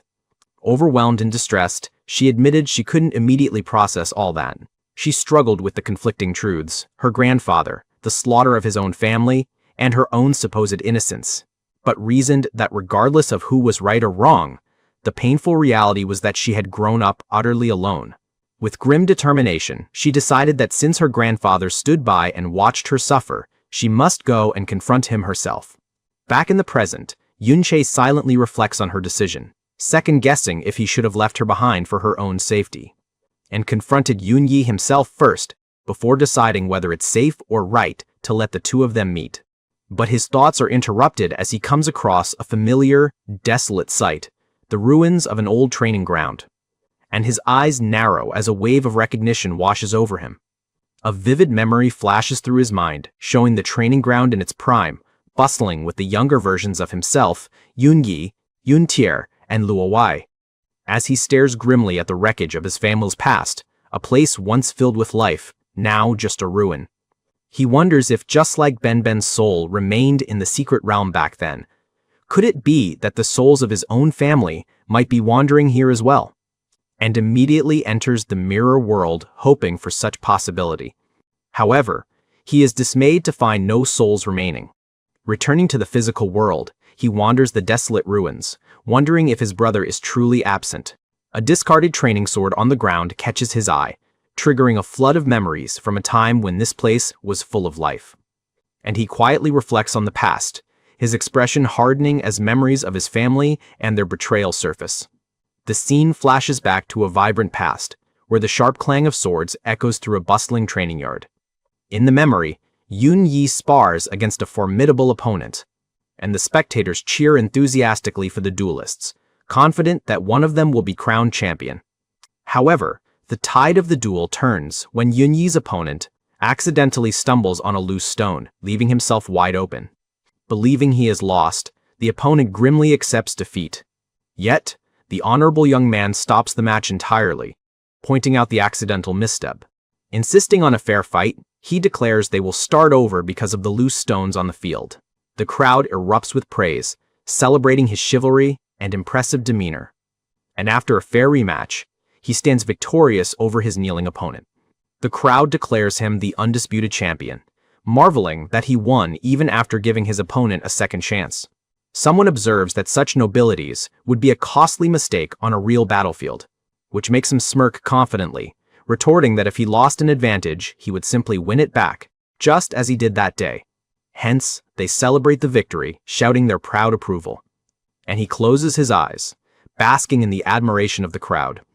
But the memory shifts to another time, where a dirt-covered and weary Yun faces his younger brother after a grueling spar. As Yun Sha stands victorious in front of him, the onlookers are stunned, remarking that the younger brother actually won, calling him an unimaginable genius. In the next scene, Luo praises Yun as a good man before sarcastically noting that his own brother would want to kill him for being outshined. But Yun corrects him, stating that he's simply proud of his younger brother's prodigious talent and that one shouldn't speak ill of the royal family. Luo turns away, confessing that his noble pride is exactly what he's jealous of, pointing out that how everyone, from their master to the family, seems to spoil and favor Yun Sha. He watches their master, who only ever seemed to truly relax and let his guard down when he is with the younger brother, and plants a seed of doubt, questioning if the master would actually pass the family title to the younger brother instead. Though he dismisses the notion, Yun is visibly troubled by the insinuation. The memory shifts again to a crisis, as a horde of bandits launches a surprise attack on Lanyuan village, overwhelming the local guards. Now a captain, Yun rallies his troops, determined to protect the innocent villagers. He leaps into the fray, fighting fiercely while the village burns around him, and with a wide swing of his sword, he expertly defends the fleeing villagers from several attackers at once. Yet despite his efforts, he realizes they are short-handed and cannot hold the line forever. Luo urgently points out that villagers are already dying and advises they must concentrate their forces to take out the bandit leader. Another soldier agrees, noting that while it will lead to more casualties, they have no other choice. Hence, all eyes turn to their captain, pressuring him to make the decision. Frozen with indecision and unwilling to sacrifice civilians, he begins to panic. But as he hesitates, a figure rushes past him and into the heart of the battle. Yun Sha single-handedly charges into the enemy horde. The guards cry out in alarm, realizing he is charging in all alone. Undeterred, the young man cuts a bloody path through the surprised bandits. He leaps over the fallen bodies of his enemies, making a beeline for their leader. Then, with a brutal and decisive strike, he single-handedly decapitates the man.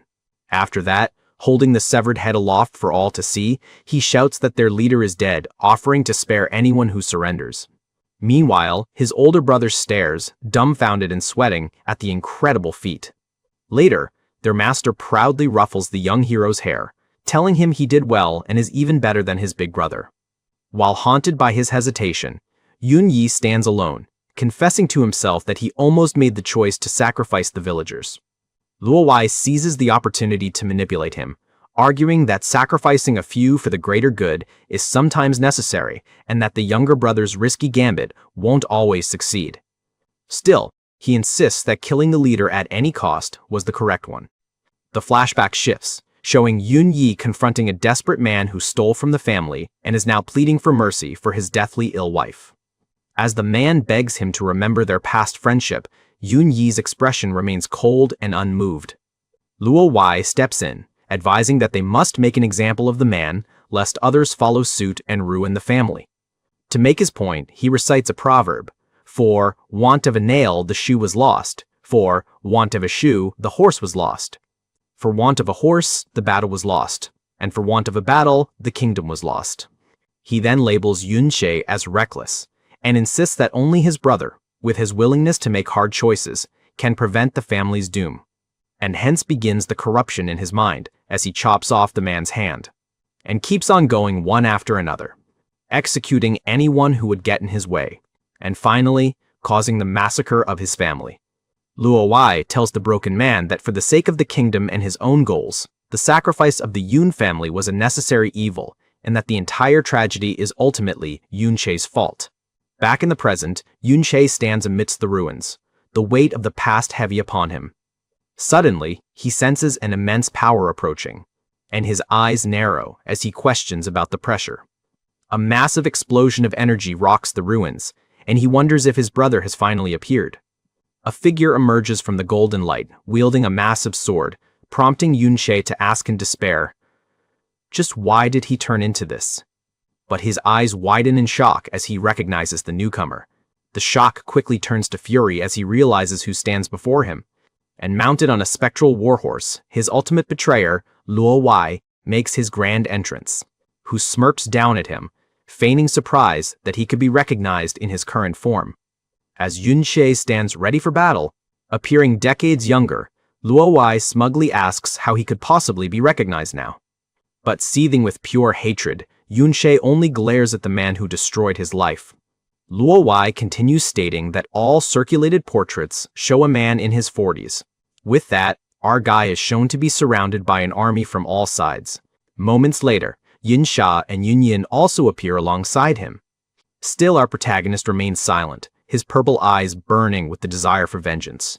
After surveying the scene, Luo Wai correctly identifies his opponent as Yun Sha, and reveals his plan that he used his Shadow Guard captain and Yun Yin as bait to lure out the rebel who killed the so-called hero.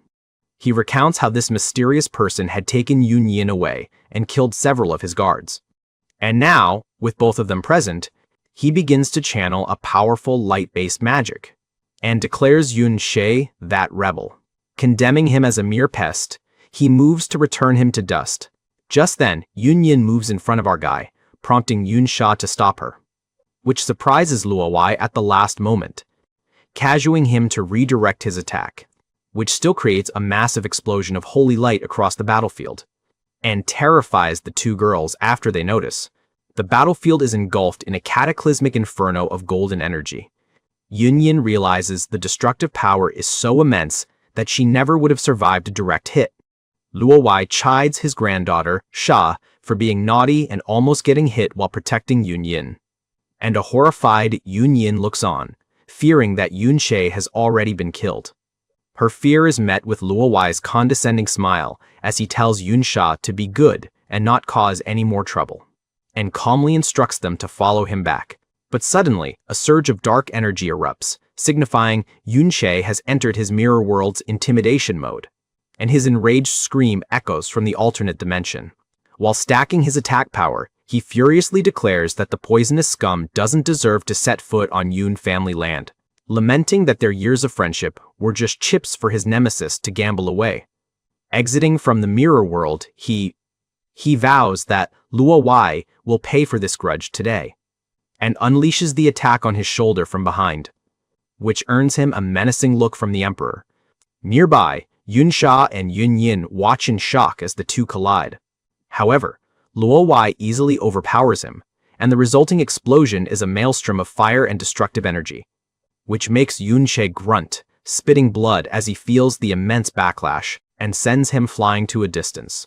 But when Luo Wai tries to grab him, he disappears in an instant and enters his mirror world once again. He vanished, Luo Wai notes, surprised to find his opponent gone. Impressed, He remarks that he didn't expect a stealth skill capable of bypassing his perception. Meanwhile, Yun Sha lies gravely injured, suffering from an incurable laceration and continuous bleeding. He's also afflicted with a mental spell shock, causing confusion and impairing his judgment. And with his health critically low, he struggles to remain conscious. Worse yet, he has less than 5 minutes remaining on his mirror walk before he's forced back into reality. Back on the battlefield, a worried Yun Sha asks her grandfather about Yun Chi's fate, to which he assures her, explaining that his automatic counter-damage skill must have left the traitor on his last breath and that survival is impossible, which causes her to fill with dread and worry. However, he decides to take no chances, stating that they should be safe, and asks his commander, Yun Yi, to take a few squads to the impact point, who accepts the order to clean it up properly, even if it is just a pest. In a warm, distant memory, Yun Sha's parents playfully bicker about spoiling their son. His mother teasingly reminds the patriarch of his own lazy habits, and he becomes flustered as his romantic past is brought up in front of the children, revealing a softer side to the usually stern leader. Suddenly, a young Tyre interrupts the banter, bringing breakfast and calling out for her brother with innocent cheer. In the present, a heartbroken Yun Sha watches these phantoms, whispering the names of the family he lost. But as he attempts to interact with the memory, the image of his little sister begins to dissolve like smoke, and the pain of loss is etched onto his face as the happy scene evaporates into the ether. Then, the memory shifts to Tyr teasing him about a strict new swordsmanship teacher their father has hired. But Yun Yi steps in, stating that he heard Mr. Sha Wan's a swordsmanship master. Even their father isn't his match. And thanks to him, he can also learn a bit, along with Yun Sha. Our protagonist stares silently at the image of the brother he once admired, the words, "Big Brothers," hanging heavy in the air. The scene changes to their parents, praising the eldest's martial progress. His mother gently encourages Yi to mentor his younger brother and prevent from slacking off again, to which he assures them with a smile that Yun Sha is just a bit flighty, but his foundation is solid. Tyr enthusiastically interrupts, claiming his whirlwind slash is far cooler than the older brother's stiff movements. As our guy keeps on watching the scene with a melancholic smile, remembering the simplicity of their childhood rivalry. A new memory forms, revealing an older Tyr wearing a familiar witch's hat and glowing with magical light. She proudly announces that she has awakened the priest class and offers to be his exclusive healer. She then poses triumphantly, basking in the praise she received for her abilities. Yun Sha smiles sadly, agreeing with the phantom that she was indeed the most amazing. The memory leans in with a mischievous glint in her eye to share some good news. And with zero subtlety, she declares she has found her brother a wife, much to everyone's embarrassment, who looks mortified by the ambush, while Tyre insists that marrying her teacher's daughter is a strategic win. But Yun Sha points out that his teacher will only hit harder. The sister pushes her friend forward, joking that she's tired of healing Yun Sha and he should rely on her instead. That way, he can spend more time with her. Overwhelmed by the vividness of her spirit, he whispers her name, longing for the sister he couldn't save. The illusion seems to respond to his grief, looking back at him with a caring, questioning expression, which makes him confess how much he misses them. Then, the atmosphere shifts drastically as the scene transitions to a roaring fireplace, signaling a darker memory. His father scolds Yun Yi for his excessive cruelty and harsh punishments toward their subjects. But Yi defends his ruthlessness, arguing that someone has to do it, and disparages Yun Sha, claiming him to be too soft and unsuited for the burdens of leadership. The patriarch silences him, warning that such concerns are premature and dangerous. Also, he explicitly forbids him from working for His Highness Luo Sheng, identifying the corrupting influence on his son, who then grits his teeth, unable to accept his father's perceived weakness and lack of vision. Stating that the lords of other territories are all sharpening their weapons and feeding their horses, Yi screams that his father's benevolence is a weakness that will ultimately ruin their future, which makes the patriarch rise in anger, demanding to know if his son intends to betray their ancestral creed. And as their mother tries to intervene, begging her husband and son to stop arguing. Consumed by his misguided conviction, Yi snaps at her, silencing her with contempt. In the background, a terrified Tyre witnesses the collapse of her family's unity. She then looks toward Yun Sha, trembling and admitting she is scared, who begins to wrap his arms around her, desperately trying to offer the protection he failed to give in life. But the illusion shatters violently, the comforting memory exploding into the brutal reality of the massacre, and the warm home is replaced by a blood-soaked ruin, revealing the bodies of his mother and sister on the floor. He freezes, the weight of his failure crushing him as he stares at his own trembling hand. And kneeling in the phantom blood, he breaks down, sobbing that it is all his fault. Suddenly, a hand gently touches his shoulder, and a familiar voice cuts through his despair, denying his guilt. He looks up, eyes wide with shock, as he realizes he is not alone. Glowing with a spiritual light that reveals her true identity, she begins to heal him. And with all the pain and sorrow in his eyes, he recognizes the soul of his younger sister, healing him of her own will without ever forming a contract with him. Hey everyone! If you enjoy this video, don't forget to hit the like button and subscribe to the channel. It really helps me out and lets me bring you more great content. Elsewhere, within the secret realm, Luowai casually tells his granddaughter to relax, and coolly addresses a nervous Yun Sha and a silent Yun Yin, telling them not to be so restrained in his presence. As terrified Yun Sha asks why His Majesty would visit such a low-level, desolate, secret realm. He smirks, revealing the obvious: he came specifically to pick her up, and questions whether he didn't order her to go home, confirming that he was aware she had snuck into the realm using her great-uncle's connections. Attempting to calm his granddaughter's fear, he claims he isn't angry with her for her disobedience. However, he issues a chillingly casual warning, telling her not to be naughty again next time. Just then, a door creaks open as a new figure arrives to report to the Emperor. The Shadow Guard captain, Yun Yi, informs him that he has found no trace of their target, and suggests the man may have accomplices. He then advises His Majesty to return to the safety of the Imperial City, but Luowai casually dismisses the idea, and then turns his attention to Yun Yin, addressing his other captive with false familiarity. Although seething with resentment, she fearfully denies her feelings when he calls her out on them. But with a cruel smile, he tells her there's no need to hide her hatred, and then begins his manipulative retelling of history, claiming he spared her mother out of pity for an innocent child. Feigning surprise that the public's hatred for the Yun family was so intense, he cruelly concludes his story, placing the blame for her mother's suicide entirely on the hatred of the people, not on his own actions, and reveals that Yun Yi, the brother of the supposed traitor Yun Sha, is now his loyal Shadow Guard captain, which makes her realize that this man is the very grandfather Yun Sha warned her about. He then paints a twisted picture of loyalty, claiming he never would have harmed the Yun family if not for what he calls Yun Sha's sinful nature, and even feigns agony over his past decisions, demonstrating the depth of his manipulative deception. After that, he puts the final nail in the coffin of his fabricated narrative, blaming Yun Sha for all their suffering. However, when she points out that if Yun Yi never rebelled, then her rebellious bloodline must come from someone else entirely.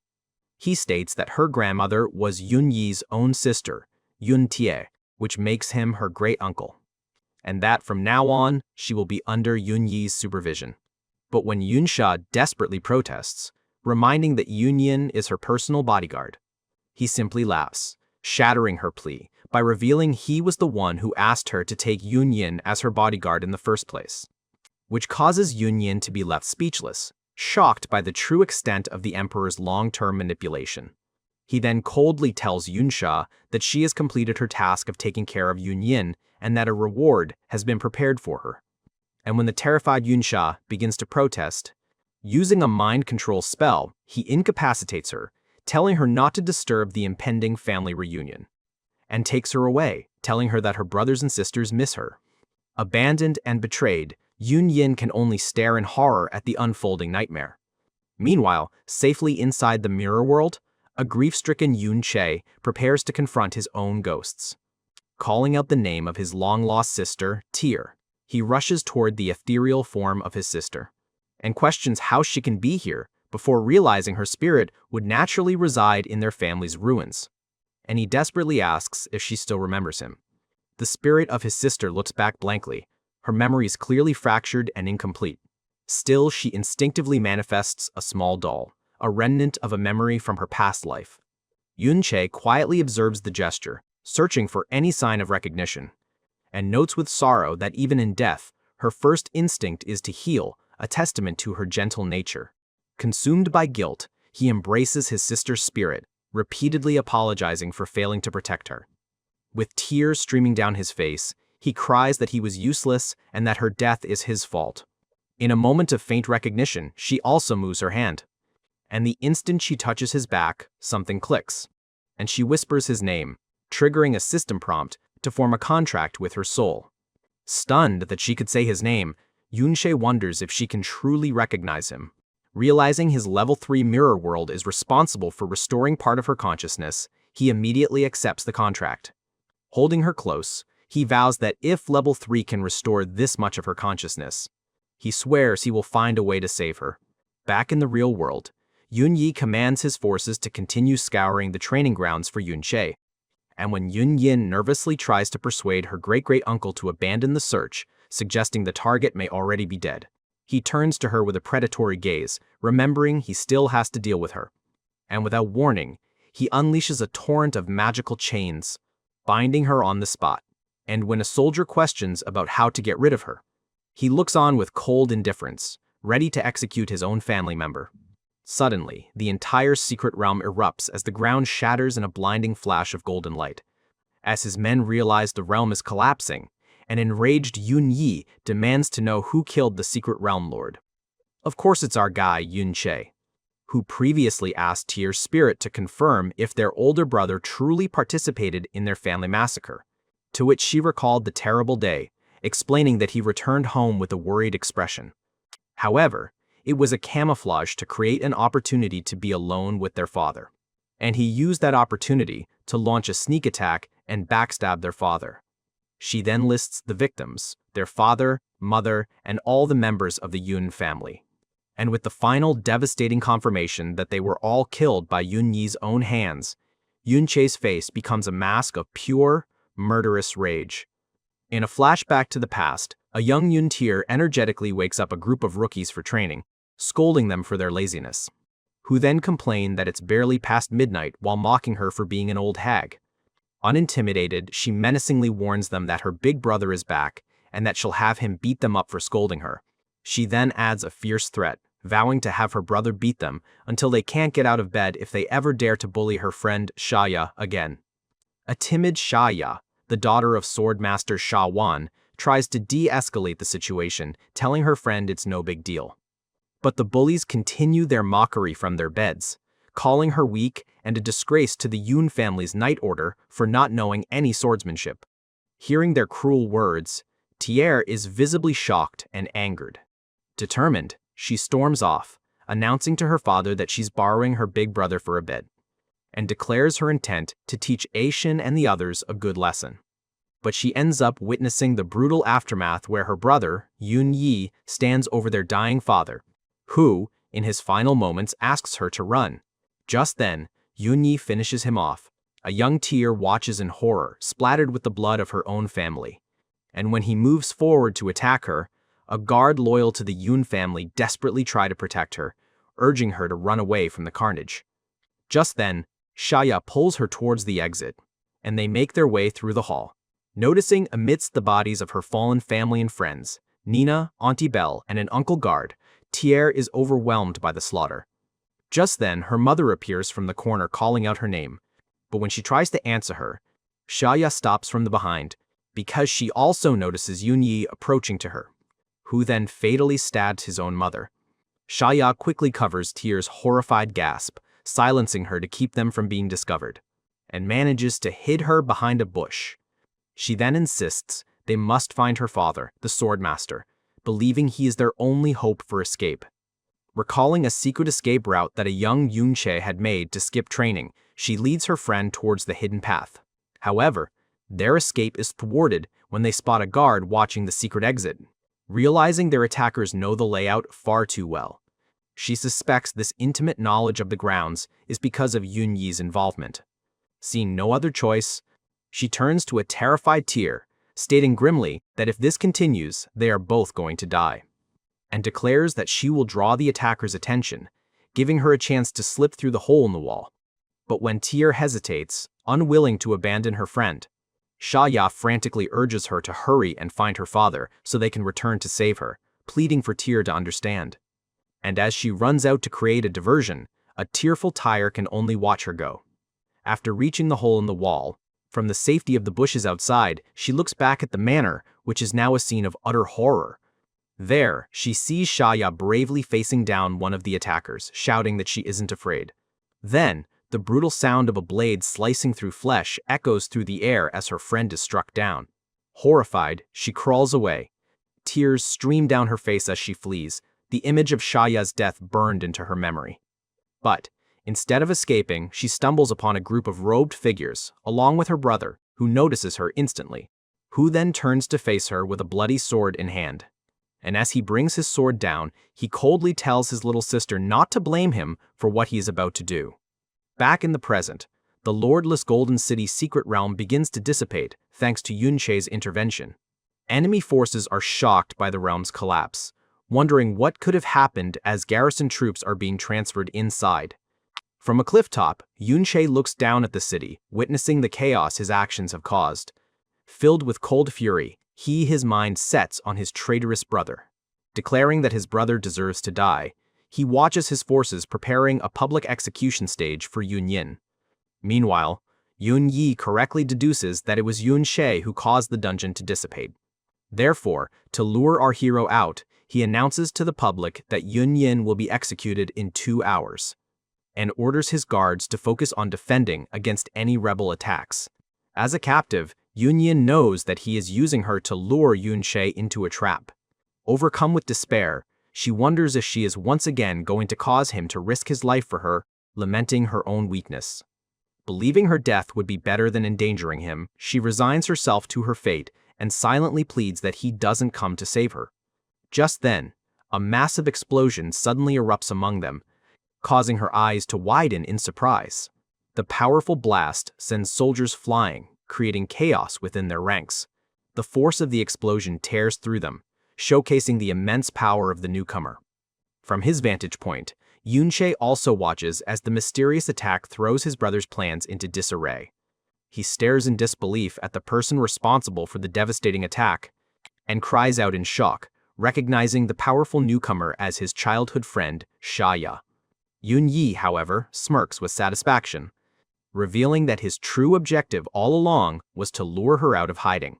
Stunned, our guy questions how she could possibly be alive after all these years, especially since he was sure she had been killed during his family's massacre. He also wonders why she, like his brother Yun Yi and his old comrades, has remained impossibly young. The answer comes in a flashback, where Lan Qian told him that it was a strange skill bestowed upon him by Luo Wei as a reward for betraying him, which allowed him to absorb the life essence of his own blood relatives, granting him longevity and health. But much later he finally realized that he was fooled. Luo Wei himself never used that kind of skill. He had been observing him for the sake of an experiment. Back in the present, Yun Sha wonders where he could have possibly obtained this kind of life-extending skill, because having been on the front lines for years, he never heard of it. Also, how did Shaya do it as well, and what exactly happened back then? Undeterred, Shaya continues her assault, unleashing a devastating, holiest slash that decimates the surrounding soldiers. From his vantage point, Yun Yi is impressed, noting that for her to achieve a second-class change while the dungeon was sealed is a remarkable feat. Now a level 85 SS, rank Oath Paladin, she possesses a level of strength that he acknowledges should only belong to a city lord. As Shaya stands protectively before the captured Yun Yin, he coldly remarks that the system's loopholes must have allowed for this unexpected power. But she doesn't care about his words and leaks past him. After freeing Yun Yin from her chains, she tells her not to worry and promises to explain everything later and focuses on their immediate escape. She then unleashes a glowing Knight's Charge, determined to break through the enemy's encirclement. Just then, the Royal Knight Order Charge Captain, a level 80 S-rank barbarian warrior, appears, mocking her for daring to charge his army's battle lines alone. He warns her that without the Shadow Guard captain's intervention, she is doomed to die in their encirclement. Who knows that with Yun Yin to protect, her combat power and mobility are severely limited, which forces her to use Devout Shield to protect both herself and Yun Yin. Scoffing at her single-target shield, Yun Yi declares that now that she has lost her mobility, her life is on a countdown. And as if to prove his point, a massive volley of arrows rains down from the castle walls, aimed directly at the now stationary paladin. At the same time, from the castle walls, the soldiers wonder what's going on. One of them remarks that he saw a banner for Yun Yin's public execution, confirming that this was all a trap. Another scoffs at the idea of the rebel's descendant still being a threat, asking if she has already been captured. He then yells with glee, expressing his satisfaction that the so-called rebel is finally being dealt with. After that, they scream at the army to kill all the rebels who have come to save Yun Yin.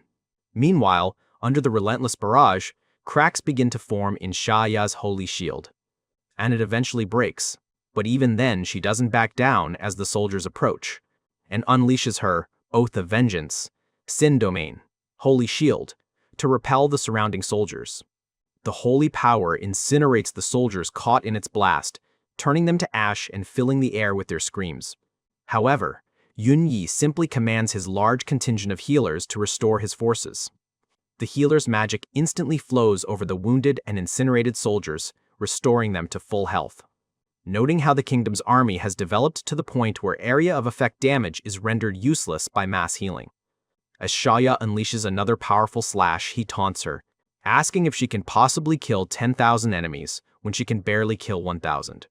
Telling her to give up, he mocks her for coming out of hiding, saying she should have remained a parasite in the shadows of the kingdom. And now that her identity is exposed, she will be hunted down for good. But despite the overwhelming odds, she continues to fend off the soldiers, desperately trying to protect Yun Yin. To which he lectures her, telling her not to resist the grand trend of the nation, and then unleashes his Shadow Quicksand skill, warning that once her rebel identity is exposed, everyone close to her will suffer. As shadowy hands rise from the ground to ensnare her, he declares that there will be no peaceful place left for her in the world. Confident that she is completely isolated, he unleashes his ultimate binding skill, Shadow Hunt Iron Maiden. Just as his attack gets closer and is about to devour her, a flash of movement shatters the Iron Maiden as our guy intervenes to save her. They can only look on in shock as their unexpected savior lands before them. Yun Yi's confident smirk vanishes, replaced by a look of sheer annoyance at the interruption. He sighs, mockingly observing that another rat has decided to crawl out of the woodwork. And he even goes by the name Yun Sha, which makes Shaya stare in absolute shock, whispering the name of her childhood friend, unable to believe her eyes. After that, calling out his brother's name, our protagonist unleashes his own forces, summoning a massive army of undead minions from the shadows. In a brilliant flash, his legendary flowing cloud sword morphs into a massive, powerful blade. And he stares down his brother, declaring that his sins are unforgivable. Yun Yi's eyes narrow as he recognizes the unique weapon, questioning if it is truly the legendary flowing cloud sword. Declaring that whoever this is, his imitation of the real Yun Sha is quite spot on. The chapter opens with a brief flashback to the hulking ironback slave master, the lord of the Golden City's secret realm. In the memory, one of Yun Sha's undead minions effortlessly dispatches the realm lord. The powerful summon lands the finishing blow, securing the kill for him. Defeating the boss yielded a massive drop of gold iron ore. The victory also netted our protagonist 2 more levels, further increasing his power, after which he immediately absorbed the newly acquired ore to mend his legendary flowing cloud sword. Hence, the sword's repair progress steadily climbed, reaching nearly 30% completion. However, he realized the ore's effectiveness was waning and that he would need even rarer materials to fully restore his weapon. Still, even in its damaged state, the partially repaired flowing cloud sword now boasted an incredibly high attack power for his level. Back in the present, Yun Sha rejoins the fray, carving through the soldiers with his newly empowered sword. And as more of them keep pouring in, his onslaught becomes relentless, turning the battlefield into a blur of motion and blood. A commander reports to Yun Yi that the mysterious attacker's power is so immense, he's killing soldiers instantly without even using any skills. Hence, Yun Yi decides to overwhelm his opponent with sheer numbers, ordering garrison troops from outside the realm to join the battle. However, he also adds more information, that not only can the S-rank summons revive, but their own soldiers are also being killed by them. He explains that the enemy's initial weak spirits have been replaced, but gradually they were all replaced by dead spirits that look like their soldiers. To their shock, spirits possess the exact same strength and skills as the originals. Enraged and backed into a corner, Yun furiously repeats his order to send in more troops. Meanwhile, Yun Sha uses his mirror walk, teleporting between the reflections on the soldier's armor to sow chaos. Yun can only watch in grim silence as his strategies are systematically dismantled. He recalls Luo Wai's previous analysis of the mysterious fighter's skills, where he had initially assumed the teleportation skill required actual mirrors. But he now understands that any reflective surface, even a soldier's armor, can be used as a portal, which makes blocking such a troublesome skill is nearly impossible. Moreover, looking at his fighting styles, and the way those chains whip through the battlefield, tearing through soldiers and adding to the carnage, he is struck by his strangely familiar combat stance. Suddenly, a brilliant light emanates from the battlefield, and he instantly recognizes the technique. The skill is Enemy Oath, an ability that marks a target to receive bonus damage. And he knows this skill all too well. So his thoughts immediately jump to one person as he scans the battlefield, Shaya. His suspicion is confirmed as she appears, crackling with divine energy, and unleashes her ultimate awakening skill, Divine Judgment, a devastating attack which rips through his army, and carves a massive, cross-shaped chasm across the entire battlefield, wiping out countless soldiers. As the surviving stares at the devastation, wondering how the situation could have gone so wrong, the remaining commanders begin to despair, questioning how another expert appeared and fearing the royal army is about to be defeated. On the other side, having exhausted her mana, a weakened Shaya tells Yun they must escape, but Yun immediately appears behind her, telling her not to even think about it, and inflicting a dagger wound at same moment. Seeing her fall, our guy lets out a furious cry, and leaps into the air, his full attention now on his brother. He intercepts his attack with his shadowy weapons. The rage is palpable on Yun Sha's face as he faces his traitorous sibling, who taunts him, noting his hatred and questioning how a complete stranger could know him so well, besides to think he can wield the flowing cloud sword so proficiently.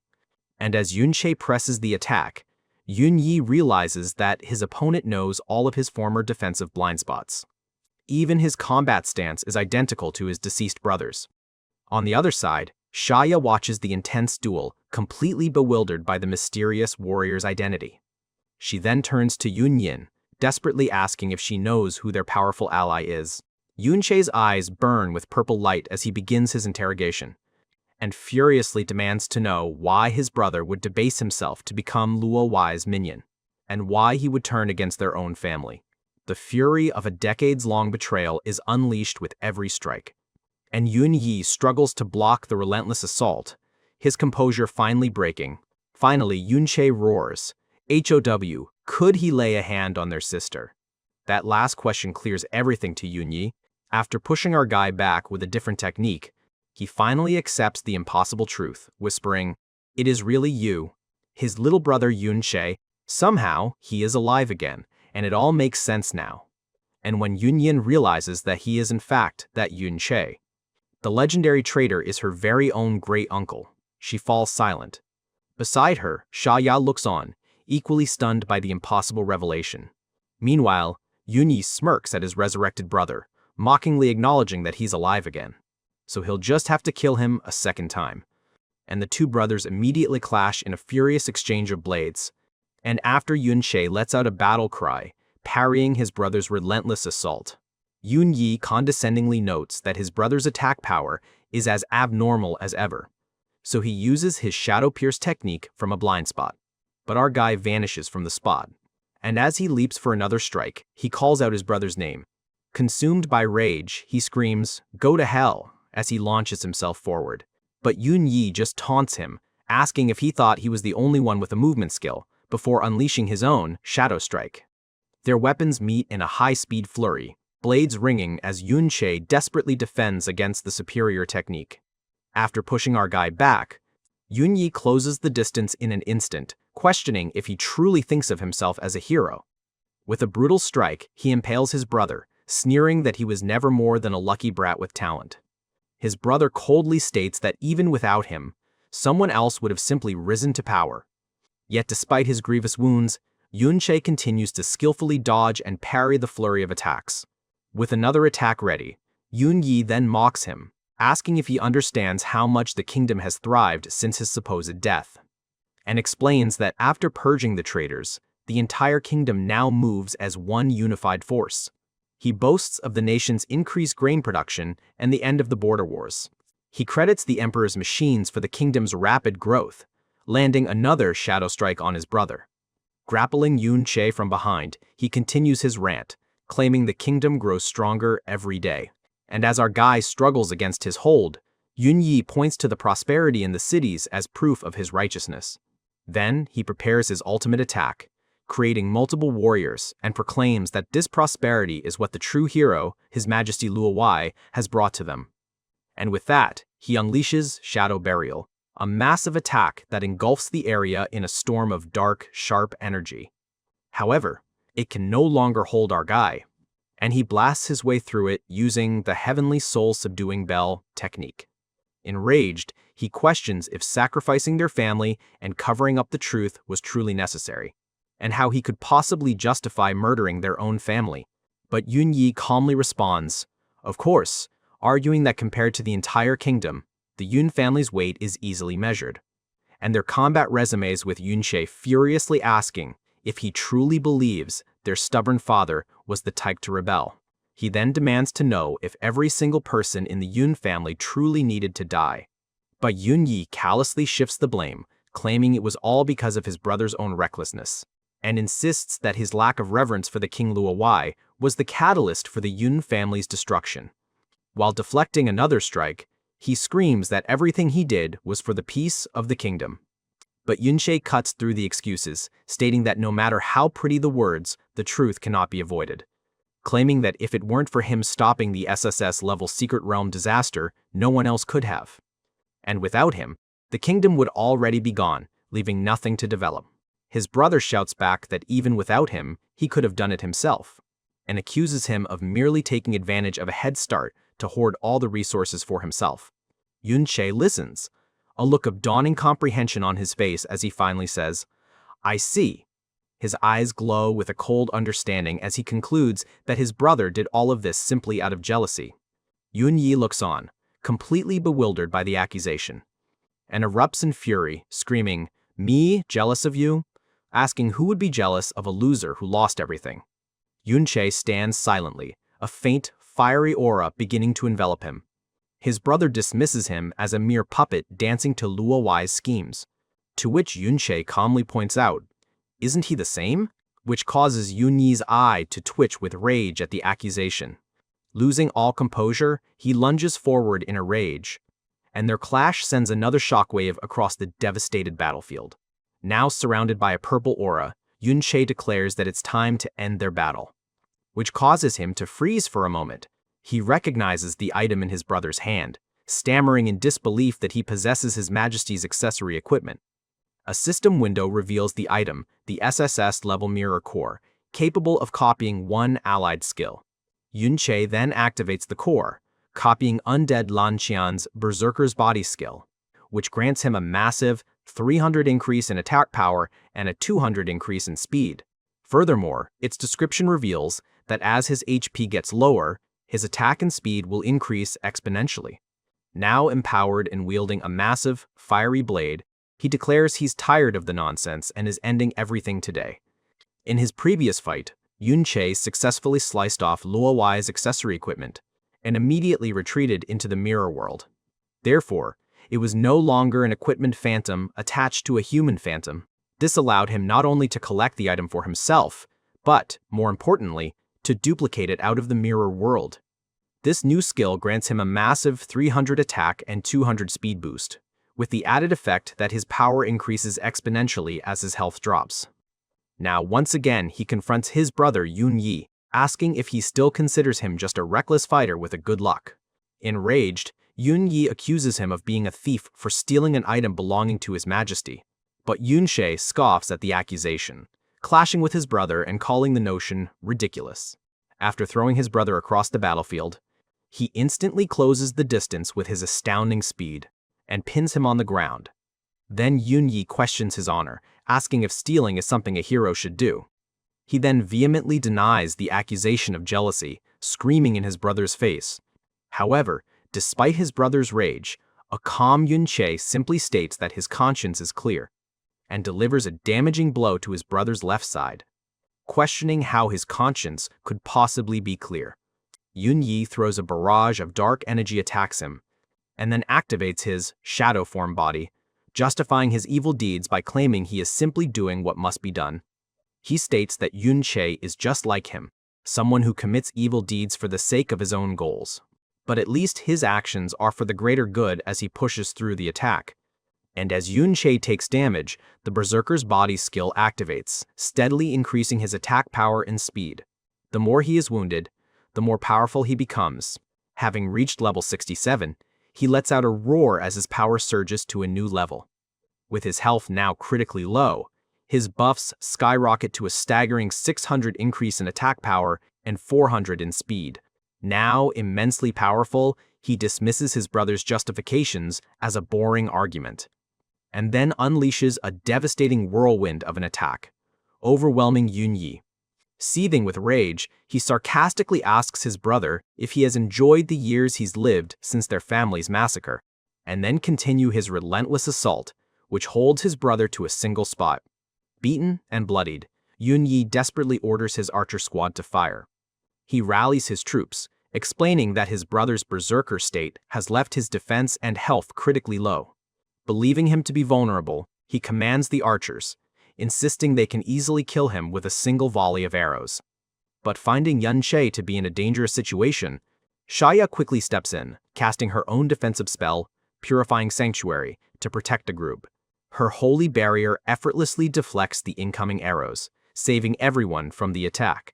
But the constant fighting begins to take its toll, leaving even a powerful warrior like her exhausted, which gives their enemy the opportunity to attack her while she is down on her knees.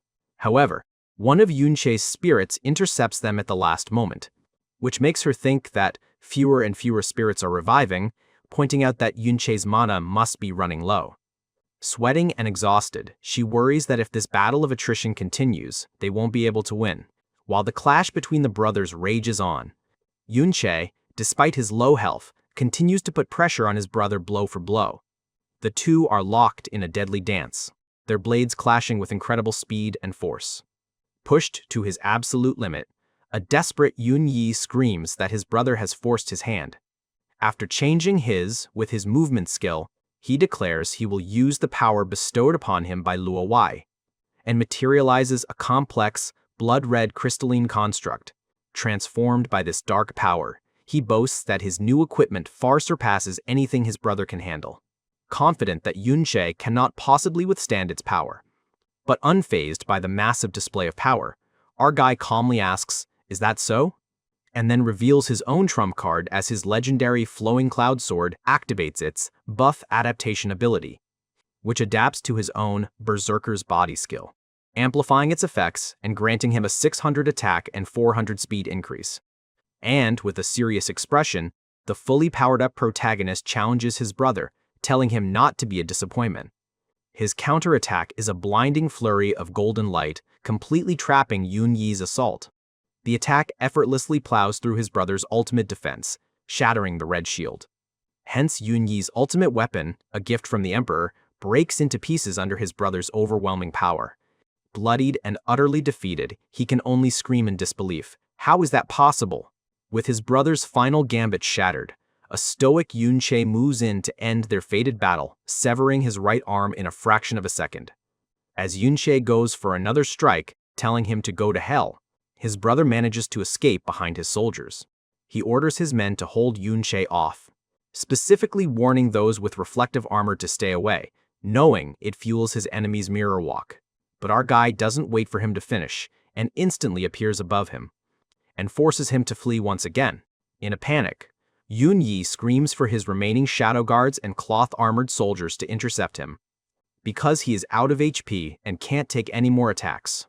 The remaining guards desperately try to block his path, but their efforts are futile, so they prepare to swarm him.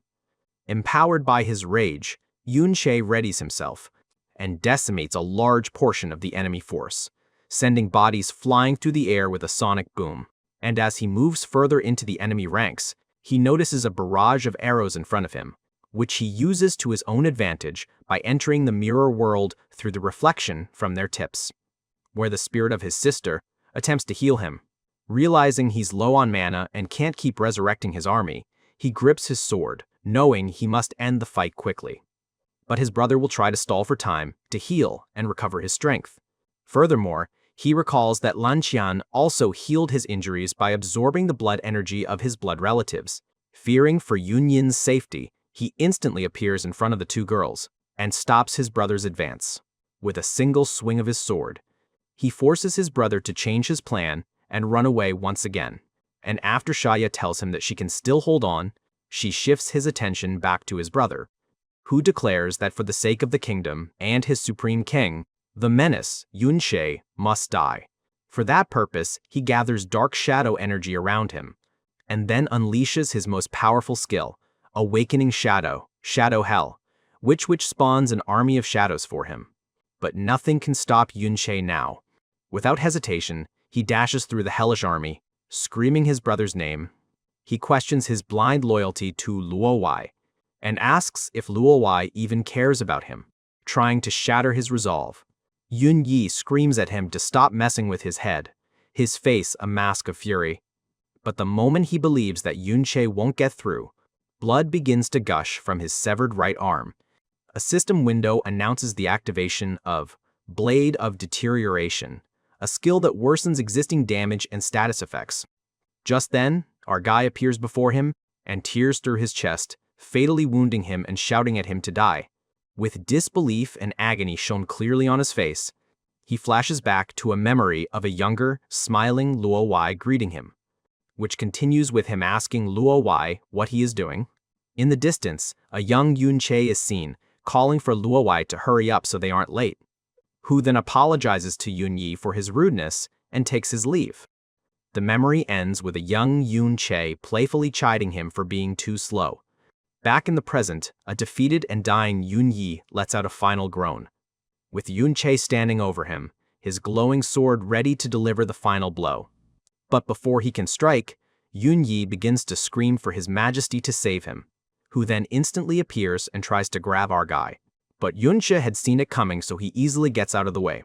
Yun Yi, barely alive, looks up at his savior and admits that he still needed to be saved in the end. Luo Wai stands over him, surrounded by crackling energy, who condescendingly tells him that he has gotten old. He then berates his dying subordinate, pointing out that he lost despite having a powerful weapon, while his enemy hasn't even had a class advancement.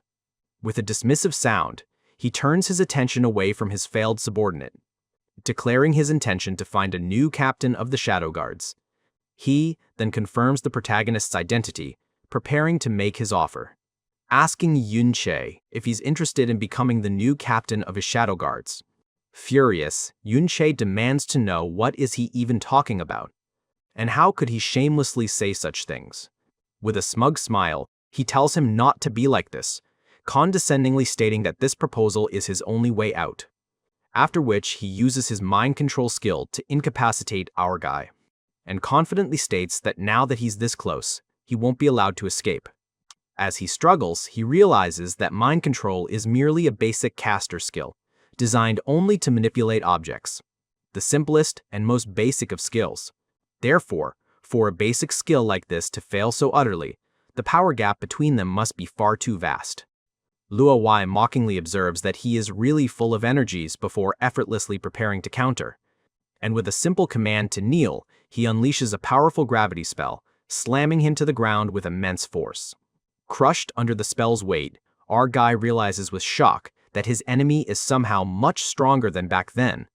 Luo Wai then suggests that he should kneel and repent for the sake of his deceased disciple, Lan Qian. Instead, our guy uses his heavenly soul, suppressing Bell skill in response. Noticing some angels flying around him, Luo Wai identifies the invincibility state bound to the spirits as an interesting skill. However, he casually dismisses the S-rank invincibility as a mere decoration, shattering his defense with a flick of his wrist, declaring that this next attack is retribution for his many sacrificed soldiers and shadow guards. He stacks the gravity spell a second time, doubling the crushing pressure on Yun Sha, which makes our protagonist admit that this is a level of strength he never achieved, even in his past life. So this time, he tries to use his undead army. However, Luowai looks down upon the charging army, contemptuously referring to them as scum. And with just a casual wave of his hand, he unleashes a devastating wave of power that completely obliterates them all. He then reminds his cornered opponent that, unlike their last encounter, he won't be allowed to escape this time. Having figured out the hero's weakness, he taunts him, stating he won't give him a chance to use a mirror for his displacement skill. This makes Yun Sha grit his teeth, realizing he is still far too weak to fight Luowai on even terms. Meanwhile, Luowai continues his assault and increases the gravity to 3 times strength. He then dedicates his next attack to the memory of Yun Yi, and when the two girls try to execute a hidden attack, then Luowai unleashes a massive explosion of golden energy, targeting those defenseless friends. He casts a heavy pressure spell, bringing the full weight of his power down upon them, which brutally begins to crush both women, leaving them bleeding on the ground. He coldly tells him not to rush, promising to deal with his friends after he is finished with him. So with a sinister smile, he stacks the gravity spell to an unbelievable 5 times, declaring it's for his deceived granddaughter, Yun Sha. Luowai notes his stubborn refusal to break, remarking that it's just like that other Yun Sha, and if our guy hadn't killed so many of his men, he might have taken him as a subordinate. However, despite the crushing pain, Yun Sha lists the names, Lan Xian, the soldiers, Yun Yi, and Luo Sha, and accuses him of merely putting on an act, pointing out that with his own health gone, he could kill him with a single finger. Combined with what Yun Yi said before, caused Luowai to act earlier than planned. He demands to know what he was waiting for, questioning what event would have required him to act later, but with him falling silent, someone else answers his question. Suddenly, the immense pressure of the gravity spell vanishes. Luowai smirks, admitting that despite some minor accidents, he ultimately succeeded to lure out his true target, who is identified as the legendary Master Sha Wan, father of Shaya. He confronts Luowai, telling him not to call him master, as he has no memory of ever taking him on as a disciple, and that he only ever took in one disciple, and only at the request of a good friend. He then turns to the exhausted Yun Sha and asks if he can still hold on, prompting him to recognize his old master. Decades in the past, a flashback reveals a grueling training session, where, exhausted from his training, Yun Sha dismisses his master and challenges him to fight with a simple branch, if he truly has guts, which his master easily accepts. But still, he sends the boy flying with a single strike from the branch, demonstrating his overwhelming superiority. Standing over his defeated student, he asks if he can still continue. But refusing to admit defeat, the boy struggles to his knees. Defiantly claiming his injuries are just a minor bruise, he charges his master once more. And once again, he is brutally struck down, the impact echoing through the training grounds. The sun sets on the training grounds as the intense session continues. Once more, the master queries his student's endurance, asking, "Can you still hold on?" Lying face down in the dirt, the boy can only manage a defiant grunt, stating that it's just a minor bruise. The master comments that while he'd heard the boy was undisciplined, this perseverance shows he isn't entirely hopeless. He acknowledges the boy's decent ambition, seeing the true potential in his student. And so, the master officially offers to take him on as a disciple, though the boy mutters that he never planned on it. In response, the master's branch slams into the ground and explains that their bond will be like that of a father and son, as his swordsmanship legacy is passed to only one person. Despite the boy's cheeky comment about not respecting his own father, the master simply commits to training him properly, and regards his new disciple with a warm look, promising to guide him not just in swordsmanship, but in all aspects of life. But correspondingly, he vows to protect his young disciple with his life until he is fully grown. Back in prison, the master assesses his student's state, noting that despite the impressive power-up, he's still falling short. A wave of emotion hits Yun Sha as he realizes his family and friends from his past life aren't all gone. Echoing the words from his very first training session, a determined Yun Sha declares his injuries are just a minor bruise, immensely relieved that both Shaya and his master are alive. Luo Wai sneers at the reunion, enraged that his former teacher only ever acknowledged Yun Sha. But Master Shawan effortlessly deflects Luo Wai's ensuing attack with a brilliant flash of light, which sends shockwaves across the battlefield while protecting his allies. Master Sha then declares that with him present, it's time to end the fight without involving anyone else. To which Luo Wai agrees, his expression cold and resolved, ready for their true battle to begin. And as the two powerful figures face off, the very ground shatters around them in preparation for a cataclysmic duel. The master instructs Yun Sha to use this opportunity to escape with Shaya and Yun Yin, telling him that his daughter knows where to go. Because the current Luo Wai is unbeatable, even if they were to combine their SSS rank powers. Yun Sha listens silently, understanding the gravity of his master's assessment of Luo Wai's strength. As a final instruction, his master reminds him to enter the mirror world and collect Yun Yi's spirit to gather intelligence, which comes as a surprise to our guy, making him question how his master could possibly know about the mirror world, who then tosses him a glowing crystal, simply telling him he'll need it for what's to come. The object is a spiritual matter crystal, an item containing potent soul energy. Hence the battle begins the moment after that, and in an instant their clash destroys everything around them. Yun Sha is still reeling, unable to comprehend how his master knows about a skill that only activated at the very moment of his death in his past life. Shaya urges him to escape now, promising they can explain everything once they are safe. With a look of concern, she expresses her surprise at his resurrection and warns him not to die so easily again. Hence, wasting no time, she leads the way, shouting for him to follow her. But first, he has something else to do. So he enters the mirror world to collect his brother's soul. He reflects on his lonely journey, realizing his rebirth might not have been a mere coincidence after all. He recalls the overwhelming power of his enemies and the feeling of fighting a war that spanned decades all by himself. Past betrayals by family and friends had left him feeling utterly isolated in his quest for vengeance, and the daunting task of facing an entire kingdom built on a foundation of lies.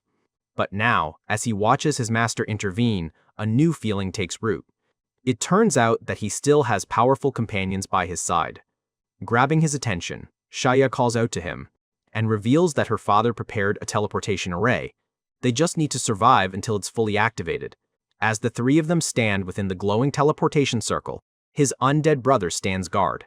However, Luo Wai spots their escape plan and tears a massive chunk of the battlefield from the ground and hurls it towards the teleportation circle. Yun Sha and Shaya can only watch in horror as the colossal projectile threatens to annihilate them, which basically levels the whole area in an instant. In the next scene, Yun Sha's eyes snap open as they successfully teleport to safety. They arrive in a new location, only to be surrounded by a group of armed and wary individuals. But Shaya quickly diffuses the tension, declaring that they are all allies. She gently tells a still hostile Yun Sha to put down his weapon, reassuring him that they are safe, and then formally introduces the group as the comrades she has gathered over the decades to fight against Luo Wai's tyrannical kingdom. His eyes widen as he takes in this unexpected revelation. She then takes him to the side and gestures towards a grand entrance, revealing their hidden stronghold. A sense of belonging begins to dawn on his face. Shaya proudly presents their base of operations, the City of Resistance, Ember City. Looking at him with empathy, she tells him that, whatever he's been through, he is now safe among them. And from now on, he is no longer alone. With a newfound sense of peace, he deactivates his Berserker's body skill, his wild white hair receding. Returning to his normal form, he gives a small, genuine smile and agrees, at last ready to accept his place among allies.